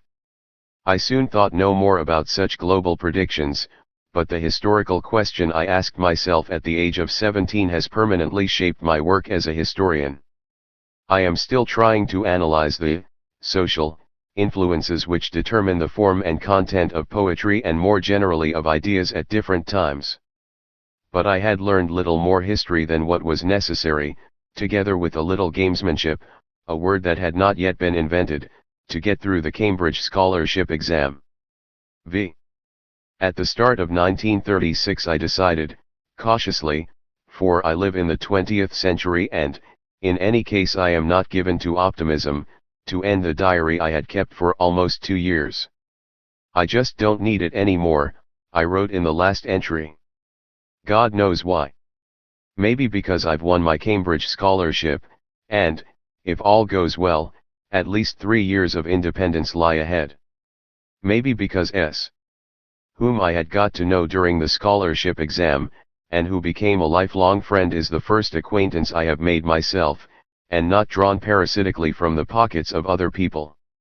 Maybe because I now have a year of nothing but my own work ahead of me. I.e. until going up to Cambridge because things just look rosier for me. Because, perhaps, just maybe, I shall live a less second-hand life. It seemed the moment to balance the accounts, I hoped without sentimentality and self-delusion. I did so as follows.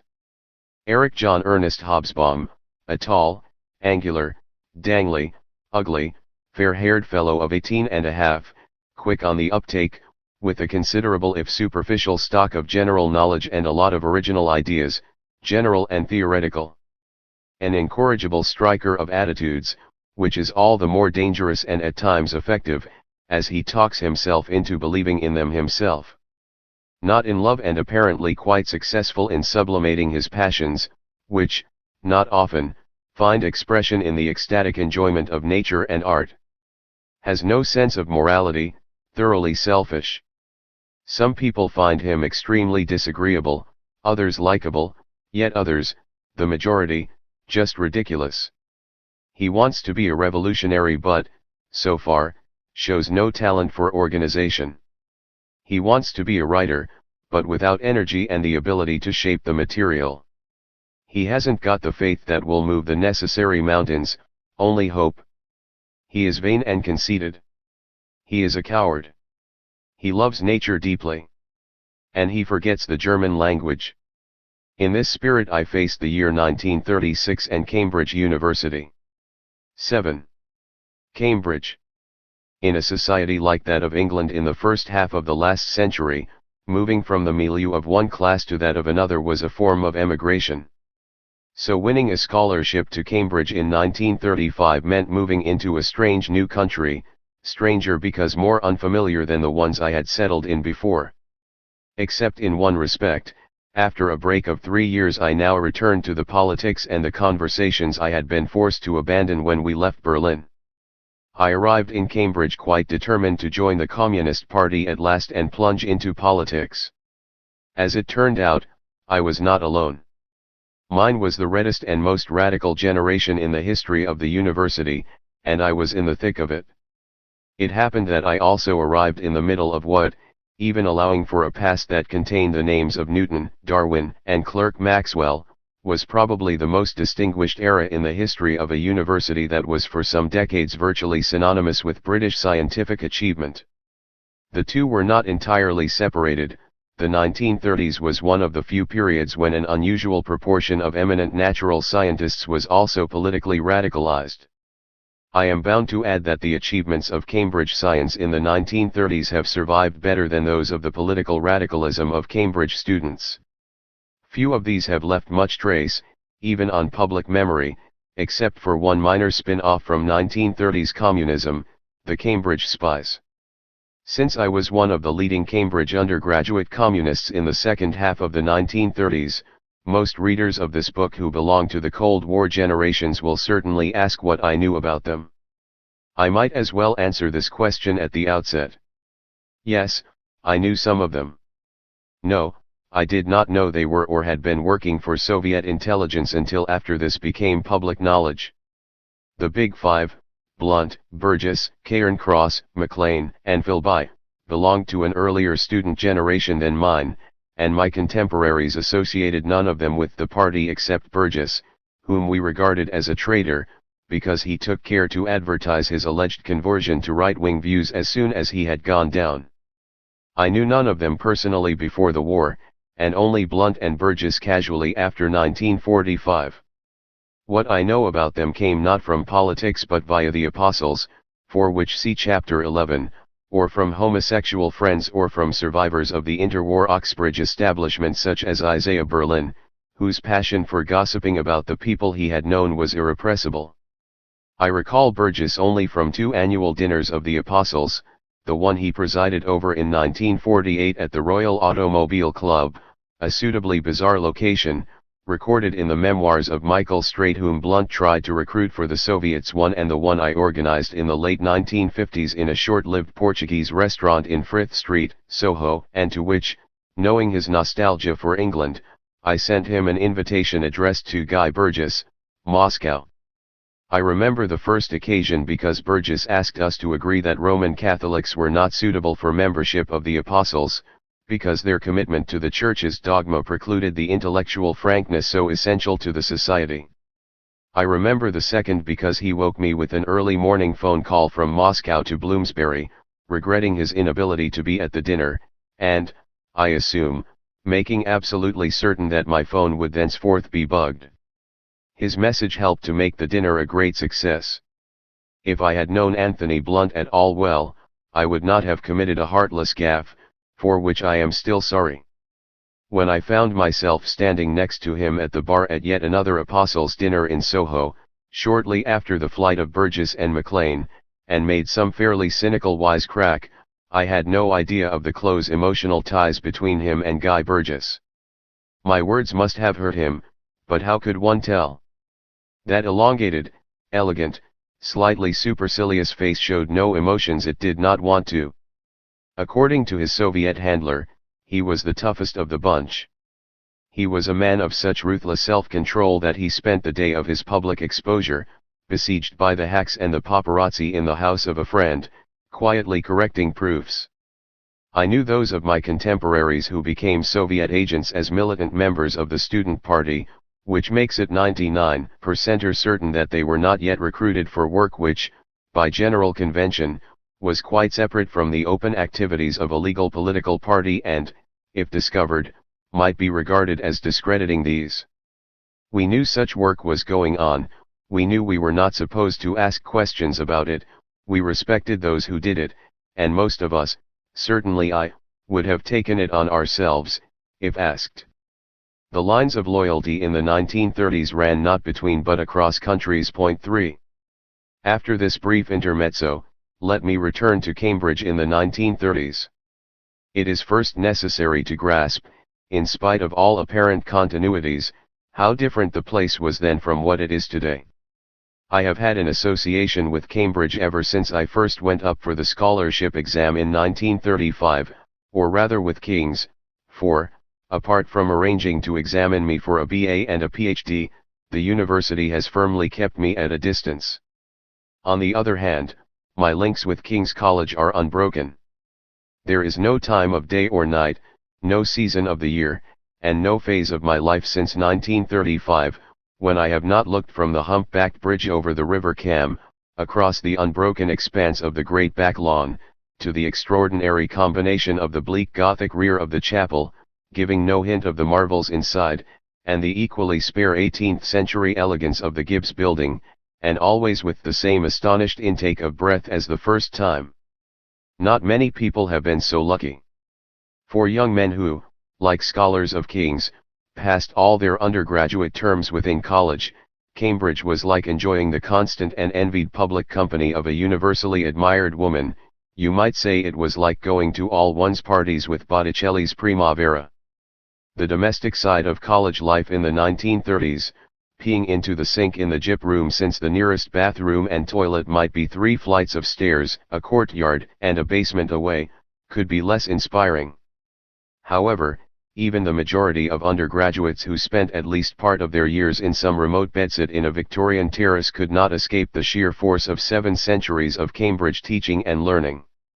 Everything was designed to make us into pillars of a tradition reaching back to the 13th century, though some of the most apparently ancient expressions of it, such as the Festival of Lessons and carols on Christmas Eve in King's College Chapel, had in fact been invented only a few years before I came to the college. Many years later this was to inspire a conference and book on the invention of tradition. 2 undergraduates wore their short black gowns to go to lectures and supervisions, into the obligatory collective dinner in college halls and, with caps, whenever out in the streets after dark, policed by more amply gowned and capped proctors, assisted by their bulldogs. Dons entered lecture rooms with their long gowns billowing and the squares planted with precision on their heads. 3 Scholars read the Latin grace to the standing multitude before dinner and lessons in ancient chapels. With tongue in cheek, the chapel dean of King's made me read a piece of the Book of Amos, the closest thing to a militant Bolshevik preacher in the Old Testament. The Cambridge past, like the ceremonial fancy dress past of British public life, was not, of course, a chronological succession of time, but a synchronic jumble of its surviving relics. The glory and continuity of 7 centuries were supposed to inspire us, to assure us of our superiority and to warn us against the temptations of ill-considered change. In the 1930s they spectacularly failed to do so. The main contribution of Cambridge to political theory and practice, as described brilliantly by the classicist F. M. Cornford in his little squib Microcosmographia Academica, 1908, was the principle of unripe time. Whatever anyone proposed, the time for doing it was not yet ripe. It was powerfully reinforced by the principle of the entering wedge. Of course our undergraduate lives were lived at a level far below that of the master operators of these principles, but those of us who became dons soon discovered their force. Cambridge has changed so profoundly since the 1950s that it is difficult to grasp just how isolated and parochial the place was in the 1930s even academically, apart from the incomparable national and international distinction of its natural sciences. With the exception of its world-class economics, it refused to recognize the social sciences. Its art subjects were, at best, patchy. However implausible it seems, outside the natural sciences most of the university took little interest in research, and none in higher degrees such as PhDs, which were regarded at best as a German peculiarity and, more likely, as a lower middle class affectation.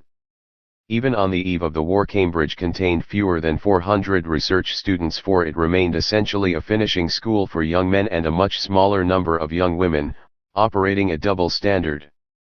Getting a Cambridge first, or the rarer starred first, was, indeed, extremely hard, but it was even more difficult not to get a degree at all, because passes, or even the bottom layer of third-class honors, were virtually given away. I recall a discussion at an examiners' meeting for the economics tripos in the early 1950s. I examined the economic history papers for some years, when we decided, not entirely with tongue in cheek, that anyone who knew the difference between production and consumption should pass the line. It was typical of this dichotomy that such degrees were known, among dons, as Trinity Thirds, for Trinity, Isaac Newton's own college, contained plenty of young men of this description as well as, at this period, probably more Nobel Prize winners and aspirants than any other educational institution of its size on the globe. At the time I arrived in Cambridge, one future Nobel laureate, R. L. M. Singh, was already a research student in biochemistry, another, J. C. Kendrew, was just about to start his first year. the university and college authorities would certainly have been amazed and appalled by the Cambridge of 2000, filled with science parks, business negotiations with global entrepreneurs and Cambridge's spires, that, dream not of academe but of profit. 5 Theirs was a modest, introverted country town on the edge of East Anglia. Lacking industry, it was not so much overshadowed as blotted out by the university, on which it largely depended in an antique way, by providing the colleges with porters, servants, and landladies for the majority of the university's young men for whom there was no room in the actual college buildings, and multiple incentives for 5,000 undergraduates, assumed to be fairly well-heeled, to spend more than their allowances. By later standards it had surprisingly few places for eating meals out, although the Arts Theatre, one of Maynard Keynes's many initiatives, had just opened, and included what set out to be a fashionable restaurant. It had 10 cinemas. Film-going was sufficiently familiar at the high tables for an essay de fratribus Marx, on the Marx Brothers, to be set in 1938 for one of the Classics prizes. What made Cambridge parochialism worse was that the place circumscribed within college walls the lives of the dons who lived there all the time, unlike undergraduates who spent only 24 weeks a year there, many of them bachelor scholars, then still so common. The Second World War, which sent so many of them into the wider world, if sometimes no further than the code-breaking center at Bletchley, was still in the future. Some of them, one felt, knew about the world beyond Royston, 10 miles south of Cambridge, only by hearsay.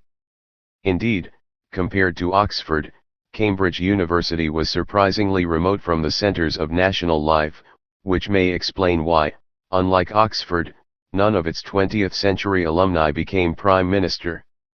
Norfolk, where dons went on holiday, not to mention Newmarket, the famous racecourse, seemed a good deal closer than London. Such was the place I came to, from a family no member of which had ever been to a university and a school which had never sent anyone to Cambridge. It was not like the university I had imagined. In the vacations I soon discovered and frequented one that conformed to my idea of a real university, namely the London School of Economics. Cambridge was exciting, it was wonderful, but it took some getting used to for a stranger who knew nobody while, it seemed to me, everybody else knew somebody, a brother, a cousin, or certainly earlier arrivals from their schools. The dons had even taught their fathers and uncles. I did not know that Cambridge was the center of that network of intermarrying professional families, my friend, and Cambridge contemporary Noel Annan's intellectual aristocracy, which has played so central a role in Britain, although anyone in King's soon discovered it. There were still plenty of Ricardos and Darwins, Huxleys, Strakeys, and Trevelians, both among undergraduates and dons.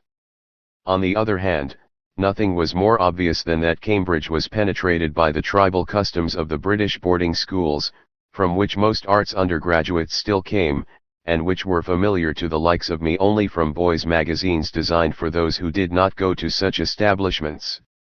For instance, to my amazement, academic life came to a stop for 2 or 3 hours every afternoon, when it was assumed that the young men would be practicing games and sports.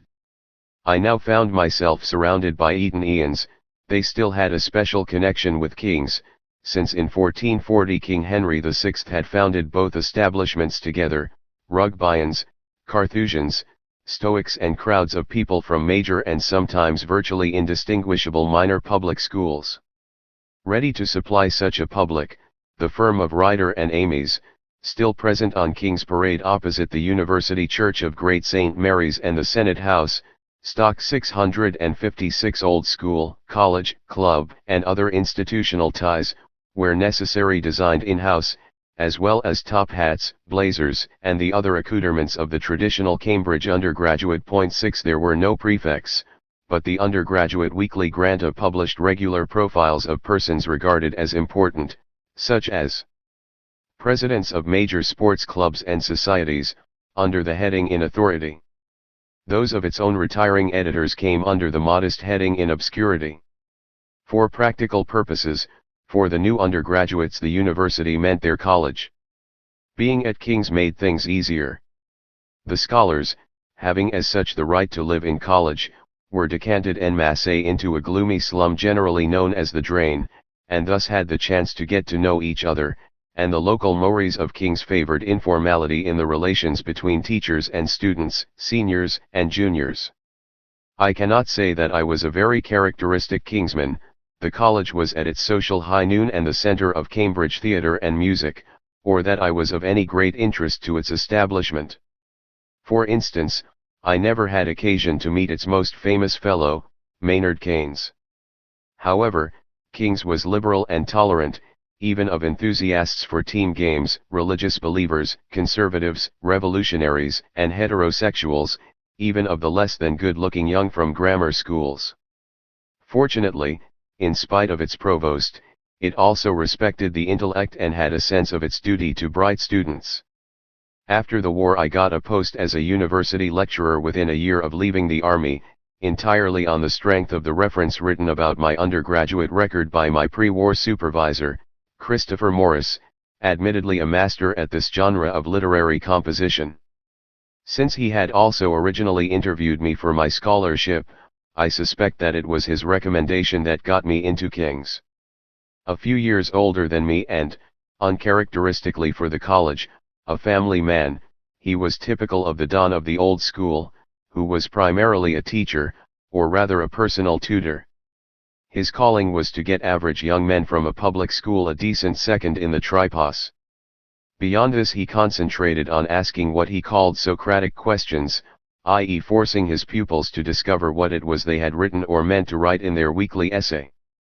This worked extremely well in my case, even when I did not accept his critical remarks about my prose style. I did not much respect him, and we dealt with one another at arm's length, but I owe him a considerable debt. I had less contact with the college's three serious historians. As professors, two no longer supervised undergraduates, the tiny, witty, eminent, and unbelievably conservative F.A. Adcock, professor of ancient history, and the impressive and craggy John Clapham, just retired from the chair of economic history, author of that rarest of products of history in interwar Cambridge, a major work on a major topic, namely the 3 volumes of his Economic History of Modern Britain, 1926–38. He was a mountaineer, which fitted in with the ethos of King's, but was also both a solidly married man and firmly attached to the north of England nonconformity from which he sprang, which did not. Nobody would have guessed that both Provost Shepherd and Maynard Keynes came from provincial Baptist stock. I wish I had learned more from the third, John Saltmarsh, who did supervise me, for he published hardly anything, but poured his enormous learning into the lectures I did not attend. The man who from 1933 to 1954 presided over the college's fortunes, which, though we did not know it, were growing rather satisfactorily thanks to the financial acumen of his backer, fellow gambler and fellow apostle Maynard Keynes, was Provost Shepherd. He was then in his mid-50s, but since his full head of hair had gone white during the First World War, he had adopted the character of an old gentleman, doddering round the college in dark suits of stiffish cloth and a stiff wing collar, saying "Bless you, dear boy" to, preferably good-looking, undergraduates encountered on his way. He kept open house at the Provost's Lodge every Sunday evening, and would sit on the floor among the young men pretending, or possibly actually trying, to light his pipe, to encourage conversation. It was on one of these occasions that I encountered my first cabinet minister, a man of platitudes and pompous body language whom Neville Chamberlain had just appointed to coordinate British defence. Not unexpectedly, he confirmed all my prejudices against the government of appeasers. Undergraduates enjoyed the provost as a star music hall turn, on and off the boards and in the lecture hall, which he treated as a stage. 7. He was not respected, but quite often sentimentalized, and he certainly sentimentalized himself. In fact, he was a lifelong spoiled child of quite appalling character, which, as he grew older, was no longer mitigated by the charm, sense of fun and liberalism of his younger days. As he grew older he became more passionately royalist. A classicist, he had long given up research himself, and was no longer taken seriously by others. A failure as a scholar and as the head of a college, he never had his brief stint as vice-chancellor, the usual reward for even moderately competent heads of houses. He became an active enemy to the pursuit of knowledge. King's may have been the center of the Cambridge beau monde in the 1930s, but it was not an academically distinguished college, except in economics, over which he had no control. He was against science. King's College, Cambridge, said the president of Harvard. Isn't that the place where the natural sciences are denounced from the chair? As undergraduates we had little idea of the malice and bitterness behind the mask of camp senile benevolence. Still, though he is one of the few people in my life for whom I came to feel genuine hate, I cannot bring myself not to feel pity for his miserable last years, when, no longer provost and unable to conceive of a king's that was not an extension of his own personality, in visible mental decline, he chose the last of his roles on the college stage, that of a disheveled King Lear standing by the college gates, silently denouncing the injustices done to him. The only other fellows with whom I had contact were the tutor and dean, and the history teachers. The tutor, Donald Beves, was a large, peaceful, broad-beamed man whose passions were amateur dramatics. He was a celebrated Falstaff, and collecting Stuart and Georgian glass, which he displayed in his comfortable set of rooms, from which he surveyed the disciplinary problems of the young with an intermittent attention to administrative detail. His field was French, and he kept in regular touch with that country by touring its restaurants during vacations with friends in his Rolls Bentley. He is not known to have published anything on its language or literature. Many years later, since his surname had 5 letters and began with AB like Anthony Blunt's, some journalist, misinterpreting a leak, suggested that he might be the notorious 3rd or 4th of the Cambridge spies for whom every editor was then looking. The idea of Donald Beves as a Soviet agent struck everybody who had ever met him as even more absurd than the suggestion, which was also floated for a moment at the peak of the espionage mania, that another closet Bolshevik was the genuinely distinguished Professor A.C. Pigou, Fellow of King's for 57 years, the founder of welfare economics, and reputed, with the great physicist J.J. Thomson, to be the worst-dressed man in Cambridge. Still, Pigou, another lifelong bachelor, was at least a pacifist, when not reflecting on economic matters and inviting intelligent, athletic, and handsome young scholars to climb the crags from his cottage in the Lake District. Actually, with one alleged exception, the links of King's dons with intelligence were with the British rather than the Soviet secret services. Kingsmen, headed by the small, roly-poly later professor of ancient history, F.E. Adcock, had set up the British code-breaking establishment in the First World War, and at least 17 King's dons were recruited by Adcock for the much more famous establishment at Bletchley during the Second World War, including probably the only genius at King's in my undergraduate years, the mathematical logician Alan Turing, whom one recall as a clumsy-looking, pale-faced young fellow given to what would today be called jogging. The person generally understood to be the local talent spotter for the secret services, most Oxbridge colleges had at least one, was the dean, Patrick Wilkinson, an exceptionally courteous and agreeable classical scholar with a constant half-smile and a tall head with very little hair that put me in mind, I don't know why, of Long John Silver in Treasure Island. To everyone's surprise he returned after the war from Bletchley a married man. Unlike the provost, he was genuinely, deeply, and unselfishly devoted to the college and its members. For many years he was responsible for the annual college report which provided full, if sometimes not completely explicit, obituaries of all Kingsmen without exception, however obscure, a document as elegantly written as it was, and continues to be, sociologically invaluable.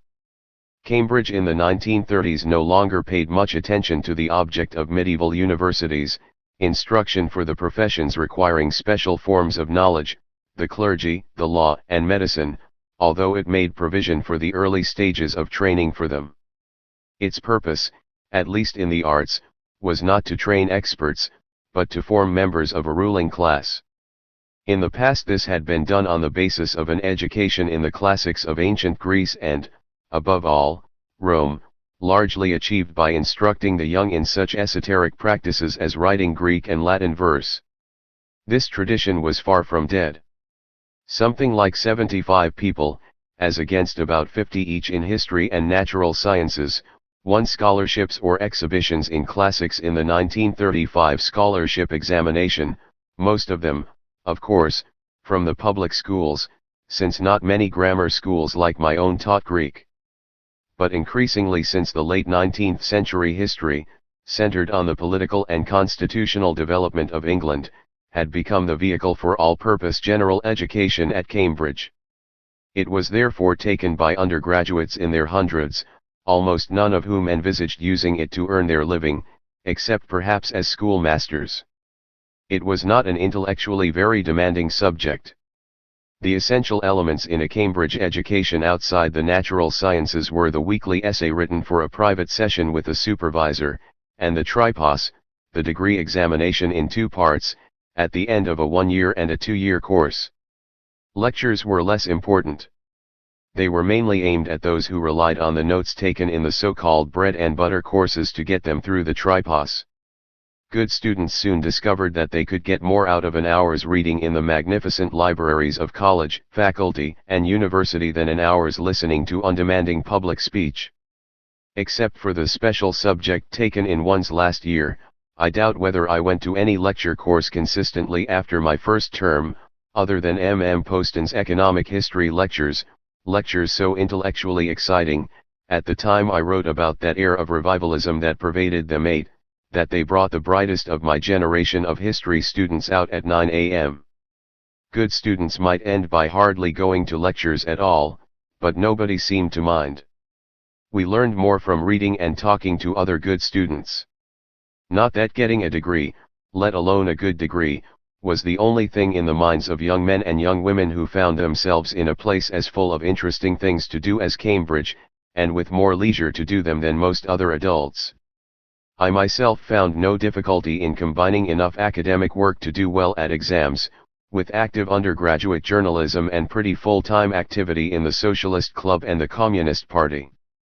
And that without counting such time spent on extracurricular talking, social life, punting on the cam, the pursuit of friendship and love, etc. There seemed to be time for almost everything. Perhaps the only 2 activities I started but gave up were taking the university course in Russian from the formidable Elizabeth Hill, which has confined me to remaining a purely Western cosmopolitan, and the Cambridge Union, whose debates were commonly regarded as the training ground for future politicians.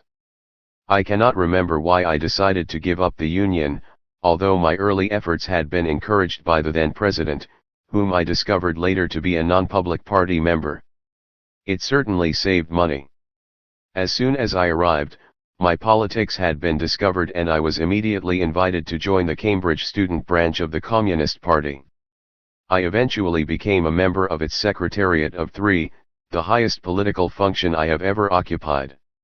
The memoirs of a contemporary are mistaken in saying I became its secretary in 1938, but correct in observing that I was not a natural leader. Figure 9 Still, its 2 most prestigious leaders had gone, the dark and handsome John Cornford, whose photograph was on all progressive Cambridge mantelpieces, to fight and die in Spain, James Klugman, see below, to Paris. Its most obvious nursery of revolution was the set of rooms, bursting with posters and leaflets, in Wooll's Court, Trinity, just below Ludwig Wittgenstein, shared by the American Michael Whitney Straight and the biochemist Hugh Gordon. However, Trinity was the center of graduate rather than undergraduate communism.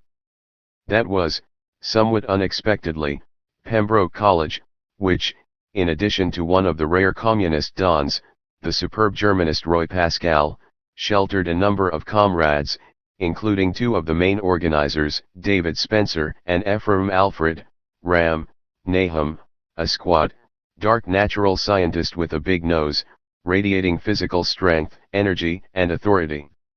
He was the son of a prosperous Sephardic textile merchant from Manchester and, by general consent, the ablest of all communist student leaders of my generation. As a graduate physicist he stayed in Cambridge during the war, and was killed in 1941 by the only German bomb to fall on the city. Unlike Ram Nahum, who was known only on the left, Peter Kuhnman, a dashing, witty and remarkably handsome Ceylonese. The island was not yet Sri Lanka, who lived in Pembroke in some style, was a great figure in university society, president of the Union, among other things, not to mention the lucky partner of the ravishing Hetty Simon from Vienna, and Newnham, with whom I vainly fell in love. After we graduated, Peter and I rented a tiny house together in the now no longer extant Round Church Street, a few yards from the house where Ram was to die.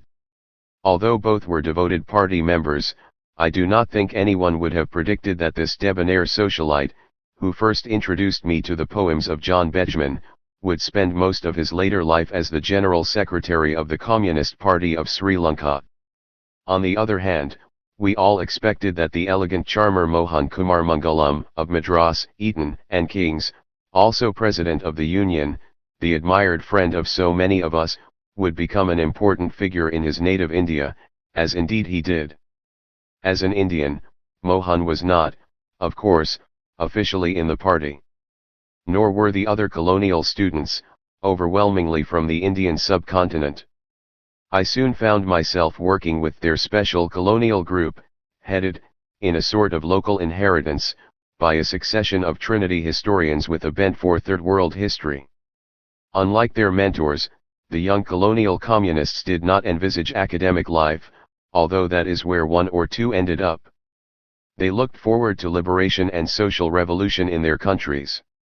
The two Kingsmen among them did best, for Mohan's younger contemporary, the modest and selfless Indrajit, Sunny, Gupta, after a succession of jobs as trade union and political leader, ended up, in old age, as the General Secretary of the Communist Party of India and, for a short spell, as Interior Minister of his country. The party was, of course, my primary passion. But even for a 100%er communist, there was simply too much to do in Cambridge to remain entirely confined to agitation, propaganda, and organization, which in any case were not my forte. In the end, I reluctantly realized that the only really desirable career, that of the professional revolutionary, i.e. the party functionary, was not for me, and I resigned myself to earning my living in a less uncompromising way. Of course, everything was political in a sense, though not in the post-1968 sense for which the personal is political.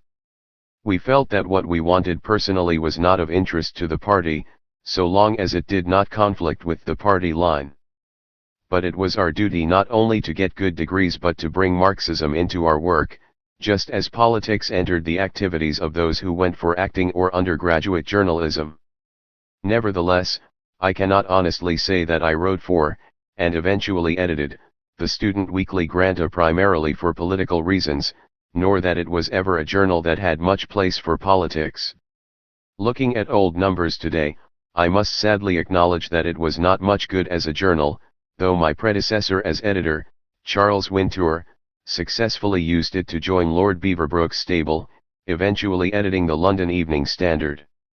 It was in fact pretty terrible, but we had a marvellous time in its office on Market Square over tea, gossip, and jokes, and it gave us a golden opportunity to get free tickets for films. Second to editing Granta, being its film editor was the potential contributor's chief ambition.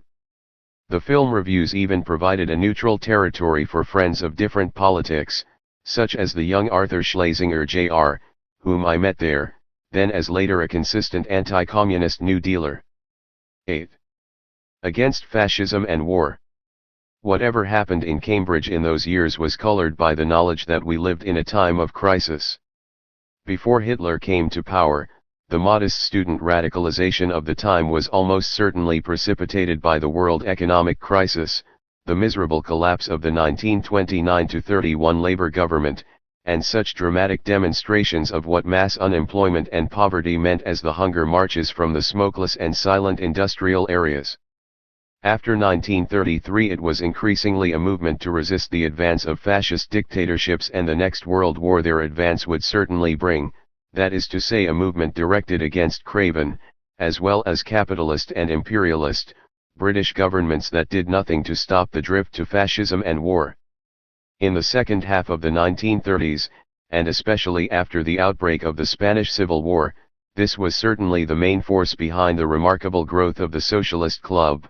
The effect of Munich in Cambridge was that the Cambridge University Socialist Club, CUSC, recruited 300 new members in a week. 1. Throughout the decade, the black cloud of the coming World War dominated our horizons. Could it be avoided? If not, how should we act?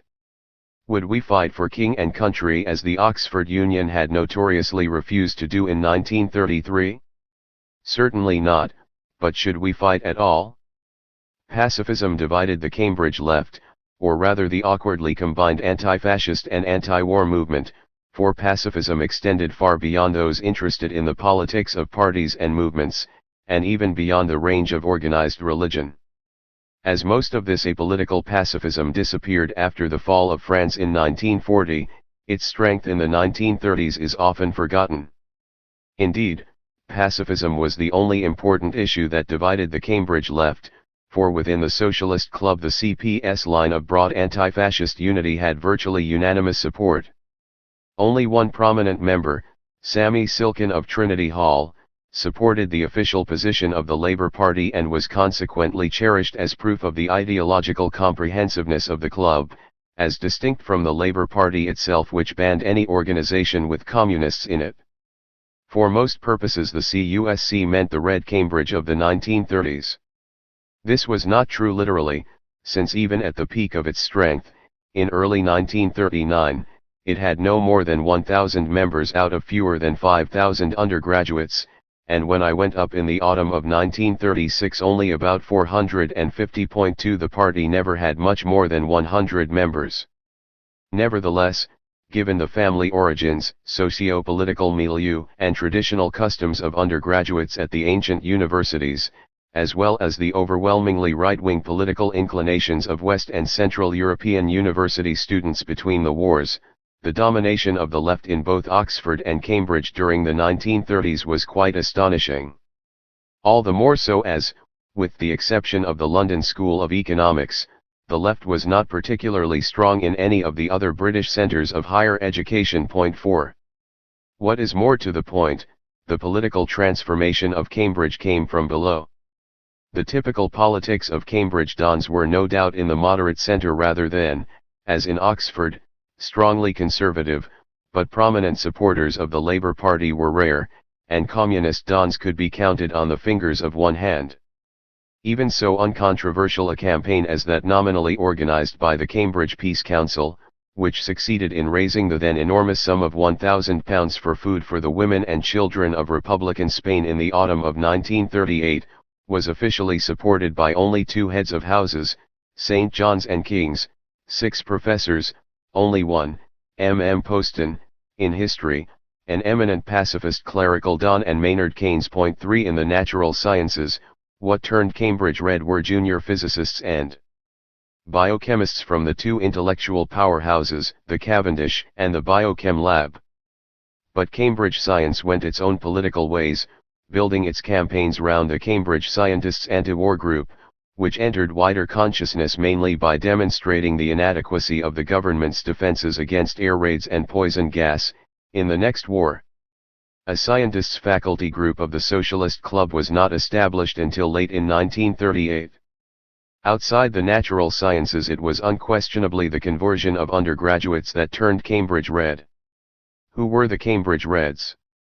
The question is easier to answer for the less numerous communists than for the CUSC.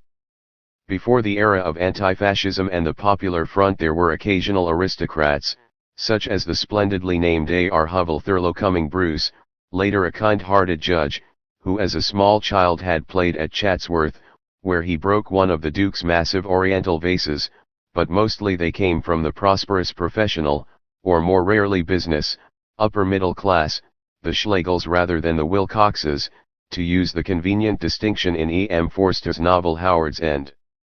Noel Annan's intellectual aristocracy was represented, not least by the charismatic John Cornford, a great-grandson of Charles Darwin, but not dominant. The proportion of members from public schools was distinctly smaller in my time, that is after the outbreak of the Spanish Civil War, when the numbers both of the party and the CUSC shot up. The grammar schools of England and Wales, though not their equivalents in Scotland, were almost certainly better represented in the party, and certainly in its leadership, than in the general body of Cambridge undergraduates. The student party's chief local commissar at the time was a lean and hungry-looking mathematician from a working-class family, George Barnard of St. John's, who ended his career as president of the Royal Statistical Society and in a chair at Essex University, and whose younger sister, Dorothy Wedderburn, whom I got to know after the war, was to become and remain an intimate friend of Marlene and myself. Equally prominent, a little later, was Ralph Russell, a working-class classics student of steely Bolshevik demeanor. We called him Georgie after Georgy Dimitrov, the secretary of the Comintern. The products of progressive schools, Bedales, Dartington, etc., were also likely to move left, as were the young of Quaker families.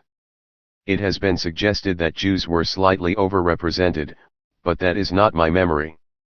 Communism, irreligious and anti-Zionist, attracted very few in the small body of Jewish students at Cambridge, sympathetic to liberals and labor though these tended to be. If anyone in my time was regarded as a prominent Jewish leftist student, it was the South African Aubrey Eben, Abba Eben, destined for political eminence in Israel, whose Zionism kept him safe from communist temptation. Nor did the few party members who were Jews think about their Judaism until, I think in 1937, King Street decided we should, and formed a Jewish group or committee in London which Ram Nahum and I reluctantly attended a few times before concluding that it had little reference to what we were doing. I remember the committee for my first encounter with the sort of East End communists who could not stop telling, extremely funny, Jewish jokes, a practice not characteristic of party meetings in Cambridge. No doubt this type of socio-cultural analysis throws some light on the distinction between Cambridge right and left, but it is less illuminating than another phenomenon, which still needs explanation. More than one observer might agree with Henry Ferns, that the only element common to all the communists I encountered, in Cambridge, was high intelligence. Point 4 In the 1930s the left attracted the intellectually brightest members of the student generation in the country's elite universities. Much larger though their numbers were, the members of the CUSC were also characteristically people of intellectual interests, although the club was sufficiently aware of the social dimension of life to organize a dancing class. It had the substantial advantage, not enjoyed by many undergraduate societies, of a large membership in both Girton and Newnham, whose idea of political activism, though just as serious as the men's, was often less heavy. The first Valentine I ever received was collectively from the Newnham group of the Communist Party, of which I was the political instructor. They were serious about studying. The committee wishes all CUSC members success in their trips, tripasses, the bulletin recorded before the 1937 exams. Let us be as much to the fore on the academic front as on the political. 5. Starting with the modern linguists and historians, the club set up faculty groups to debate problems of their subjects, and by late 1938 had 12 of them, including even such politically unpromising territories as agriculture, engineering, and law. 6 On the other hand, contempt for organized sports, but not, of course, for such traditional pursuits of progressive Cambridge as long hikes and mountaineering, was part of CUSC political consciousness. The CUSC gloried in the frequent success of socialists or communists at the Union in drama and journalism. At one moment the presidents of the Union and the ADC, the main dramatic society, and the editor of Granta were all in the party, but I am not aware that it took much interest in converting any of the university's celebrated sports stars, admittedly an uphill task, or in the sporting or mountaineering achievements of its own members. Whatever else the CUSC did, it campaigned, constantly, passionately, and in a spirit of hopeful confidence that surprises me as I look back in old age on my undergraduate years in Cambridge, the years when Europe, but not yet the world, slid into catastrophe. The briefest headline summary of the politics of Europe in the 1930s shows that, from the point of view of the left, they were a virtually unbroken succession of disasters. Admittedly, as the song Gaudiamus Igitur tells us, Student days are not a time for depression, but should we not have been a little more desperate? We were not. Unlike the post-1945 anti-nuclear movement, we did not feel ourselves fighting a probably doomed rearguard action against enemies far beyond our reach. We lived from crisis to crisis, organizing like football teams, living from match to match, each calling for the best efforts. As far as Cambridge was concerned, we were winning our matches. Each season was better than the last. In a way, the student left shared the university's remoteness from the national center, not to mention its traditional self-absorption. In everyday practice, for Cambridge comrades the party and the international meant the Cambridge Student Party. For our only regular pre-war contact with the national leadership came through the notably unauthoritarian student organizer Jack Cohen, whose political command we naturally accepted without question, but who was aware that a worker without much formal schooling and who came to the students from party work in the industrial Northeast, had much to learn about universities.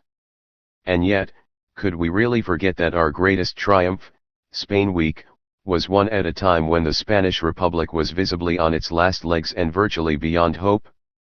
Moreover, though we constructed scenarios about how war could be avoided by firm collective resistance to Hitler, we did not really believe them. We knew in our bones that a Second World War was coming, and we did not expect to survive it. I remember one bad night in a hotel room, possibly in Lyon, in the middle of the Munich crisis of 1938, I was returning from a long vac study trip to French North Africa, when the thought that war might break out within days suddenly hit me. The nightmares of mass aerial bombardments and clouds of poison gas, against which, as we had so often warned, there was no protection, would become reality. There was no comparable hysteria in September 1939. The year from Munich to the invasion of Poland had allowed us to get used to the prospect of war. I think we kept cheerful for three reasons. First, we had only one set of enemies, fascism and those who, like the British government, did not want to resist it. Second, there was an actual battlefield, Spain, and we were on it. Our own hero, the charismatic John Cornford, fell on the Córdoba front on his 21st birthday. True, he and one or two others who had gone out during the summer of 1936 were to be our only direct participants in the war, for curiously, the fact has not been much noticed, a party decision at the highest level actually discouraged recruiting students for the international brigades, unless they had special military qualifications, on the grounds that their primary party duty was to get a good degree first, so they would, presumably, be of greater usefulness to the party. Finally, we thought we knew what the new world would be like after the old world had come to an end. In this, like all generations, we were mistaken. Hence the 1930s were for us very far from the low and dishonest decade of the disenchanted poet Auden. For us it was a time when the good cause confronted its enemies. We enjoyed it, even when, as for most of radical Cambridge, it did not occupy the bulk of our time, and we did a certain amount of world saving as a matter of course, because it was the thing to do. On the other hand, we avoided that strain of unhappiness which today frustrates people whose instinct it is to feel about world affairs exactly as we did then, but who find it impossible to translate their feelings into action, as we did 7. In doing so we distributed our emotions and energies evenly over the public and private sectors of the landscape, or rather we made no sharp distinction between these two sectors. It is true that we sang, to a Cole Porter-like tune, "Let's liquidate love, let's say from now on that all our affections for the workers alone. Let's liquidate love till the revolution, until then love is an un-Bolshevik thing." Nevertheless, since close comradeship between emancipated men and women was part of the cause, we did not live up to this aspiration, even though Cambridge communists' private lives, at least among the more specialized politicians, seem to have been less highly colored than contemporary Oxford ones. The ethos of the CUSC and the party was, of course, overwhelmingly heterosexual as, indeed, outside theatrical circles and King's College, it was among the undergraduates generally. In the 1930s even the apostles had left the era of the Edwardian higher sodomy behind. No doubt some of us were not as naive as Henry Ferns, who claims that I never once encountered a communist in Cambridge who was a homosexual, but it is true that inside the Comintern, and still less in the CUSC, one did not advertise membership of the Comintern. It was treated on both sides as a private matter. I can think of at least 2 friends I first knew in the pre-war party of whose lifelong homosexuality I was simply not aware until after the war. There was no sharp division between term and vacation. Students did not do much paid vacation work yet, other than tour guiding for linguists. The odd grant was available, one of these paid for my study trip to Tunisia and Algeria in 1938, and I financed the long vacation of 1939 with my share of the profits of editing Granta, which amounted to some £50. Thanks to the May week number, summer term was the time to be editor. At the end of each term the editor pocketed what was left after the technical owners, the printing firm of Messrs. Foister and Jag, had been paid for production and distribution. My own vacations, broadly speaking, were divided between the London School of Economics and France.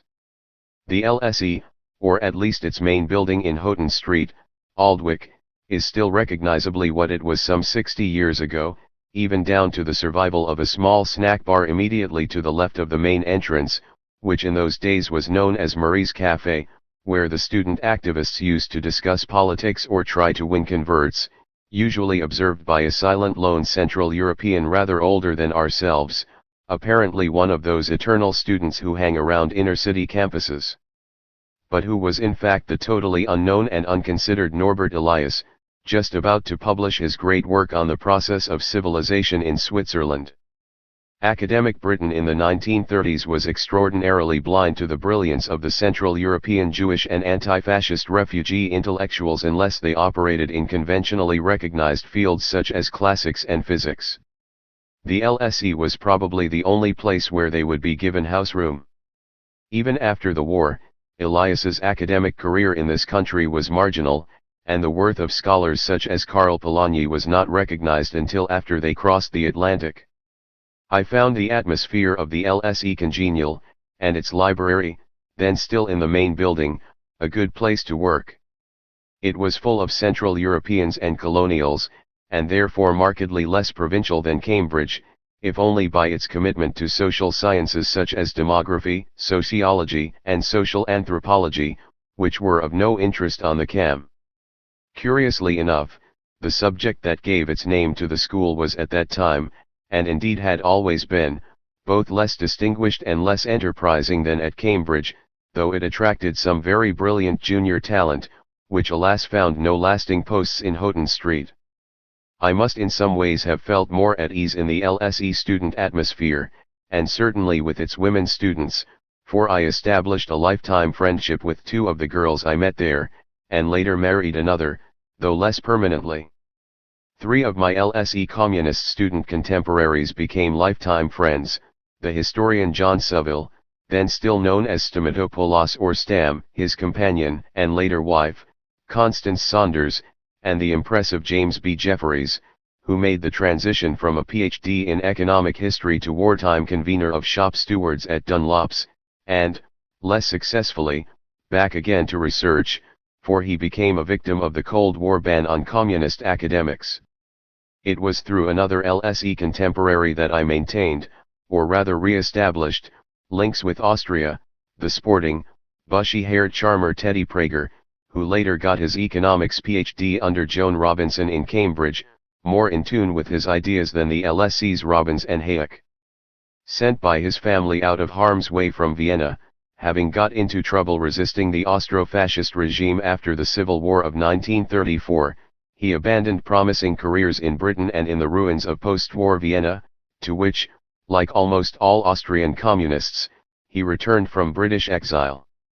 In the summer vacations the Cambridge Student Party militants went to France to work with James Klugman. With Margot Heinemann, James was my link with the heroic era of Cambridge communism before my time. Both remained communists to the end of their lives. Margot, one of the most remarkable people I have ever known, had been John Cornford's last love, to whom he wrote one of his last poems from Spain, which has since become an anthology piece, and later partner J.D. Bernal.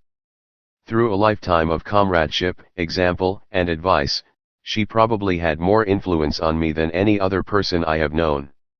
James had been the party's acknowledged co-leader with John. For most of the Cambridge student militants he was and long remained a person of enormous prestige, even a sort of guru. I assume that, of all the student communists of his time, he was the one in closest touch with the International, for after graduation, abandoning an academic future for which he was admirably suited, he moved to Paris as secretary of the Rassemblement Mondial d'étudiants, RME, World Student Assembly, abroad, but party-controlled international student organization. On my way to see him there once I recall crossing the path of one Raymond Guillot, a French heavyweight and for several years the Secretary-General of the Communist Youth International.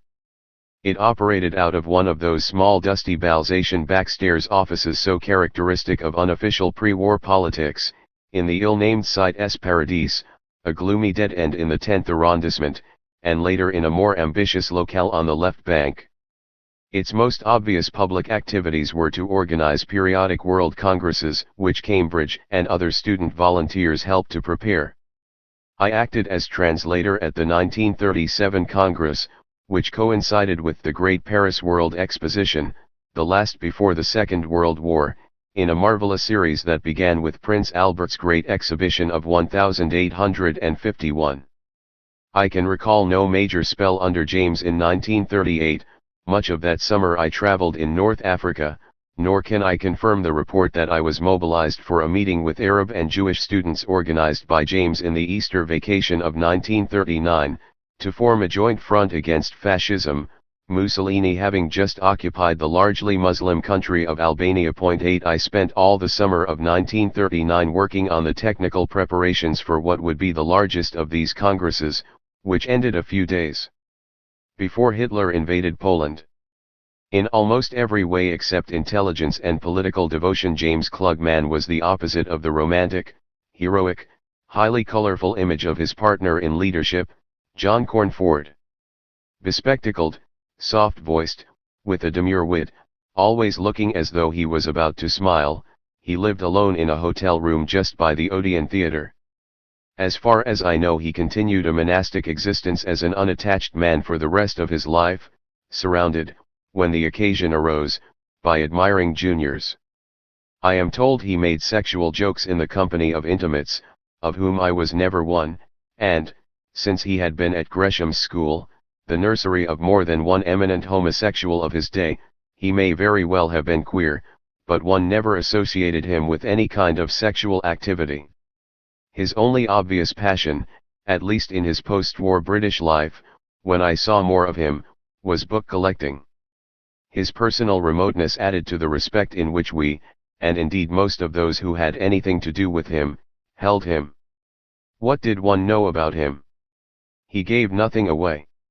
The only obvious thing about him was his capacity for remarkably lucid and simple exposition, and the air of authority he exuded, until he was ruined by the break between Stalin and Tito. Not that I can recall much political conversation with James in pre-war Paris in the intervals between work, when we sat in cafes playing chess. He was good at explaining why he beat us, or otherwise taking a break from meetings and the duplicating machine in bars playing table football, Jews playing Asians. Almost certainly it was the RME that laid the foundations for James's extraordinary wartime career as the key figure in British relations with Tito's partisans.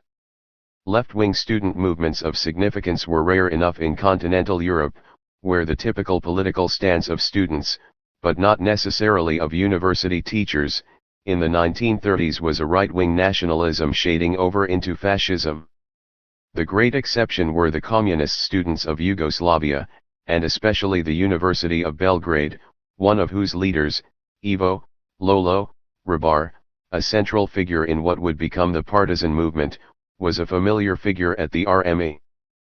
Probably no man west of Moscow, and certainly no man in Cairo, knew more about who was who in Yugoslav communism and how to make contact with them. After Stalin's break with Tito, James was forced, almost certainly by direct pressure from Moscow, to make his own irreparable break by writing an utterly implausible and insincere book, From Trotsky to Tito. His reputation as the only first-rate intellectual, other than Palmatude, to reach the party leadership, never recovered. From then on he took no risks or initiatives and said nothing, and ceased to be a serious force even within the small CPGB. The party put him in charge of education, assisted by our old student organizer Jack Cohen, a job he did brilliantly well, for he was a born teacher. He was far too intelligent and perceptive not to feel the disappointment, indeed the pity of his admirers from the 1930s for a man from whom so much had been expected. He had had the stuffing knocked out of him. Only in 1975 was there a last flash of the old James Clug man. British intelligence, which had periodically got at him ever since Burgess and Maclean left for Moscow in 1951, suggested that he might at last be prepared to help the British spooks as others had done. Perhaps inducements were offered. 9. The idea that British intelligence, which he knew well, he had after all been in it during the war, should have thought him capable of disloyalty to his cause, hurt him. He refused. He died not long after in a nondescript South London house filled with books. My last term, June 1939, was pretty good.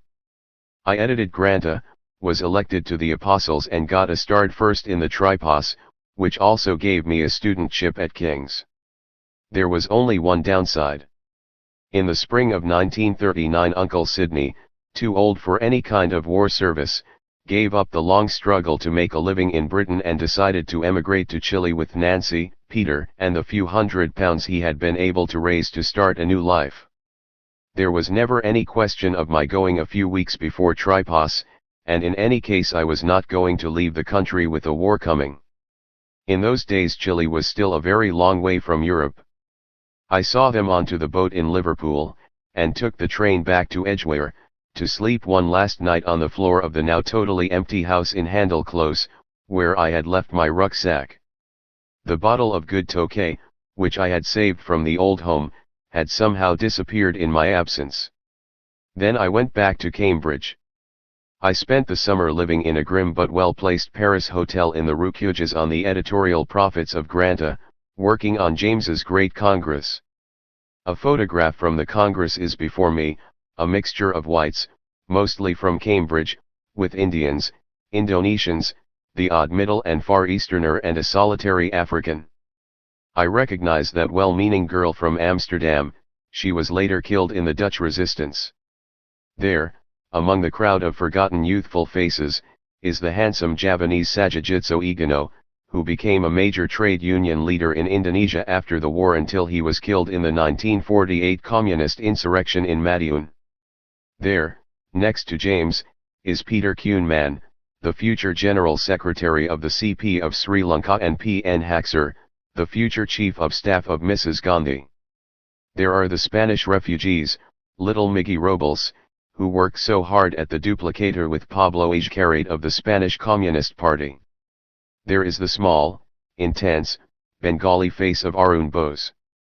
It was a successful Congress except for one thing: the Second World War began less than 2 weeks later. I needed a rest and hitchhiked for a few days to Concarneau in Brittany. I returned on September 1st. A well-dressed but somewhat preoccupied French woman in a sports car gave me a lift somewhere past Angers. Had I heard? Hitler had marched into Poland. We drove to Paris, stopping to discover the latest from the radio somewhere, with random conversation about the coming war. As this was France, it is inconceivable that we did not stop for lunch, but on such a day that does not stay in the memory. Some Parisians were already going the other way in loaded cars. We wished one another good luck as she dropped me off. I made for the Westminster Bank on the Place Vendôme and queued with the rest of the Brits.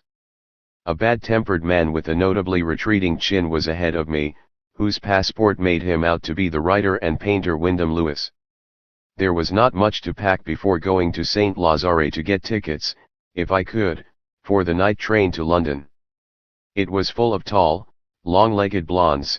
The English dancers from the Folies Bergère and the Casino de Paris were returning to their homes in Morecambe or Nottingham. If I remember it right, I came out of Victoria Station on the last morning of peace having underslept, but into a sunny London. I no longer had a home there, but I think I spent the last night of peace in the flat of, or shared by, Lorna Hay, a Scottish graduate from Newnham about to look for a career in London journalism. She had just been told by Mohan Kumar Mangalam, returning to India, that his future as a professional revolutionary made it impossible to take her with him. That is how the 1930s ended for me. 9. Being communist. I became a communist in 1932, though I did not actually join the party until I went up to Cambridge in the autumn of 1936. I remained in it for some 50 years. The question why I stayed so long obviously belongs in an autobiography, but it is not of general historical interest. On the other hand, the question why communism attracted so many of the best men and women of my generation, and what being communists meant to us, has to be a central theme in the history of the 20th century. For nothing is more characteristic of that century than what my friend Antonio Polito calls one of the great demons of the 20th century, political passion. And the quintessential expression of this was communism. Communism is now dead. The USSR and most of the states and societies built on its model, children of the October Revolution of 1917 which inspired us, have collapsed so completely, leaving behind a landscape of material and moral ruin, that it must now be obvious that failure was built into this enterprise from the start. Yet the achievements of those inspired by this conviction, and the associated belief that there are no fortresses that Bolsheviks cannot conquer, were indeed quite extraordinary. Within little more than 30 years of Lenin's arrival at the Finland station, 1/3 of the human race and all governments between the Elbe and the China Seas lived under the rule of communist parties. The Soviet Union itself, defeating the most formidable war machine of the 20th century, which had pulverized Tsarist Russia, emerged from the Second World War as one of the world's two superpowers. There had been no comparable triumph of an ideology since the, slower and less global, conquests of Islam in the 7th and 8th centuries of our era. This was achieved by small, often by relatively or absolutely tiny, self-selected vanguard parties for, unlike the working-class parties which emerged at the end of the 19th century, also mostly inspired and encouraged by the ideas of Karl Marx, communism was not designed as a mass movement, and became one only by historical accident, as it were. In this respect it contrasted with, and indeed rejected, the classic approach of Marxist social democracy, which expected everyone who recognized themselves as a worker to identify with parties whose essence, often expressed in their very name, Labour Party, was that they were parties of workers. To support the Party of Labour seemed to them not so much an individual political choice as the discovery of a person's social existence, which necessarily had certain public implications. Conversely, their least political activities were imbued with the sense of what defined a person's social existence, so that the clubs which met in the back rooms of pubs in Red Vienna, I recall seeing such notices there as late as the 1970s, practiced their hobbies not as stamp collectors but as worker philatelists, or as worker pigeon fanciers. Such parties were sometimes also to be found in the communist movement, as notably in post-war Italy.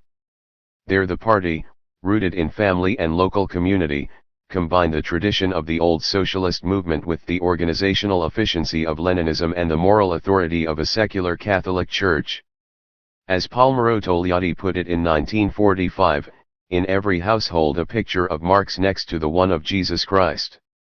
It was the kind of party in which a young woman from Medina could quite naturally ask her party Federazione to make inquiries to the Padova Federazione, to discover whether the young carabinier from that city who courted her was serious.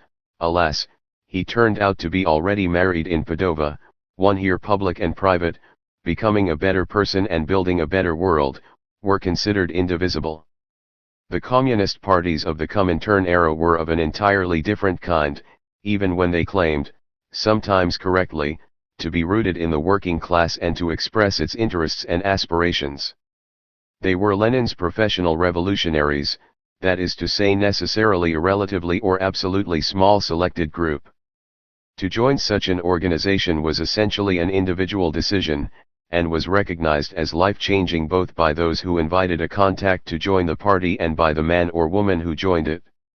It was a double decision, for remaining in the party, at least outside countries of communist rule, implied the continuous choice not to leave it, which was possible easily and at any time. For most of those who joined, membership of the party was a temporary episode in their political life. Nevertheless, unlike the 1968 generation, few interwar communists went into the revolution as into a political club med, which, by the way, was founded as a holiday mini-utopia by a young Communist Party ex-resistor after the Second World War. Giorgio Amendola, one of the pre-war generation of Italian communist leaders, called the first volume of his beautifully written autobiography Una scelta di vita, A Chosen Life. For those of us who became communists before the war, and especially before 1935, the cause of communism was indeed something to which we intended to dedicate our lives, and some did so. The crucial difference turned out to be between communists who spent their lives in opposition and those whose parties took power, and who therefore became directly or indirectly responsible for what was done in their regimes. Power does not necessarily corrupt people as individuals, though its corruptions are not easy to resist. What power does, especially in times of crisis and war, is to make us do and seek to justify things unacceptable when done by private persons. Communists like myself, whose parties were never in power, or engaged in situations which call for decisions on other people's life or death, resistance, concentration camps, had it easier. Membership in these Leninist vanguard parties was thus a profound personal choice, but not an abstract one. For most interwar communists, joining the party was a further step on this road for someone who was already on the left or, in the parts of the world where this was appropriate, anti-imperialist. It was, of course, easier for those who came from politically homogeneous environments of the right kind, say, in New York, where, as I once overheard one contributor to the New Yorker say reflectively to another, one actually never meets any Republicans, rather than in Dallas, Texas. It was even easier for those who came from communities, generally marginal to the larger society, whose situation placed them outside the national political consensus. Conversely, vast as is the number of ex-communists of my generation, it is uncommon to encounter among them people who have swung to the extreme political right. The exit route of the politically disillusioned communist usually led either, if young enough, to some other branch of the political left, or, generally by stages, mainly to a militant anti-communist Cold War liberalism. Even in the USA, a generation had to pass before the anti-Stalinist intellectuals of the New York left abandoned the old family loyalties and frankly declared themselves neoconservatives. This is particularly clear among intellectuals, for the prevailing conventions of rational thinking about society are rooted in the rationalist 18th century European Enlightenment. As the political right has never ceased complaining, this has made intellectuals inclined to sympathize with such causes as liberty, equality, and fraternity. Even my friend Isaiah Berlin, with his visceral commitment to a non-negotiable Jewish identity, which made him defend, or at least try to understand, the critics of the Enlightenment, found it impossible not to behave like an Enlightenment liberal. Outside Germany, a secular intellectual tradition suitable to the right hardly existed. In the first half of the past century, the left visibly attracted far more intellectuals than the right. Even in the major creative arts, where rational thinking is less relevant, anti-fascism prevailed on this question. The last word has been said with admirable brevity by Simon Leys, the pseudonym of an eminent Belgian sinologue with an unparalleled record as a deconstructor of the myths of Maoism. All of us in the intellectual world know people who have been communists who have changed their minds. How many of us have come across ex-fascists? The truth is, whether they changed their minds or not after the war, there simply were never that many. This does not mean that communism attracted a particular type or types of personality open to extremism, authoritarianism, and other undemocratic traits, although in the Cold War era this was argued by authors anxious to demonstrate the similarity of communism and fascism, but politically angled social psychology need not detain us. In any case, there is little base for the liberal belief in a fundamental affinity between extremisms of right and left, which made it easy to pass from one extreme to the other. Since the British CP was small, communist workers and students, at least in the late 1930s, were exceptional, but they were not untypical. I can detect no common personality traits among my Cambridge contemporaries who joined the CP that distinguished them from those who did not join, except perhaps a greater intellectual liveliness. Indeed, in later years, as I met some former comrade again in his post-communist existence as a respectable, though rarely conservative, middle-class professional, I would sometimes say to myself, to think that I once recruited him and fellows like him into the party. It is less surprising that the workers who joined the party were, in Britain at least, young, livelier than most, but otherwise typical of their class and trades, mainly engineering, building, and in some regions mining. Between the 1930s and 1950s, before A-levels and higher education came within reach of their class, the way in which bright young apprentices or the dynamic young workshop activists would get their political and intellectual education was through the party. It formed the future national leaders of British trade unionism, and, of course, provided the party itself with capable working-class cadres, which a consciously proletarian party insisted on. Contrary to common opinion, intellectuals as such played no significant part in the party leadership, until the educational revolution removed the potential exam-passing youth from workshop to college, which therefore became the way into politics or better jobs, and not only in communist parties. Communism was therefore not a way of picking out extremists from non-extremist personalities, although both poles of the political spectrum may sometimes attract the same clientele, namely persons, usually young, who have a natural taste for adventurous operations or political violence, the sort of people to whom terrorism or direct action appeal. Perhaps Rambo types have been more attracted to the extreme left since the rise of street confrontation and small-scale armed groups in the aftermath of the student revolt of 1968, with its rhetoric of street-fighting men. Nevertheless, a life devoted to making revolution is not the same as a life that gets its thrills from irregular warfare or adventure. Given the tradition and importance of clandestine activities in the communist parties, which, with the rarest exceptions, such as Great Britain, were illegal for at least some of their history, there was obviously scope for the life of adventure in the international communist movement of my times, but Bolshevism, whose motto was ruthless efficiency rather than romance, did not favor the culture of the bank robber or commando raid.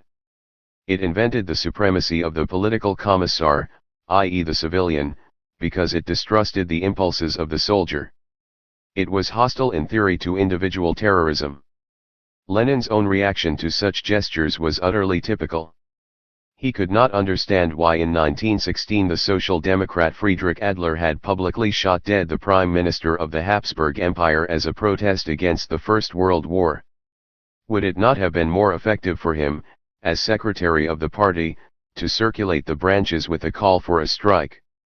I have known several communists whose career would interest, and in some cases has interested, the writers of thrillers, but on the whole their ideal of clandestinity, however dangerous, was not buccaneering or self-dramatization.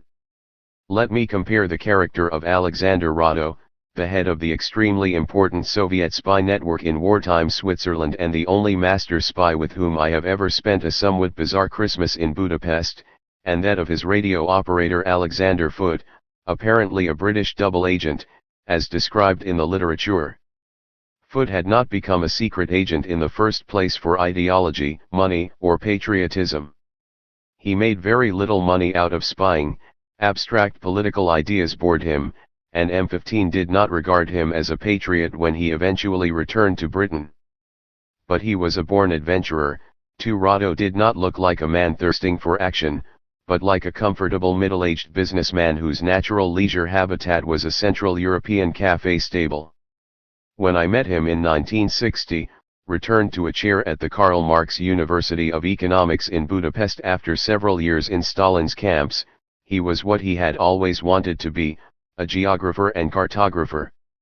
He had spent his entire political life since 1918 in and out of clandestine or unavowable activities, always returning to this vocation.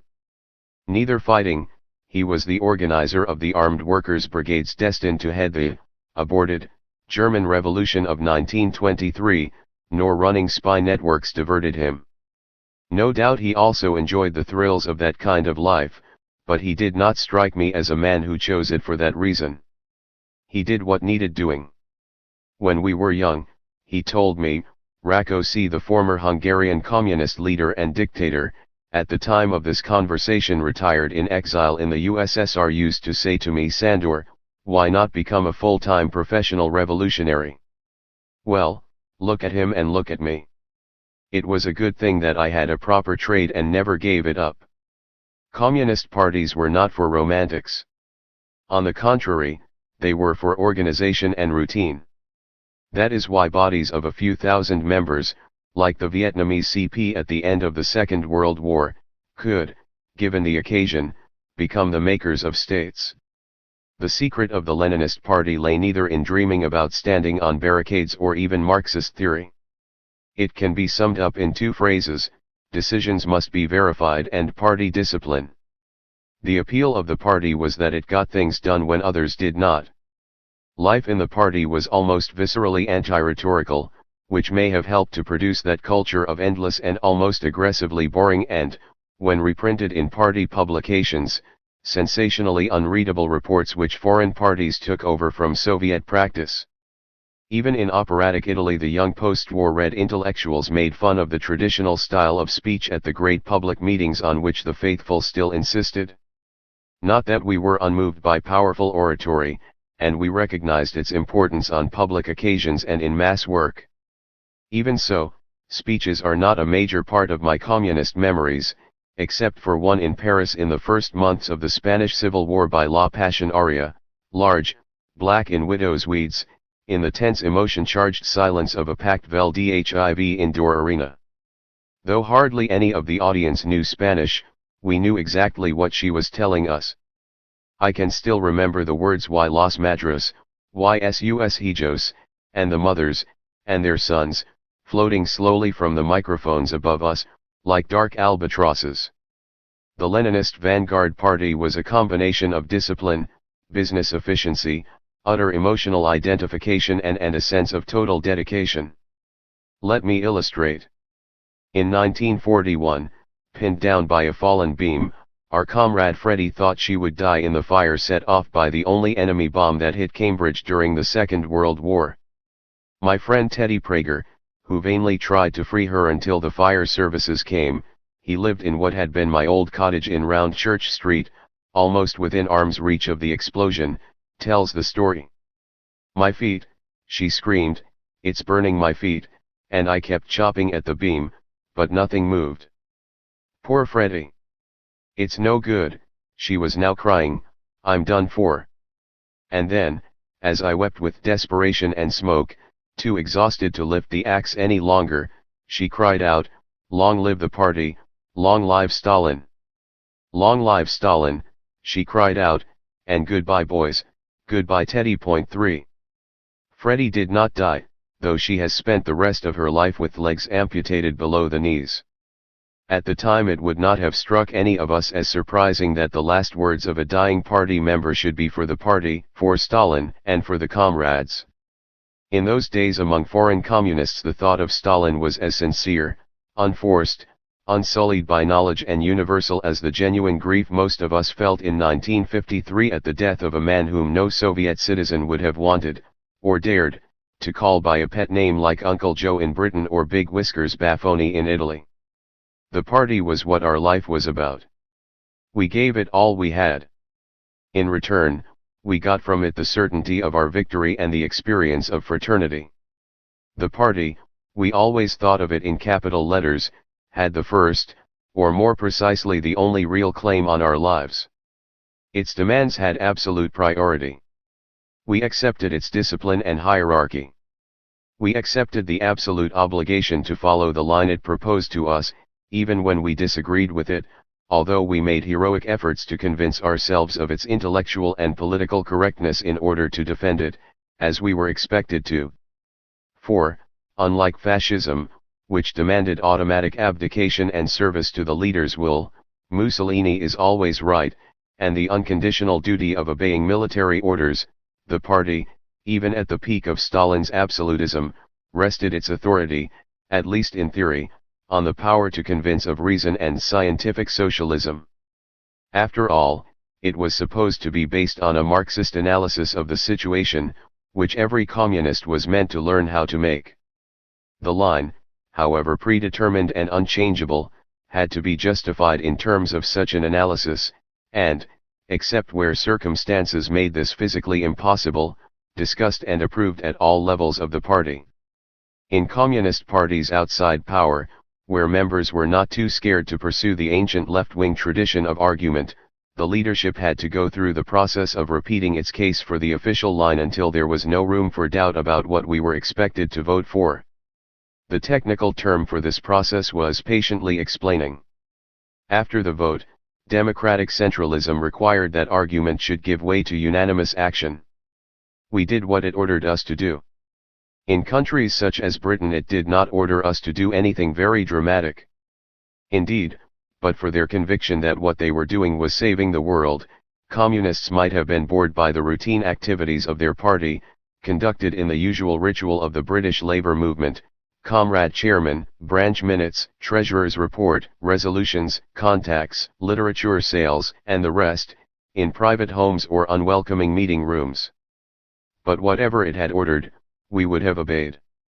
After all, most Soviet and Comintern cadres in the period of Stalin's terror, who knew what might await them, followed the order to return to Moscow.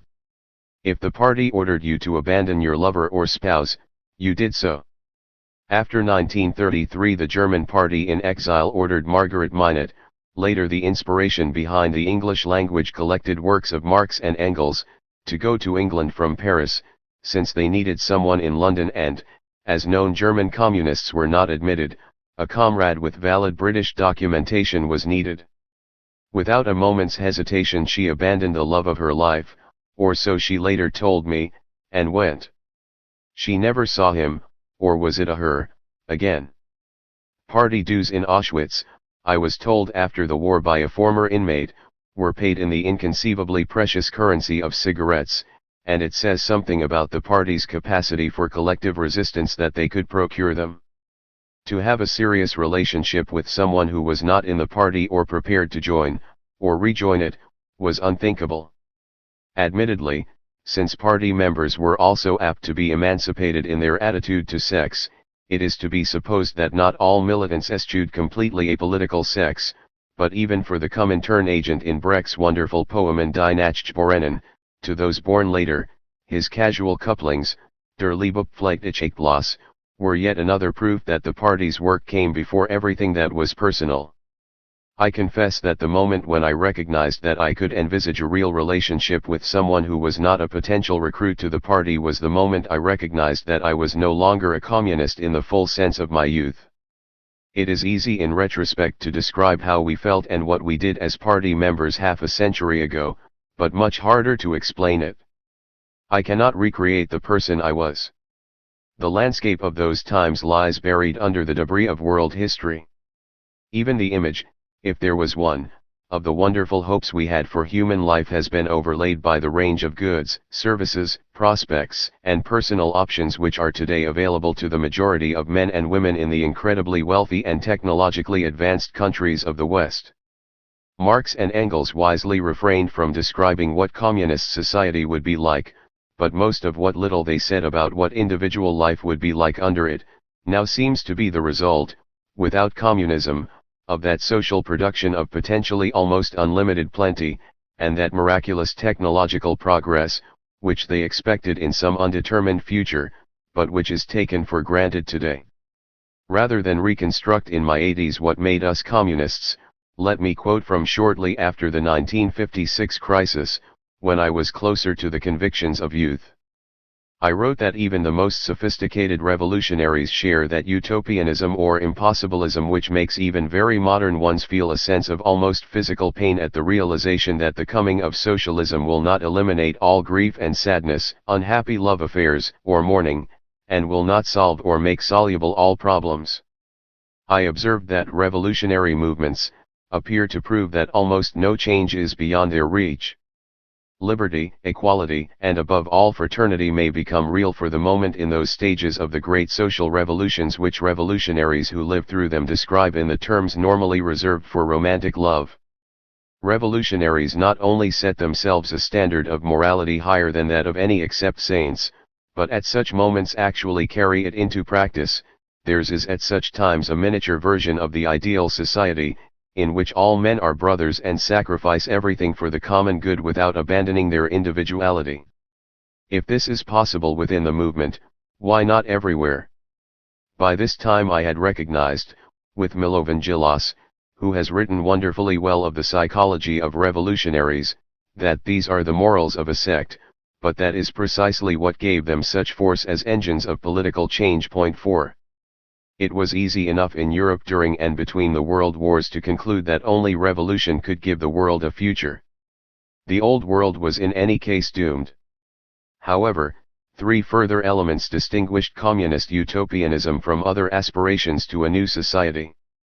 First, Marxism, which demonstrated with the methods of science the certainty of our victory, a prediction tested and verified by the victory of proletarian revolution over 1/6 of the Earth's surface and the advances of revolution in the 1940s.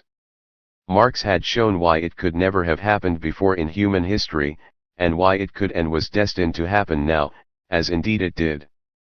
Today the foundations of this certainty that we knew where history was going have collapsed, notably the belief that the industrial working class would be the agency of change. In the age of catastrophe they looked firm. Second, there was internationalism. Ours was a movement for all humanity and not for any particular section of it. It represented the ideal of transcending selfishness, individual and collective. Time and again young Jews who began as Zionists became communists because, obvious as the sufferings of the Jews were, they were only part of universal oppression. Julius Bronthal wrote, describing his conversion to socialism in Vienna at the start of the century, I felt sorry for my Zionist friends whom I had deserted, but I hoped I would be able to persuade them one day to understand that the smaller aim has to give way to the bigger. 5. With retrospective bitterness disguised as cynicism, my New York colleague the philosopher Agnes Heller describes her conversion to communism in a Hungarian Zionist work camp in 1947 at the age of 18. We lived in community, we felt we belonged together. We needed neither money nor the rich. I didn't like the rich, today I am ashamed of it. I abominated the black market dealers, the dollar speculators, the men of rapacity and greed. No problem. I'd stay loyal forever to the poor. So, crazy chick that I was, I joined the Communist Party to be with the poor. 6. In practice, national or other collective or historical identities were far more important than we then supposed. Indeed, communism probably made its greatest impact outside Europe, where it had no effective rival in the fight against national or imperial oppression. Ho Chi Minh, the liberator of Vietnam, chose as his nom de guerre in the Comintern when the patriot. Chin Peng, who led the communist insurgency and jungle guerrillas in Malaya, though less successfully, began as a youthful patriot who first turned to communism when he abandoned hope in the ability of the Kuomintang Party to liberate China. He told me so himself, an elderly Chinese gentleman of intellectual interests looking most unlike a former jungle guerrilla leader, in the improbable environment of the Athenaeum's coffee room. Nevertheless, even for those who began with limited aims, even for those who abandoned the wider hope when it disappointed the narrower one, like the many communist Jews who left the party under the impact of Stalin's anti-Semitic campaigns, communism represented the ideal of transcending egoism and of service to all humanity without exception. But there was a third element in the revolutionary convictions of party communists. What awaited them on the road to the millennium was tragedy. In the Second World War, communists were vastly overrepresented in most resistance movements, not simply because they were efficient and brave, but because they had always been ready for the worst, for spying, clandestinity, interrogation and armed action. Lenin's vanguard party was born in persecution, the Russian Revolution in war, the Soviet Union in civil war and famine. Until the revolution, communists could expect no rewards from their societies. What professional revolutionaries could expect was jail, exile and, quite often, death. Unlike the anarchists, the IRA, or movements of Islamic suicide bombers, the Comintern did not make much of a cult of individual martyrs, though the French CP after liberation appreciated the attraction of the true fact that during the resistance it had been Le Parti de Fusiliers, the party of those executed by firing squad. Communists were undoubtedly the quintessential enemy for almost every government, including even the relatively few which allowed their parties legal existence, and we were constantly reminded of the treatment they could expect in jails and concentration camps. And yet we saw ourselves less as sufferers or potential casualties than as combatants in an omnipresent war. As Brecht wrote in his great 1930s elegy on the Comintern professionals, En die Nachtborennen, I ate my meals between battles, I lay down to sleep among the murderers.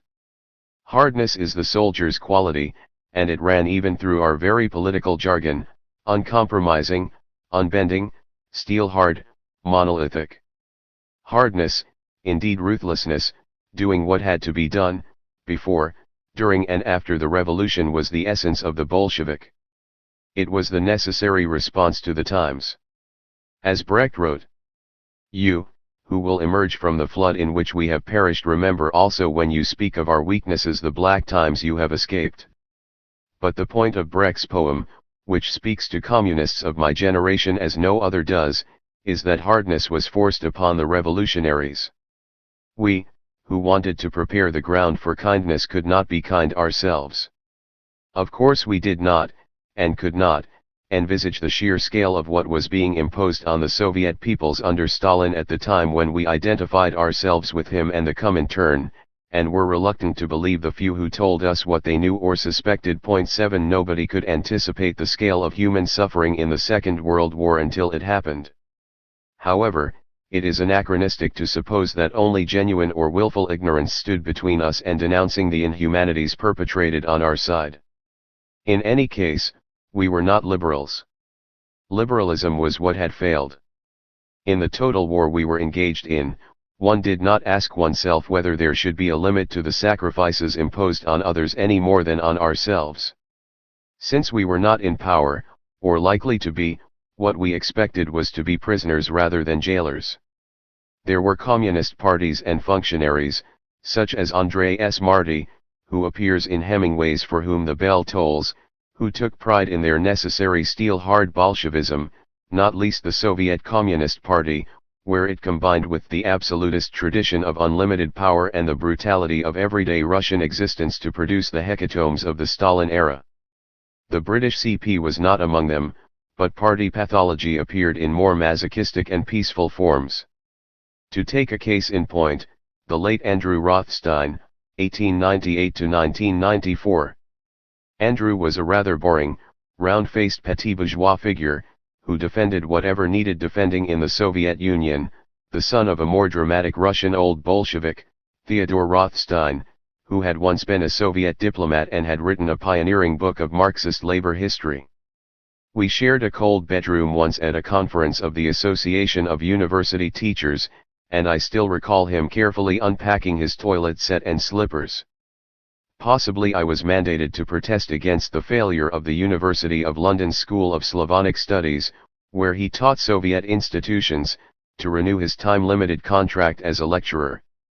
A founder member of the British CP, and obviously with good Russian connections, he had been a leading figure in the party in the 1920s, but in 1929-30 his opposition to the Comintern's ultra-left course, not to mention his vitriolic temper and lack of proletarian bona fides, led to his fall. He was exiled, minus his wife and children, to Moscow, his party membership transferred to the CPSU. Luckily for his survival, he was soon allowed back into Britain and the British CP on condition that for the rest of his career he occupied only local functions in the party. Yet he remained a totally loyal, totally committed communist. Indeed, I had the impression that for him, as for others like him, the test of his devotion to the cause was the readiness to defend the indefensible. It was not the Christian credo quia absurdum, I believe it is because it is absurd, but rather the constant challenge, test me some more. As a Bolshevik I have no breaking point. When the British CP finally went out of existence in 1991, he became, at the age of 93, the first member of the tiny hardline Communist Party of Britain which succeeded it. I doubt whether any communist of my generation would have been inspired to join the party, or stayed in the party, by the career of Rothstein. And yet we had our heroes and models, Georgy Dimitrov, in the Reichstag fire trial of 1933, who stood up alone in the Nazi court, defying Hermann Göring and defending the good name of communism and, incidentally, of the small but proud Bulgarian nation to which he belonged. If I did not leave the party in 1956, it was not least because the movement bred such men and women. I am thinking primarily of one such figure, barely known in his lifetime, unremembered except by comrades and friends today. I still recall him, small, sharp-eyed, quizzical, as we walked on a Sunday morning through the sun-dappled and carefully marked footpaths of the Wienerwald Hills, among occasional couples of hiking acquaintances, white-haired men and women, who had organized illegal party and socialist meetings in the remoter parts of those woods before they survived the concentration camps. The open air had always been the characteristic environment of Austrian revolutionaries. There is probably no man for whom I have a greater admiration. In mid-August 1944 he had written his last words in cell 155 of Block 2 and cell 90 of Block 1 of Freznes prison in Paris. Franz Führerlich, Communist Franz Führerlich, Austrian, will be executed August 15, 1944 on the eve of liberation. 8. But Ephraim Führerlich, 1913-79, whom we all knew by his party name Franz Marek, was lucky. The liberation of Paris saved him. He had been a leading figure in the French Communist Party's Main d'œuvre immigré organization, under the Czech Ardor London, later victim of the Stalinist trials, whose Spaniards, Jews, Italians, Poles, and others played such a disproportionately large and heroic part in the armed resistance in France. Those whose image of Jews under fascism is that of eternal victims, should remember the fighting record of socialist and communist Jews, from the 7,000 who fought in the international brigades to the Moi and their equivalents in other occupied countries. Among other things, Franz was in charge of work with the German troops themselves. He did not talk about those times, except once to our son Andy, then about 10, who wanted to know what sort of things you did in the resistance. He said that mostly you kept out of the way of the people who wanted to arrest you, but that he had had a few narrow escapes. Born in Przemysl, which is today in the Ukraine, brought up in the deepest poverty in interwar Vienna, Franz claimed that he never had a new jacket and trousers until he became a professional revolutionary. He became politicized as a Zionist at the age of 15, but converted to communism from the most Marxist of the Zionist groups, the Hashomer Hazair, though he did not join the Communist Party until after the Austrian Civil War of 1934. Not surprisingly, it was the immediate consequence of a few months spent wandering round pre-Hitler Germany in 1931-2. He became a professional almost from the start, having demonstrated what were clearly exceptional abilities for clandestine work to the comrades sent to instruct the Austrians in the unaccustomed situation of illegality. Though he insists that the secret of such work was punctuality and pedantry about details, in short, the strict Bolshevik rules of conspiracy, as a man in his early 20s he enjoyed the romantic side of the work. He liked to recall that he occupied what had once been the office of Dimitrov in the 9th district. Vienna had always been the international center for the Balkans. Soon he was setting up a Vienna office for the Romanian CP, all 300 of them, and organizing its participation in the forthcoming 7th World Congress, before being promoted to head the operate of the illegal Austrian Party, communications, safe houses, frontier crossings, and the provision and distribution of literature, and later its entire agitprop activities. No doubt it was this that brought him to Paris after the Anschluss. He returned to Austria after the war as a member of the Austrian CP's political bureau, wrote a brief and luminous book on France, and edited the party's theoretical journal. In 1968 he briefly succeeded in decoupling the Austrian CP from the USSR after condemning its invasion of Czechoslovakia, but Moscow soon reasserted itself. Merrick was expelled, but continued as editor of an independent left-wing monthly, the Wiener Tagebuch, and, together with myself and some others, planner and editor, his only regular income now came from it, of Giulio Einaudi's ambitious Storia del Marxismo. He fell to a long-awaited heart attack in the summer of 1979. He died a communist. The Italian Communist Party was represented at his funeral. What he left at his death, give or take a few books, could be packed into 2 suitcases. A man of strong, lucid intelligence and remarkable learning, he could have been a thinker, a writer, an eminent academic. But he had chosen not to interpret the world but to change it. Had he lived in a larger country and in other times, he might have been a major political figure in a humanized communism. He continued on this road to the end, resisting the temptations of a post-political refuge in literature or graduate seminar. In his way, he was a hero of our times, which were and are bad times. 2. I have so far written about communists outside power. What about the party members I have known who faced the very different situation in communist regimes, where it brought not persecution but privilege? They were not outsiders but insiders, not opposers but rulers, often of countries most of whose inhabitants did not like them. The police was not their enemy but their agency. And for them glorious future after the revolution was not a dream but now. They did not have the advantage, which maintained our morale, of enemies who could be fought with conviction and a clear conscience: capitalism, imperialism, nuclear annihilation. Unlike us, they could not avoid responsibility for what was being done in the name of communism in their countries, including the injustices. This is what made the Khrushchev report of 1956 especially traumatic for them. If the laws of history could no longer take the blame for these terrors, but Stalin as a person, then what about our own co-responsibility, wrote an exiled Czech reform communist of my acquaintance. 9 He had been in the public prosecution service in the 1950s. In my lifetime there were 3 generations of such communists who had crossed this threshold of power, the pre-Stalinist old Bolsheviks, few of whom survived the 1930s and none of whom I knew, those who made or experienced the Great Change, the interwar and resistance generations of communists, and those who grew up under the regimes which collapsed in 1989.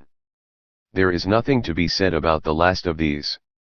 By the time they joined what was a public elite, they knew the rules of the game by which their countries lived. Nor is there anything I can say about the Soviet Union. I have real personal acquaintance with only one member of the Soviet generation, though he was not a Russian but a second-generation foreign communist brought up in the USSR before returning to his own country, the late Tibor Samuli of Hungary. He was a very bright, squat, ugly, and witty historian, nephew of one of the most eminent figures in the 1919 Hungarian Soviet Republic, who had been brought up in the USSR, where his father was executed and his mother deported. He himself, after almost starving in the siege of Leningrad, claimed also to have had the usual spell in a camp during the dictator's final lunacies. He returned to Hungary after Stalin's death, cynical, but officially communist, and party secretary in the university history faculty, where his line was ultra-hard, but somehow no students or colleagues were expelled or penalized. However, when I first met him in London in about 1959, he made a beeline for the most anti-communist contacts. Like so many Central European Jews, he was a passionate Anglophile. Perhaps he was already preparing to jump ship as a freedom lover, which he did a few years later, becoming an anti-communist publicist for conservative publications and a close friend of the writer and drinker Kingsley Amis, equally reactionary and funnier but notably less intelligent.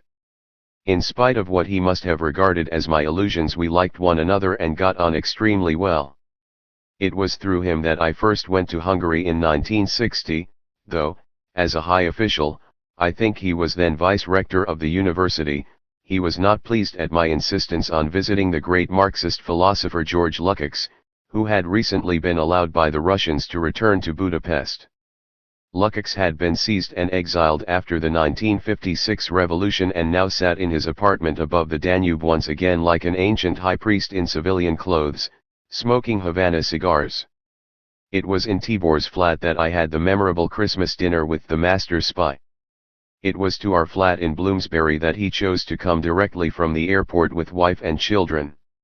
When he had finally arranged, via a posting to Ghana, to get the whole family out of socialism for good. It was not the horrors of socialism that had finally driven him out, but excess of cynicism.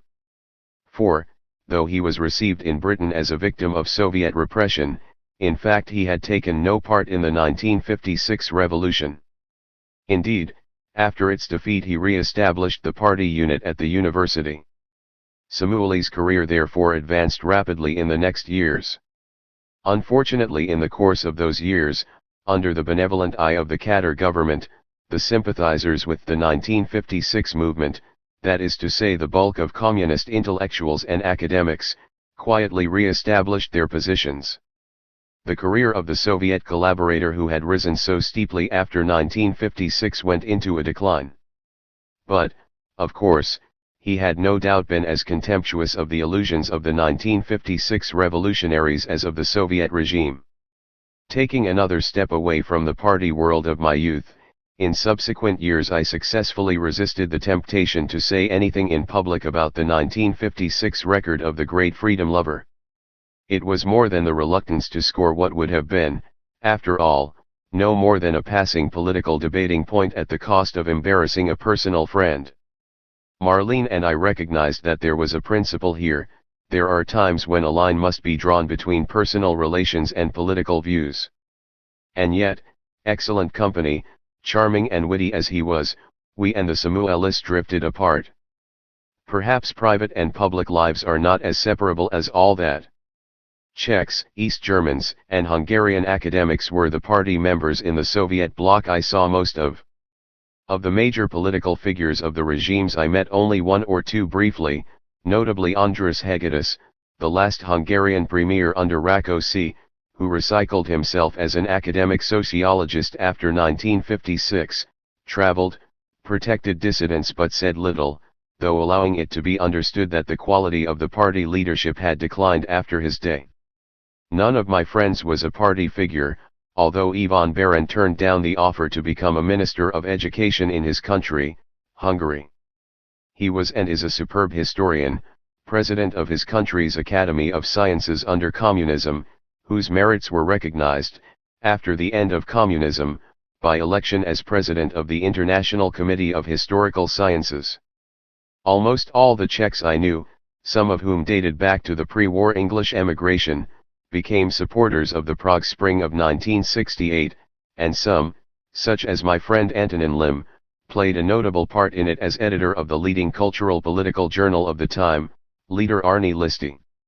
We first met not through politics but as jazz lovers at a Prague festival, but jazz, like the rehabilitation of Kafka, was an oppositional activity in the run-up to 1968, though I am not aware of any political background to the publication of my The Jazz Scene, the only one of my books translated into Czech under communism. After 1968 the party reformers were either forced into emigration or into window cleaning, coal heaving, or similar activities, if not old enough to be pensioners. Some, like Edward Goldstucker, a major figure in the Prague Spring as president of the Writers' Union, had already been jailed for years in the Stalinist persecution of the early 1950s. We saw him in 1996 in Prague shortly before his death. The authorities of the new Czechoslovakia had denied him the status of one persecuted by communism. They lost their country for good for, when communism ended, nobody wanted them anymore. The Hungarians I got to know best, too young for pre-war politics or resistance, Ivan Berend and his longtime collaborator George Ranke both returned from the Nazi camps in 1945 to high school, were reform communists, except for the brilliant Peter Hanak, young star of Hungarian Marxist history in 1955, insurgent in the revolution of 1956, and strongly anti-communist afterwards. But the post-56 mood in Hungary was both modestly reformist and tolerant, even of some dissidents. Of all party regimes, Hungary probably came closest to normal intellectual life under communism, perhaps largely thanks to its wealth of intellectual talent, which it reinforced by good relations with its Western émigrés. Some of its most remarkable non-political minds rejected emigration even in the worst times, such as the mathematical genius Erdős, who insisted on maintaining his Hungarian passport while also insisting on traveling round the world's mathematics departments, never staying in any place for more than a few months, carrying all his worldly possessions with him in his suitcase. He managed this extraordinary and perhaps unique achievement by a private citizen at the height of the Cold War, thanks to the unanimous support of the international mafia of mathematicians. When, unable to talk number theory with him, I asked him, on an agreeable evening in Cambridge, why he wanted the permanent right to go back to Budapest, he said, "Is good mathematical atmosphere." Hungary, of course, was the only part of Central Europe that had not lost most of its Jews. In some countries of real socialism, as for instance Poland, it was possible to avoid the party in one's dealings with colleagues and friends. Not so in the German Democratic Republic, where nothing was outside its supervision, certainly not the contacts of its citizens with foreign communists. Moreover, there was no scope for dissidence there or even doubt about the line that came down from the commanding heights. In some ways, and not least for linguistic reasons, I therefore found it easiest to discover there what party membership meant under socialism. East German communists, at least those within my knowledge, were and most remained believers, whether old KPD cotters from before 1933, youthful enthusiasts who joined in the ruined landscape of 1945 to build a new future, such as Fritz Klein, son of the editor-in-chief of one of the Weimar Republic's most respected conservative newspapers, second-generation communists such as my friend Siegfried Bunger, son of a worker from rural Mecklenburg, or Gerhard Skilford, converted as a Soviet prisoner of war, a man incapable of being other than sincerely convinced by and loyal to authority, old or new. All these were historians. In a way, they selected themselves. Those who could not stand the heat got out of the kitchen, which was really quite easy until the building of the Berlin Wall in 1961. I had little direct contact with the old guard, except with the Kozinskis and, through my friend the painter George Eisler, with his admired father Hans, partner of Brecht and official state composer of the GDR, whom I met in the unproletarian ambience of the Waldorf Hotel. Hans had abandoned his wife and son, whose exile had taken them from Vienna via Moscow and Manchester back to Vienna. A more recent wife, Lou, he lost to another communist veteran from Moscow, the brilliant and romantic charmer Ernst Fischer, son of a Habsburg general and post-war star of Austrian culture and the Austrian CP until it expelled him after the Prague Spring. I owe an intellectual debt to Fischer, acknowledged in my age of revolution.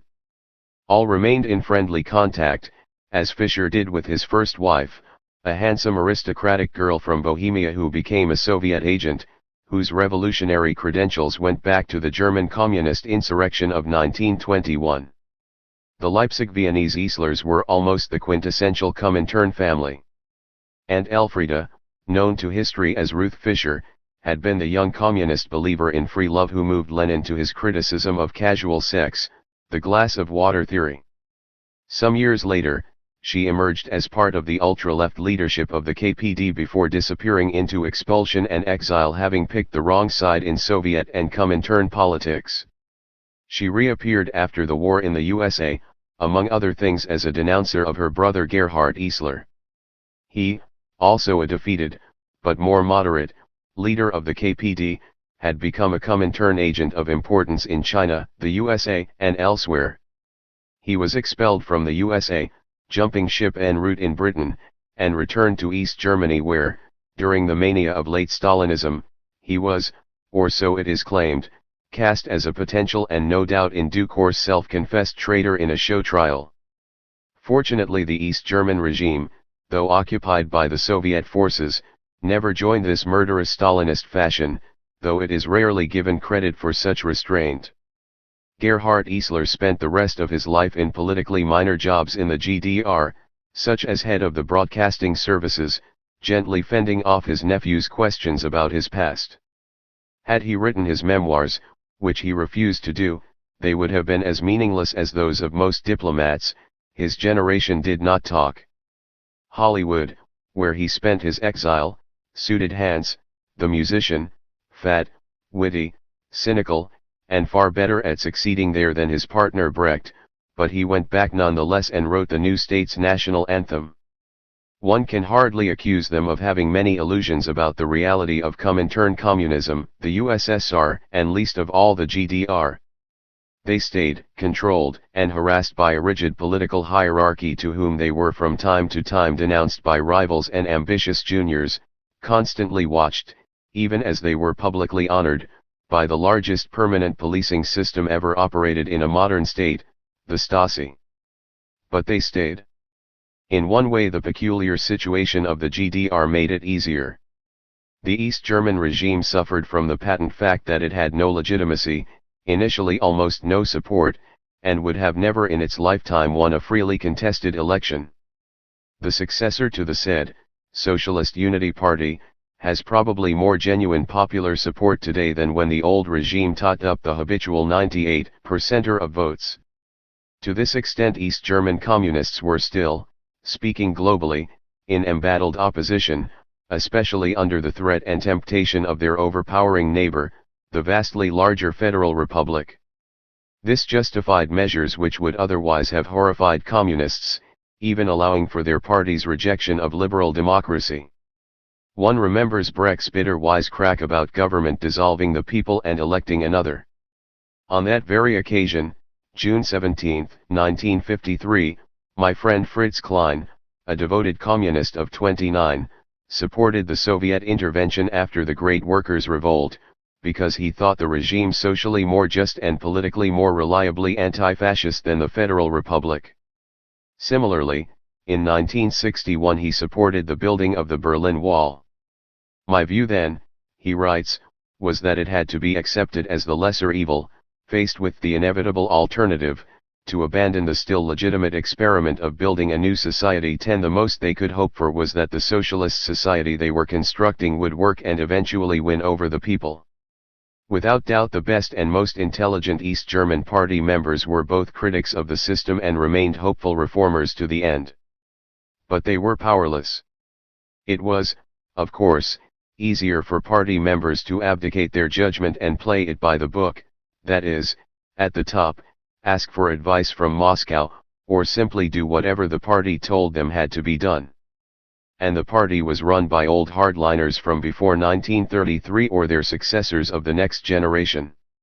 The passions of the Cold War have presented the East European regimes as gigantic systems of terror and gulags. In fact, after the years of blood and iron under Stalin, who was in two minds whether he wanted a GDR at all, the GDR's system of justice and repression, leaving aside the victims of the Berlin Wall, has been well described authoritatively by a Harvard historian as continuously shabby but relatively unsanguinary. 11 It was a monstrous all-embracing bureaucracy which did not terrorize but rather constantly chivied, rewarded, and punished its subjects. The new society they were building was not a bad society: work and careers for all, universal education open at all levels, health, social security, and pensions, holidays in a firmly structured community of good people doing an honest day's work, the best of high culture accessible to the people, open-air leisure and sports, no class distinctions. At its best it settled down into, Charles Meyer's words again, something between socialism and Gemütlichkeit, or a Biedermeier collectivism. 12 The drawback, apart from the fact, unconcealable from its citizens, that it was far worse off than West Germany, was that it was imposed on its citizens by a system of superior authority, as by strict 19th century parents on recalcitrant or at least unwilling minors. They had no control over their lives. They were not free. Since West German television was generally accessible, the constant presence of compulsion and censorship was evident and resented. Nevertheless, as long as it looked permanent, it was tolerable enough. All this affected party members as much as, perhaps more than, the rest. Their conversations were not only recorded by rivals or the omnipresent Stasi informers, but, if deemed unacceptable, brought demands for public self-criticism or demotion by dour but unconvincing functionaries from the self-contained ghetto of the national rulers, rigidly laying down the line. Dissidents were worried rather than harried into conformity. In the worst cases, they were nagged or extruded to the west, like Wolf Biermann, whom I remember visiting with George Eisler, in his room in a back court of East Berlin where he sang the protest songs that had already made him famous. Most party members in the GDR, and almost certainly most party intellectuals, believed in some kind of socialism to the end. It is hard to find among them, as among Soviet emigrants, reform communists who had become 100% pro-American Cold Warriors. But they were increasingly downhearted. When did communists begin to suspect, or to believe, that the really existing socialist economy, clearly inferior to the capitalist one, was not working at all? Marcus Wolf, the head of GDR espionage, a man of visibly impressive ability, whom I got to know when a Dutch TV station organized a conversation between him and myself on the Cold War, told me that he had come to the conclusion in the late 1970s that the GDR system would not work. Even so, in the last moments of the GDR he came out publicly as a communist reformer, an unusual stance for an intelligence chief. In 1980 the Hungarian János Kornai's book The Economics of Shortage already provided the classical analysis of the self-contradictory operations of Soviet-style economies. In the 1980s, a decade when these economies were visibly running down, unlike the post-Mao Chinese economy, communists in the Soviet bloc countries with elbow room, Poland and Hungary, were already, it was clear, preparing for a shift. The hardline regimes in Prague and Berlin had nothing to rely on except the potential intervention of the Soviet army, which was no longer on the cards since Gorbachev had taken over in the USSR. In Eastern Europe as in the West, communist parties were decomposing. Soon the Soviet Union itself would decompose. An historical epoch was ending. What was left of the old international communist movement lay beached like a whale on a shore from which the waters had withdrawn. Late in the 1980s, almost at the end, an East German dramatist wrote a play called The Knights of the Round Table. What is their future? Wonders Lancelot. The people outside don't want to know any more about the Grail and the Round Table. They no longer believe in our justice and our dream. For the people the Knights of the Round Table are a pile of fools, idiots and criminals. Does he himself still believe in the Grail? I don't know, says Lancelot. I can't answer the question. I can't say yes or no, they may never find the Grail. But is not King Arthur right when he says that what is essential is not the Grail but the quest for it? If we give up on the Grail, we give up on ourselves. Only on ourselves? Can humanity live without the ideals of freedom and justice, or without those who devote their lives to them? Or perhaps even without the memory of those who did so in the 20th century? 10. War. I arrived back in England just in time for the war to start. We had expected it. We, or at least I, had even feared it, though no longer in 1939. This time we knew we were already in it. Within a minute of the Prime Minister's old, dry voice declaring war, we had heard the wavy sound of the sirens, which to this day brings back the memory of nocturnal bombs to any human being who lived through the Second World War in cities. We were even surrounded by the visible landscape of aerial warfare, the corrugated iron of shelters, the barrage balloons tethered like herds of silver cows in the sky. It was too late to be afraid. But what the outbreak of war meant for most young men of my generation was a sudden suspension of the future. For a few weeks or months we floated between the plans and prospects of our pre-war lives and an unknown destiny in uniform. For the moment life had to be provisional, or even improvised. None more so than my own. Until my return to England I had not really come to terms with the implications of the family's emigration. I now discovered myself not only without a known future for an unpredictable period, but also without a clearly discernible present, unanchored and alone. The family home was gone, and so was the family. Outside Cambridge I had nowhere in particular to go, though I would not be short of comrades and friends to put me up, and I was always welcomed in the only available household of London relatives, the ever-reliable Uncle Harry's. I had no girlfriend. In fact, for the next 3 years, when I came to London I lived a nomadic sort of existence, sleeping in spare beds or on the floors of various flats in Belsize Park, Bloomsbury, or Kilburn. From the moment I got called up, my only permanent base was in a few crates of books, papers, and other belongings which the head porter of King's allowed me to store in a shed. I packed them after my call up. I thought of them reemerging after the war, with luck, like a Rip Van Winkle whose life had stopped in 1939 and who now had to get used to a new world. What world? The war had begun to empty Cambridge. As the former staff of Granta had already dispersed, I asked the printers to close the journal down for the duration, thus formally burying an essential component of pre-war Cambridge. Research on my proposed topic of French North Africa was now pointless, though I went through the motions, background reading, hitchhiking to the British Museum when necessary and when the snowdrifts of an unusually freezing winter made it possible. What is more, since the line change of the autumn of 1939, it was not the war we had expected, in the cause for which the party had prepared us.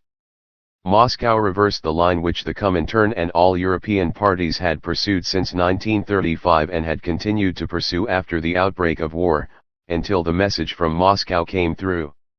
Harry Pollitt's refusal to accept the change demonstrated that the leadership of the British party was openly split on the issue.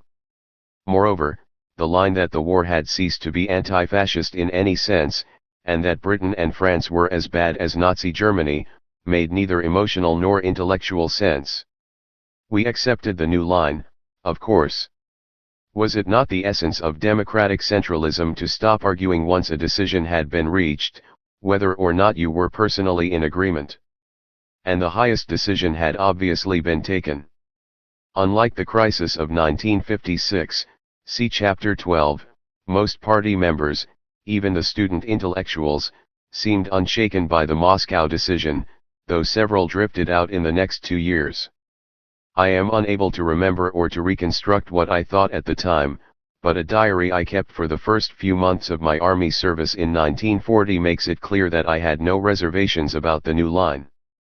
Fortunately, the phony war, the behavior of the French government, which immediately banned the Communist Party, and the behavior of both French and British governments after the outbreak of the Soviets' winter war against Finland made it a lot easier for us to swallow the line that the Western powers as imperialists were, if anything, more interested in defeating communism than in fighting Hitler.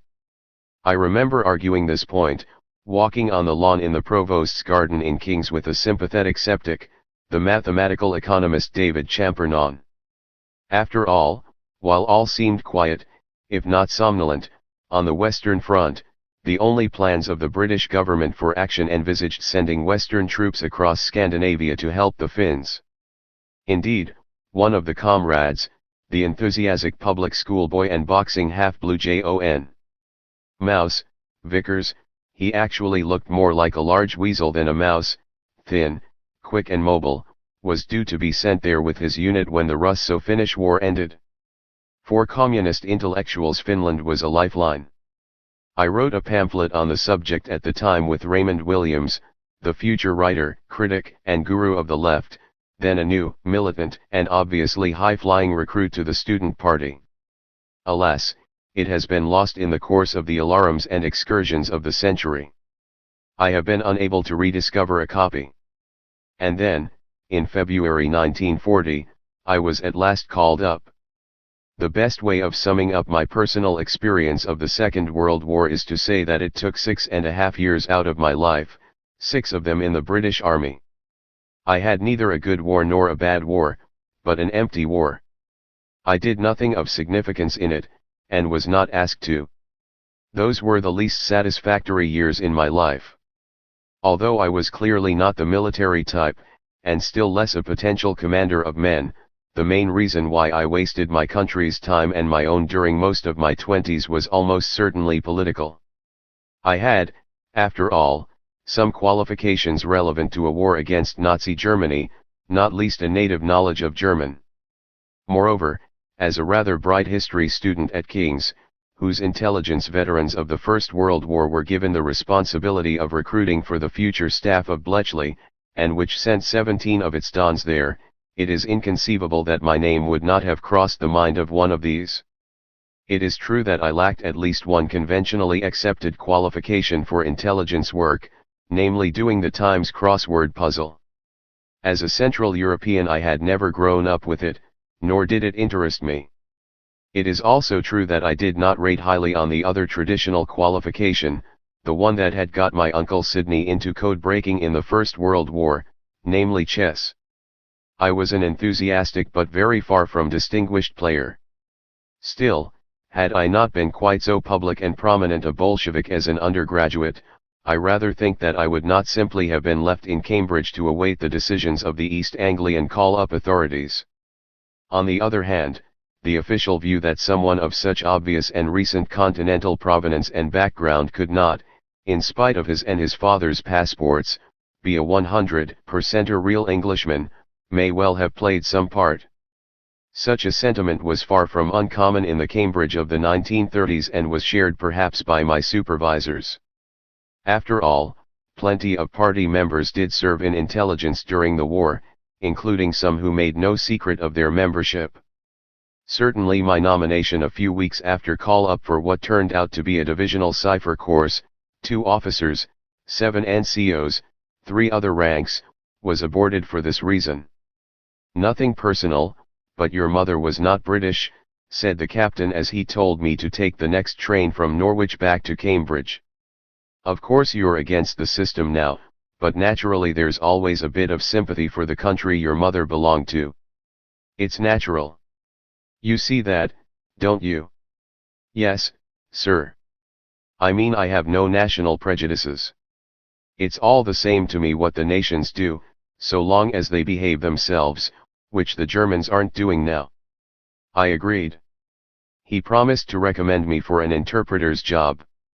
Nothing further was ever heard about it. Curiously enough, my memory completely wiped out this episode, although I recorded it at the time. Did I already have an intelligence file when I was at Cambridge? There is no way of knowing. I had certainly acquired one by the middle of 1942, when a friendly sergeant in field security told me that I was supposed to be watched. It is possible that I acquired one in 1940 shortly after I was called up, for as a good communist I made arrangements to stay in contact with the party, which meant that when in London, I met Robbie, R.W. Robson, a sallow, lined, hard-smoking working-class full-time codder since the early 1920s, in one of those small, dusty, second-hand looking offices up a dark staircase in WC1 or WC2, in which such people were to be found. These were very likely bugged by security. Whenever I acquired my file, I was clearly seen as a suspicious character, to be kept out of sensitive areas such as abroad, even after the USSR became Britain's ally and the party devoted itself to winning the war. While the war lasted, and indeed from September 2, 1939 until my first post-war visit to Paris in 1946, I never left the soil of Great Britain, the longest unbroken period I have ever spent without crossing some sea or land frontier. Nobody after May 1940 appeared to take an interest in my languages. At one moment I got as far as an interview on the subject in what I took to be a Secret Service office at the top of Whitehall, but nothing came of it. Reluctantly I got used to the idea that I would have no part in Hitler's downfall. What could the officers do who found themselves lumbered with an intellectually overqualified and practically underqualified oddball with minimal gifts for the military life? Since I could drive a car, I was called up as a driver, but I did not take to the company's requisitioned 15 CWT and 3-ton trucks, or to motorbikes, and soon became merely a pair of unskilled arms. What could be done with such a figure? I was presumably regarded as unpromotable. In the end, the 560th Field Company of the Royal Engineers found a way of getting rid of me. I was recommended for transfer to the Army Education Corps, which, since this was a people's war, was being rapidly expanded. I was sent on the required course to a building behind a jail in Wakefield, taking with me, why should I still remember this so vividly? Thomas Mann's Lottie in Weimar.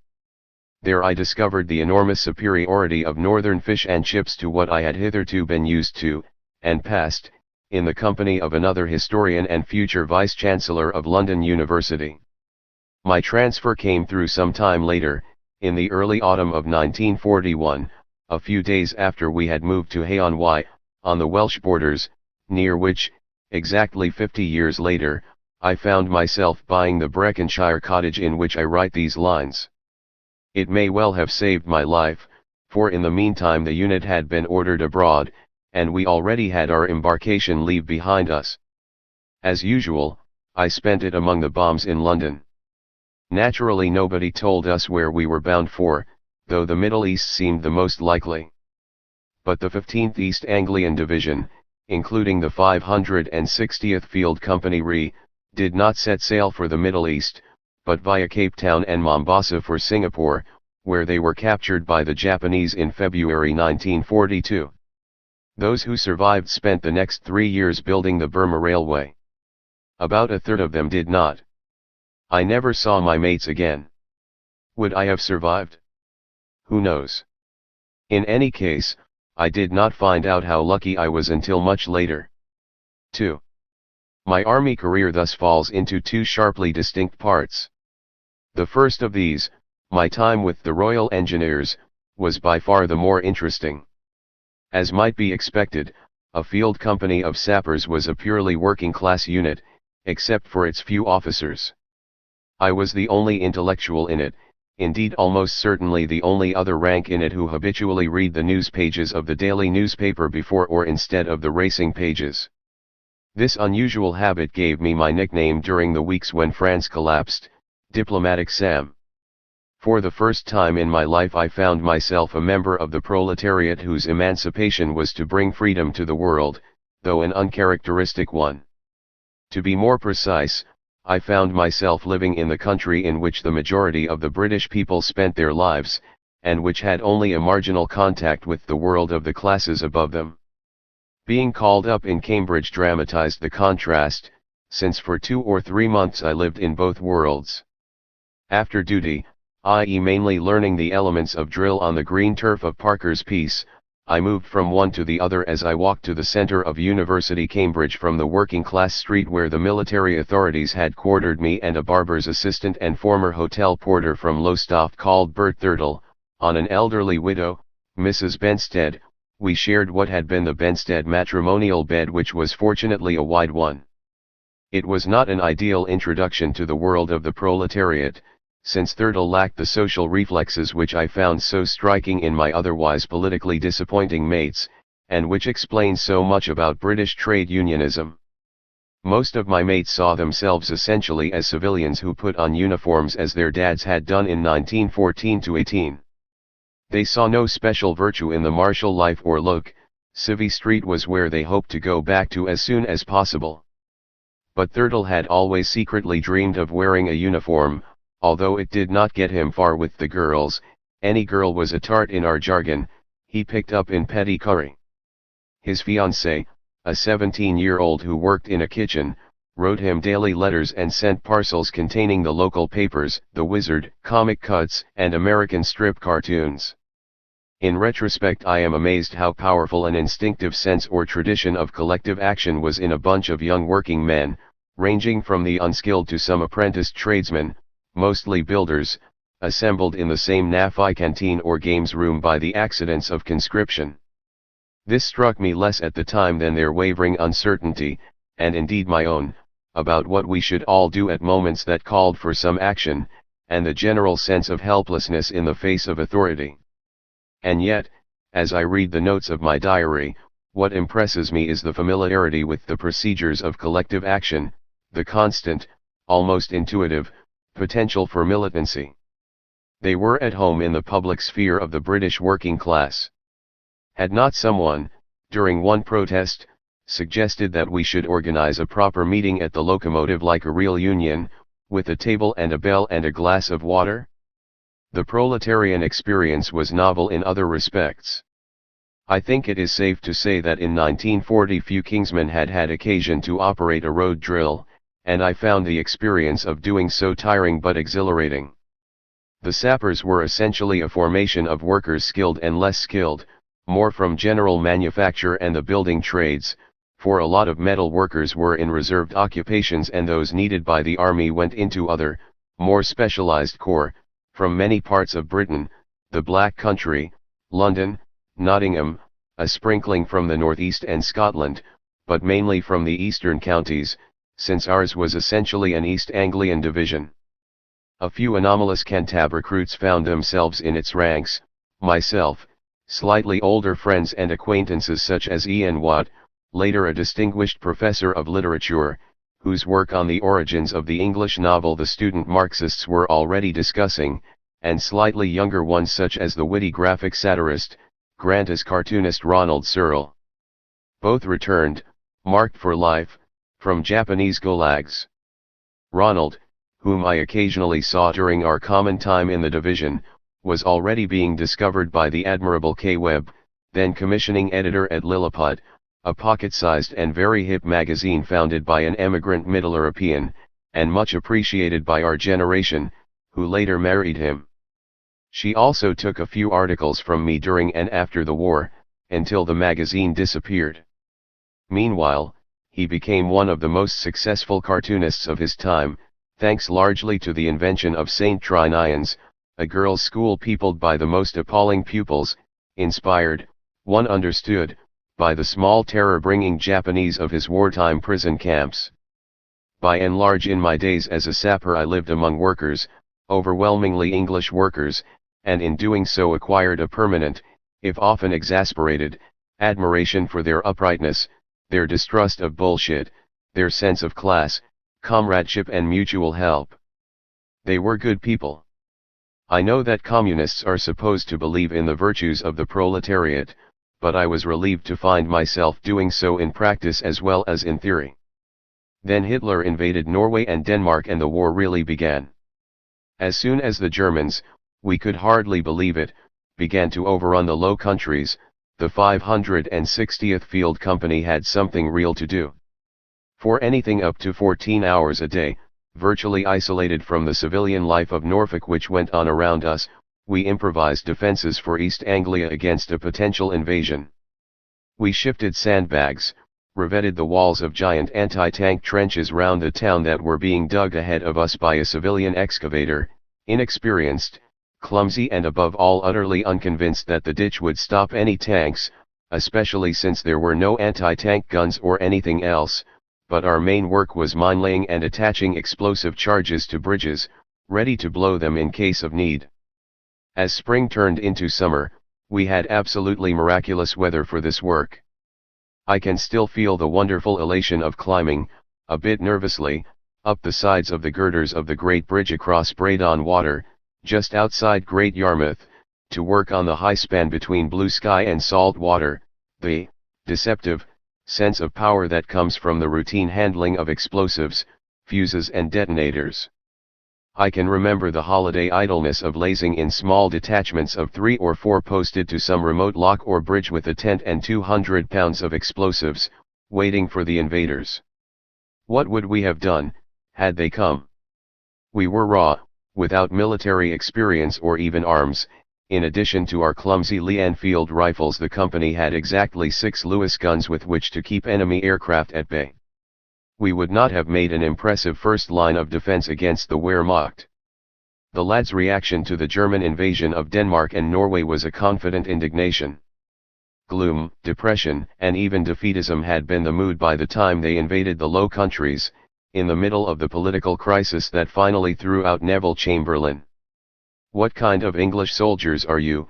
said the company Irishman, Mick Flanagan, surrounded by barrack room talk about how much better the German army obviously was than ours, and what things might be like under a German government. Chamberlain's fall cheered them up again, for he had obviously been a major cause of the general depression. Patently the new Churchill government was welcomed by our company. I noted at the time how strange it was that the heroes of the British workers were Churchill, Duff Cooper, and Eton, aristocrats, not even demagogues. Discouragement grew again in the next few weeks of backbreaking physical work and virtually complete isolation in our camps. Whatever the effect on civilians of Churchill's famous radio addresses, the one on "We shall fight on the beaches," including presumably those of Norfolk, was given at a time when we could not have heard it. Indeed, at the time I described the mood of the lads as terrible. "We were working all hours of day and night, virtually confined to barracks and workplace. Our biggest entertainment," I wrote, "is going to have the weekly shower, without explanation, recognition, or appreciation and, above all, ordered about, anonymous and inferior." Middle-class recruits dreamed of getting to the front where they'd forget about Blanco and polishing cap badges and we'd all be in it together. Most of my mates simply concluded, this is no life for a human being. If the war finishes, okay. I want to get out of this and back into Civvy Street. Did they mean it? Plainly they did not, as their reaction to the fall of France on June 17 was witness. I heard the news on a trip to a nearby pub from our post by the small bridge we were guarding on the Table Flat Road to Great Yarmouth. None of us had any doubt about what it meant. Britain was now alone. Let me transcribe what I wrote a few hours later in my diary. Who was responsible? Half an hour after the radio announcement, the English are already asking the question. In the pub where I heard the news, in the car that gave me a lift back to the bridge, in the tent with the two mates. Only one answer: it was old Chamberlain. The unanimous view: whoever is guilty must pay for it somehow. It's something, even if it should turn out to be just a passing impulse. A car stops at our bridge. I'd guess the driver, specs and false teeth, is a commercial traveler. "Have you heard the news on the radio?" I say, "Yes, we have." "Bad, bad," says the man shaking his head. "Bloody bad, terrible." Then he drives on. We call after him, "Thanks, Enerode," and go back to lying on the bank in the long grass and talking things over, slowly and in dismay. The other two cannot believe it. Not only could my mates not grasp what had happened, they could neither take in nor even imagine that this might mean the end of the war or making peace with Hitler. Actually, reading my own immediate reactions to the fall of France, and in spite of the official party line since September 1939, neither could I. A victory for Hitler was not what we had had in mind. They could envisage defeat at the end of a fighting war. Nothing was easier in June 1940. It was also clear to anyone near the East Anglian coast that, if Hitler invaded, as everyone expected him to, there was nothing much to stop him. What they could not envisage was not going on with the war, even though it was plain to anyone with a sense of political realities, even one reduced to an occasional sight of the Daily Telegraph on the East Anglian marsh, that Britain's situation was desperate. This feeling that Britain was not defeated yet, that it was natural to go on with the war, was what Winston Churchill put into words for them, though with a tone of heroic defiance which, pretty certainly, none of my mates felt. He spoke for a British people of ordinary folk, such as those of the 560th Field Company, who, unlike many of the better informed, simply could not imagine that Britain might give up. As we now know, in the words of Hitler's Chief of General Staff, General Halder, the Führer is greatly puzzled by England's persistent unwillingness to make peace, since he believed himself to be offering reasonable terms. At this point he saw no advantage in invading and occupying Britain, which, to quote Halder again, would not be of any benefit to Germany. German blood would be shed to accomplish something that would benefit only Japan, the United States and others. In effect, Hitler offered to let Britain keep her empire as what Churchill, writing to Roosevelt, correctly described as a vassal state of the Hitler Empire. 2 In the 1990s, a school of young conservative historians argued that Britain should have accepted these terms. If Lord Halifax and the powerful Peace Party in the 1940 Conservative Party had prevailed, it is not impossible, indeed, it is not unlikely, that the bulk of Britons would have gone along with them, as the bulk of Frenchmen went along with Marshal Pétain. Yet nobody who now remembers that extraordinary moment in our history could believe that the defeatists had a real chance of prevailing. They were seen not as the peace bringers but as the guilty men who had brought the country to this pass. Confident in this massive popular backing, Churchill and the Labour ministers were able to hold their own. We knew none of this, neither of the Peace Party in Churchill's government, though the left suspected there was one, nor of Hitler's offers and hesitations. Luckily, in August 1940, Hitler began the mass aerial attack on Britain, which became the nightly bombing of London in early September. From being a people that went on with the war because we could not think of anything else to do, we became a people conscious of our own heroism. All of us, even the ones not directly affected, could identify with the men and women who continued with everyday life under the bombs. We would not have put it in Churchill's bombastic terms ourselves. This was their finest hour, but there was considerable satisfaction in standing up to Hitler alone. But how were we to go on? There was not the slightest chance of returning to the continent within the foreseeable future, let alone winning the war.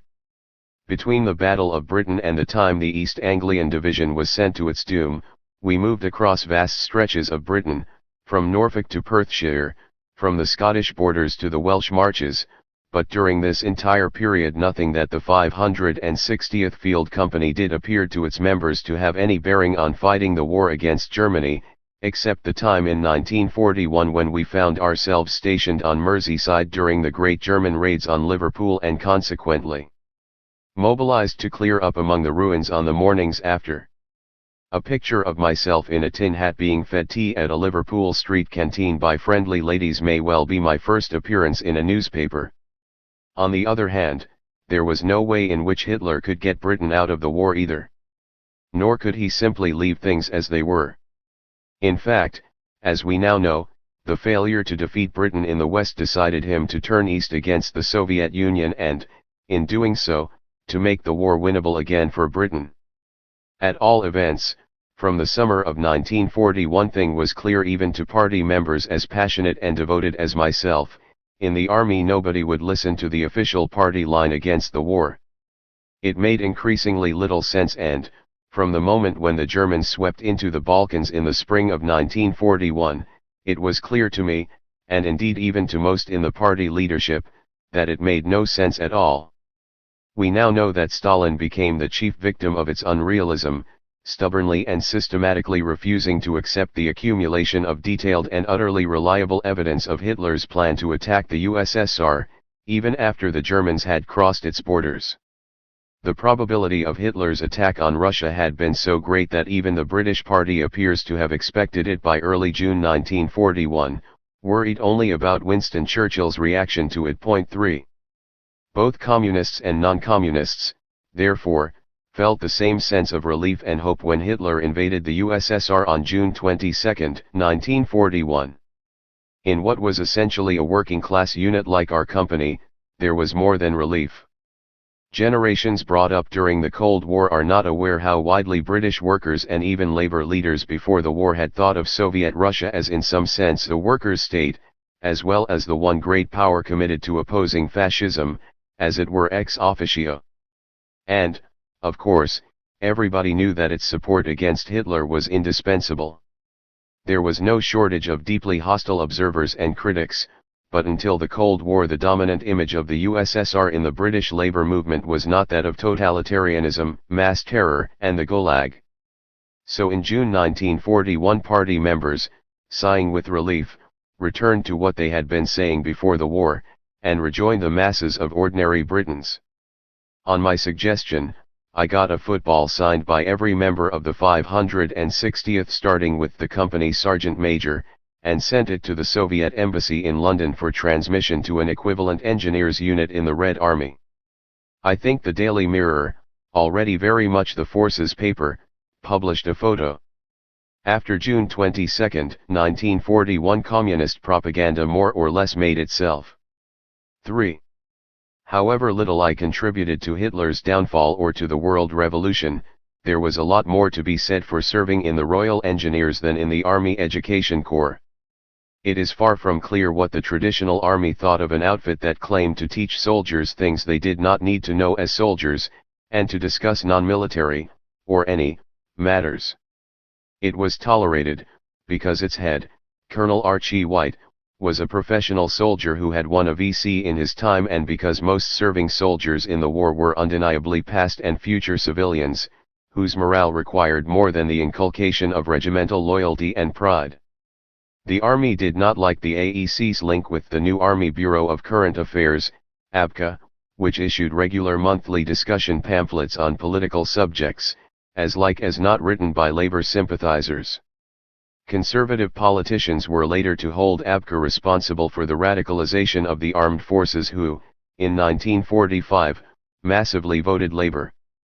This is to overestimate the interest of the bulk of servicemen and women in specifically political literature. ABCA appealed to and aimed at the reading minorities, but did not excite the masses.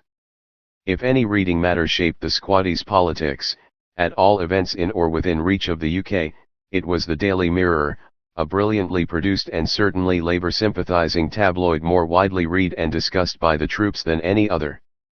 Nor can I claim to have made any greater contribution to the political radicalization of the British Army's Southern Command than to the defeat of Hitler. After June 1941, the party line was winning the war, and this aligned communists with everyone else, though it made them more reluctant to criticize the government than less aligned and disciplined left-wingers, except on issues suggested by the USSR, such as demanding an invasion of Western Europe much sooner than Roosevelt and the even more reluctant Churchill wanted. Public opinion did not need the party to arouse passionate admiration and enthusiasm for the Red Army and Stalin.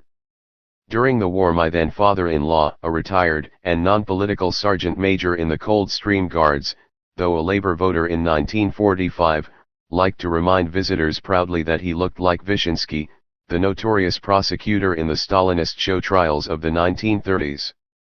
Since the army did not quite know what to do with them, AEC sergeant instructors like me, the lowest rank in the Corps, found themselves in a curious military limbo, rather like military chaplains, except without the officers' pips and the ritual occasions for which the Padre's presence was mandatory. They were distributed in ones and twos throughout the training camps or base camps, or attached, without any very clear function, to operational formations. We did not really belong to the outfits that were technically responsible for our rations, quarters, and pay.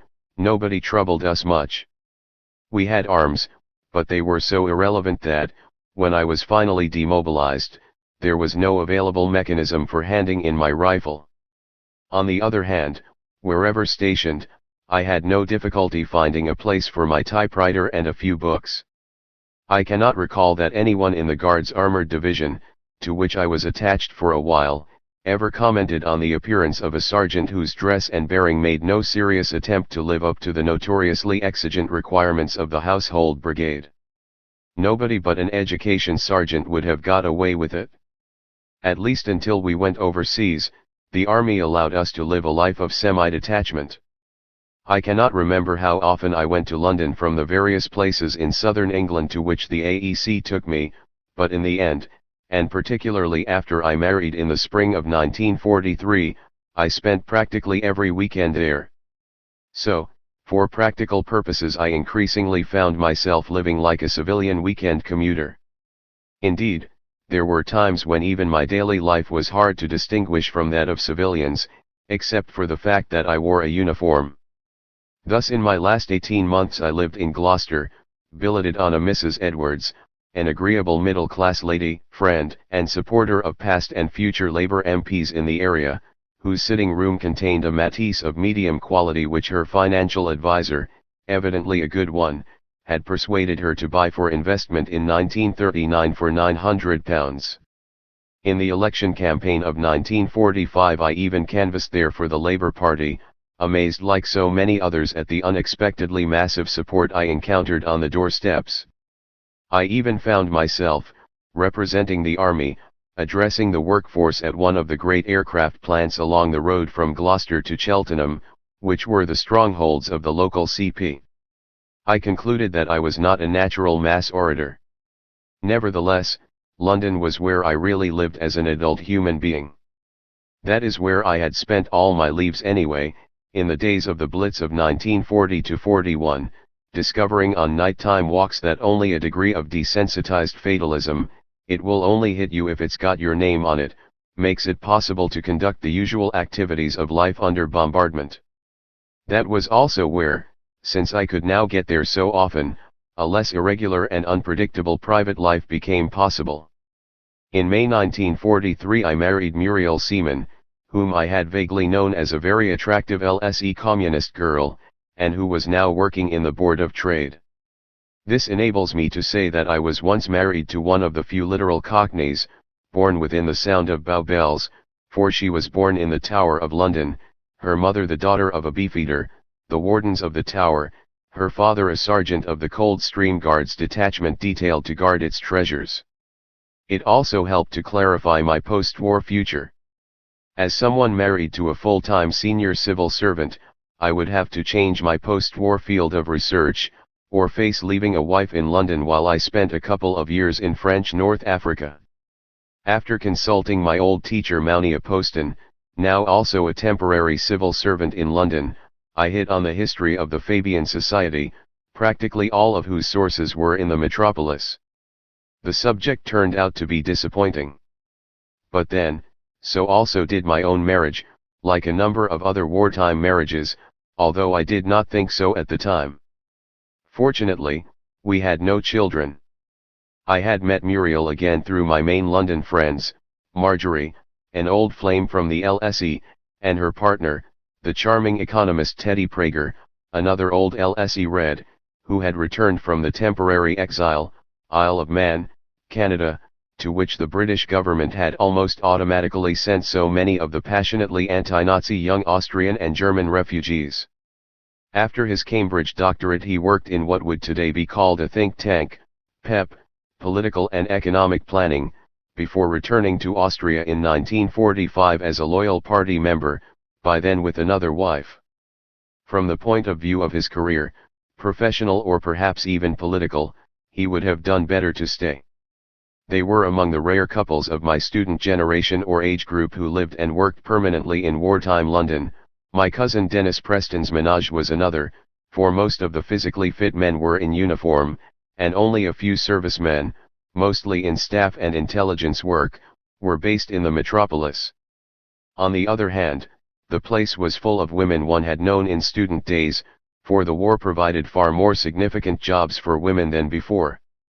By age, health, and gender, one's London friends and contemporaries were thus a curiously skewed community. The men blew in and out, visitors from outside, as I was myself. The regular residents were the women, and those unfit and past military age.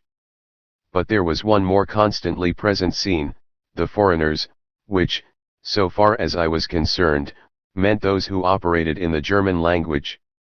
So it was natural that Teddy Prager should bring me into the broad ambit of the Free Austrian movement, in which, of course, as a communist he was deeply involved. I expect that, at a loose end and a regular visitor to London, I would sooner or later have found my way into the refugee milieu.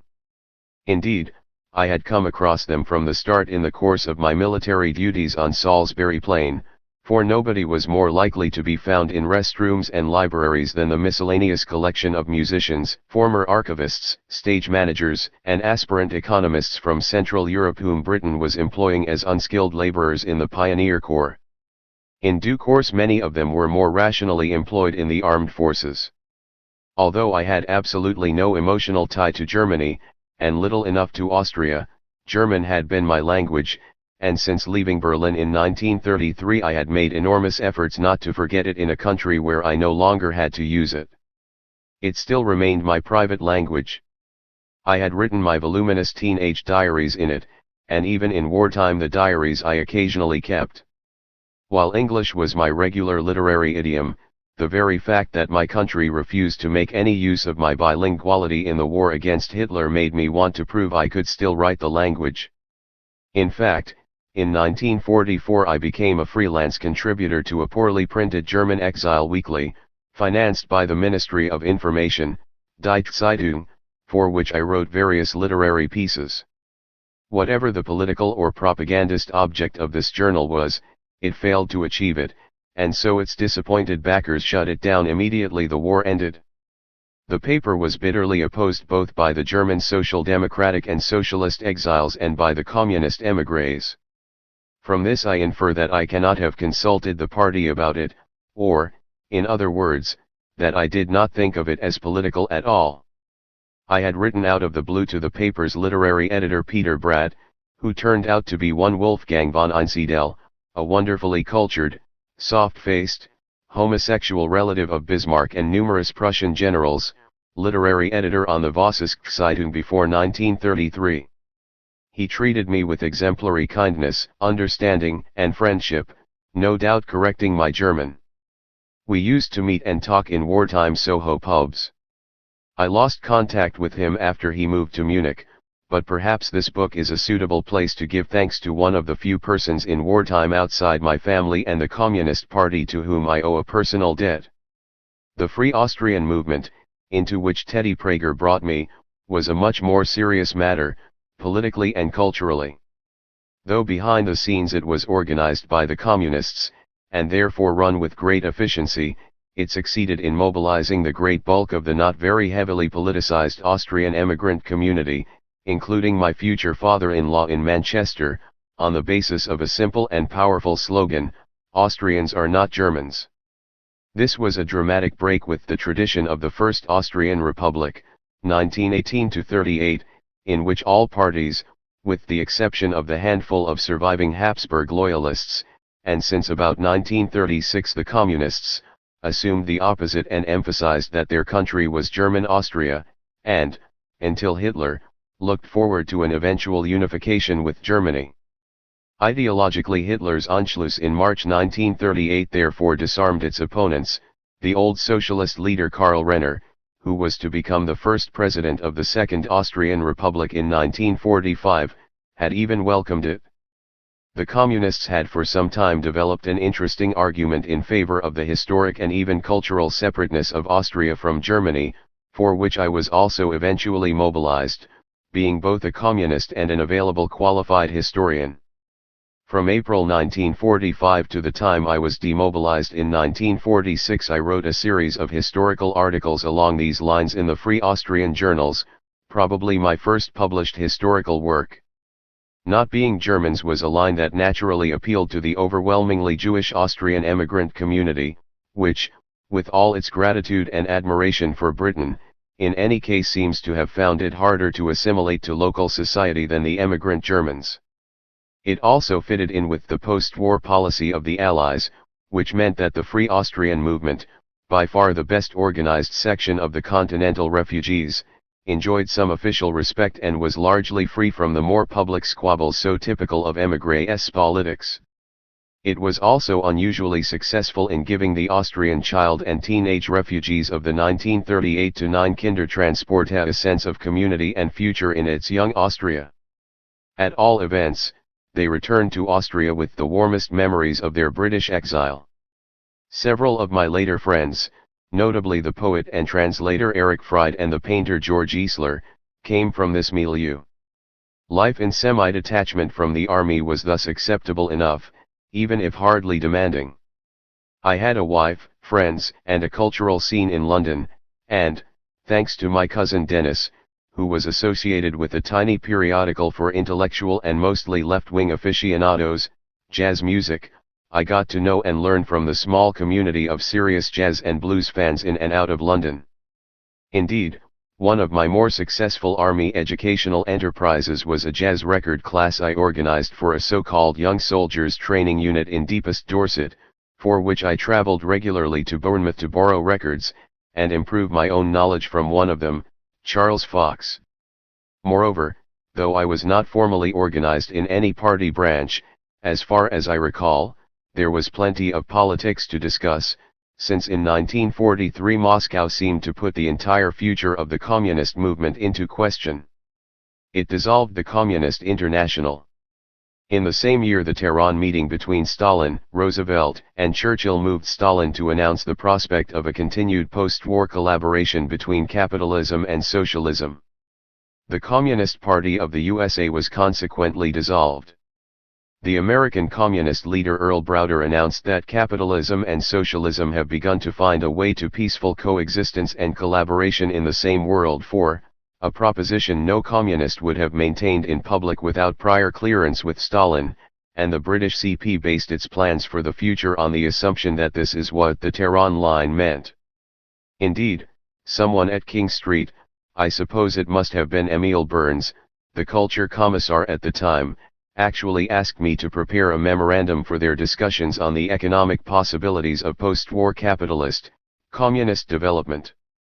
Loyal and disciplined as we were, not all revolutionaries found these new perspectives easy to swallow, even when we could see why it might be sensible to dissolve the Comintern, and had no doubt that socialism was not going to come to the USA in anyone's lifetime. And yet, not surprisingly, every day of this existence was a reminder that I was doing nothing to win the war, and that nobody would let me near any job, however modest, where my qualifications and gifts, such as they were, might have been of some use for this purpose. The division to which I was attached prepared to go overseas, but without me. From the cliffs of the Isle of Wight I could see what was clearly the gathering of the invasion fleet for France, while I had nothing better to do than to play the uniformed tourist in Queen Victoria's camp residence Osborne, and to buy a second-hand copy of Hazlitt's Spirit of the Age in a bookshop. I volunteered to go abroad, but nobody wanted to know. I was sent to Gloucester. As far as the greatest and most decisive crisis in the history of the modern world was concerned, I might as well not have been there. And yet, although I did not realize it, I was to see something indirectly of the war after all. I was posted to the military wing of the City General Hospital, Gloucester, where I acted as a sort of general welfare officer or liaison with civilian bodies offering help. It specialized in serious casualties, increasingly the battle casualties from Normandy, and especially in the treatment of severe burns. It was a place of penicillin, blood, and skin transfusions, limbs wrapped in cellophane and men walking around with things like sausages suspended from their faces, dressed in the curiously strident hospital blue with the red ties of military patients. It dealt with everybody, even with wounded Germans.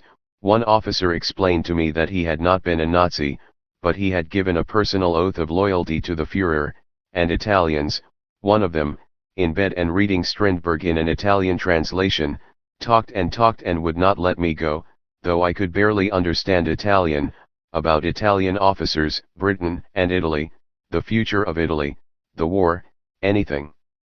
We were naturally prouder of our allies, whom I recorded in a fortnightly bulletin, the Pole from Toruń, who had fought in both armies, deserting from the Germans in Normandy and back there again with the Poles after a night in Edinburgh, and the ward's showpiece, the little Moroccan, with his thin, high-cheeked Berber face, in bulging hospital blues with a much unfolded citation for exemplary bravery of El Ejan Spahi Amour Ben Mohammed at Haimat, who communicated with us via a French Algerian, private colonel of the Free French. It was a place of disaster. And yet, the most extraordinary thing about this place of blood was that in it a death surprised us. It was a place of hope, rather than tragedy. Let me quote what I wrote at the time. The unexpectedness of seeing people with only half a face and others rescued from burning tanks, has now passed. Occasionally someone comes in whose mutilation is a shade more gruesome, and we hold our breath when we turn to him, for fear our face might give away our shocked repulsion. We can now reflect at leisure that this is how Marsyas looked when Apollo had finished with him, or how unstable the balance of human beauty is, when the absence of a lower jaw will completely unhinge it. The reason for this callousness is that mutilation is no longer an irrevocable tragedy.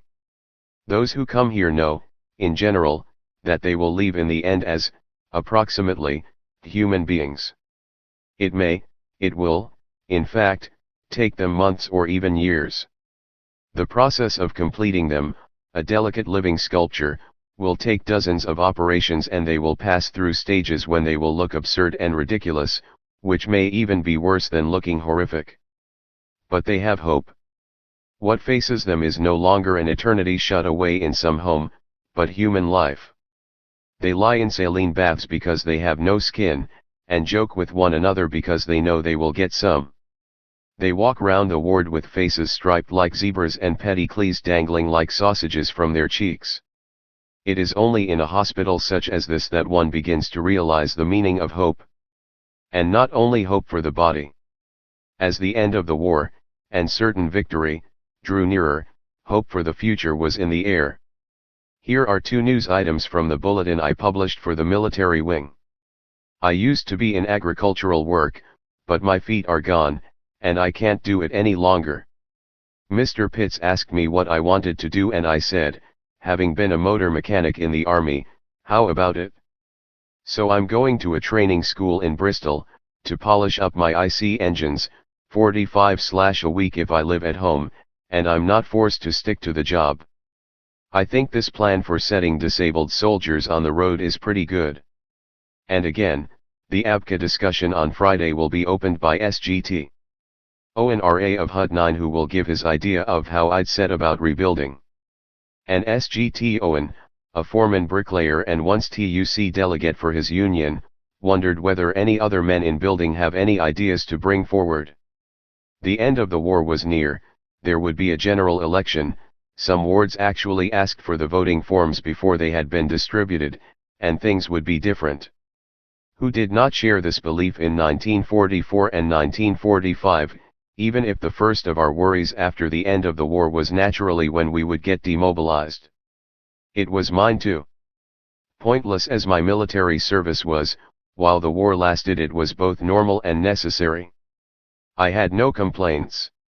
Once the war was over, as far as I could see, every day in the army was a day wasted. As the summer of 1945 turned to autumn and then to winter, I was approaching the end of my 6th year in uniform, but the army showed no sign of wishing to get rid of me. On the contrary.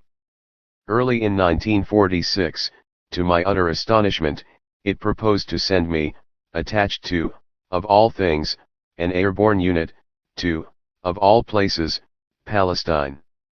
The army seemed to think being sent to fight Jews or Arabs was a compensation for not being sent to fight Germans. This, finally, was the straw that broke the camel's back. Communist Jews were, of course, anti-Zionists on principle. And yet, whatever my sympathies, antipathies, and loyalties, the situation of a Jewish soldier dropped into the middle of a tripartite dispute between Jews, Arabs, and the British was filled with too many complications for me. So, for the first time I pulled strings. I telephoned Donald Beves, the tutor at King's, saying I wanted to get out of the army to take up my 1939 research studentship.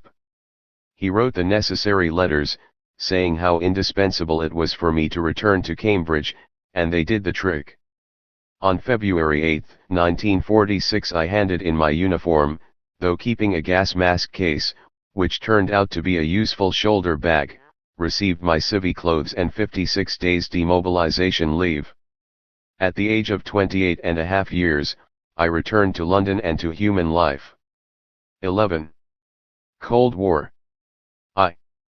In 1948 the borders between East and West in Germany became front lines in the Cold War. During the Berlin crisis, which began when the Russians cut land communications to that city in early April, and the long months of the subsequent Berlin airlift, East and West were locked into a dangerous and nerve-wracking confrontation of forces. Communists in the West, however insignificant, were on the other side. As far as I was concerned, The Cold War therefore began in May 1948, when the Foreign Office informed me that it was unfortunately unable to confirm my invitation to take part for a second time in the British Control Commission's course to re-educate the Germans. The reasons, it was abundantly obvious, were political. A silent but comprehensive effort to eliminate known party members from any positions connected with British public life began about that time. While it was neither as hysterical nor as thoroughgoing as in the USA, where by the mid-1950s communists, or even self-described Marxists, had virtually disappeared from college and university teaching, it was a bad time to be a communist in the intellectual professions. Public policy encouraged discrimination and treated us as potential or actual traitors, and we were deeply suspect to our employers and colleagues. Liberal anti-communism was not new, but in the Cold War, with ample assistance from propaganda financed by the US and British authorities, the loathing of Stalinism and the belief, not shared by the British government that the USSR was bent on immediate world conquest gave it a new hysterical edge. Until then the political temperature, in Britain at least, had been much less overheated. Within the country, Labour now ruled and nobody, certainly not the defeated Conservatives, seriously challenged the far-reaching reforms of the new government. By general agreement, a return to the 1930s was unthinkable or at least unmentionable. The 1945 government enjoyed unquestioned electoral and moral legitimacy, and were, in any case, no more revolutionary than the state-directed war effort of the past 6 years, which had brought the British people a victory that they felt to be profoundly theirs.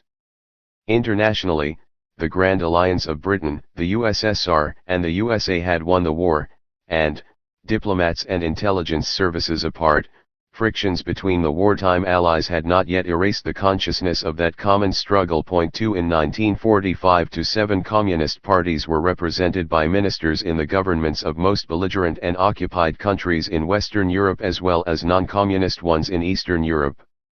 Men and women returned from the war, or turned from wartime occupations, to peacetime civilian life, to resume their old careers or plans, or to consider what to do next.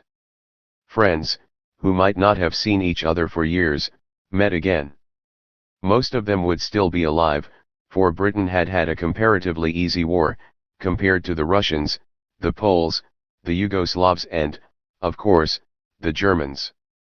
The 1914 war, still known, and for good reason, as the Great War, killed 1/4 of the Oxford and Cambridge students serving in the forces, but I can think of only 5 or 6 out of the 200 or so Cambridge contemporaries I knew or knew of, who did not return from the second. It was a time of comparing notes and for pre-war communists to ask the question, are you still in the party? A considerable number of pre-war students no longer were.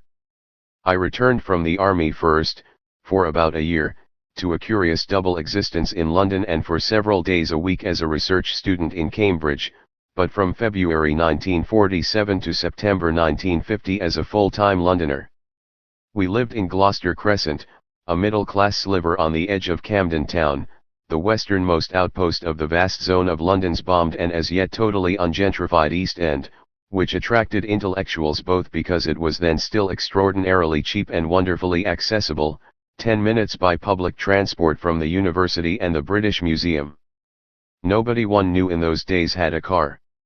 It had not yet become the headquarters of a band of very bright 1950s Oxbridge ex-students, actually, more bridge than ox, gently satirized in strip cartoons in broadsheet newspapers when middle-class intellectuals became lifestyle setters in the 1960s. Many of them were friends acquired in Cambridge during the Cold War years. In 1946 Gloucester Crescent was not classy, but, as I wrote in a tender piece on Camden Town commissioned for Lilliput by K. Webb, then married to the cartoonist Ronald Searle, just returned from the Japanese Gulag, one could just pretend the roar of the lions in Regent's Park Zoo was audible from there. In 1947 we moved to a far more stylish flat behind an early 18th century facade on the north side of Clapham Common opposite the church where the Clapham sect had worshipped, a barn with a tower. Outside, I recall seeing my new colleague at Birkbeck College, Nicolaus Pevsner, perambulating the area for his great buildings of England like an examiner giving marks to the past. Inside I struggled, in the end successfully, with my fellowship cum doctoral dissertation and, in the end unsuccessfully, with what I did not quite recognize as the problems of my first marriage. As it happens, 15 years later I was to move into a Victorian house a few minutes away, the first one I ever lived in as owner and not tenant, with Marlene. Intellectual communists or fellow travelers were not yet marginalized.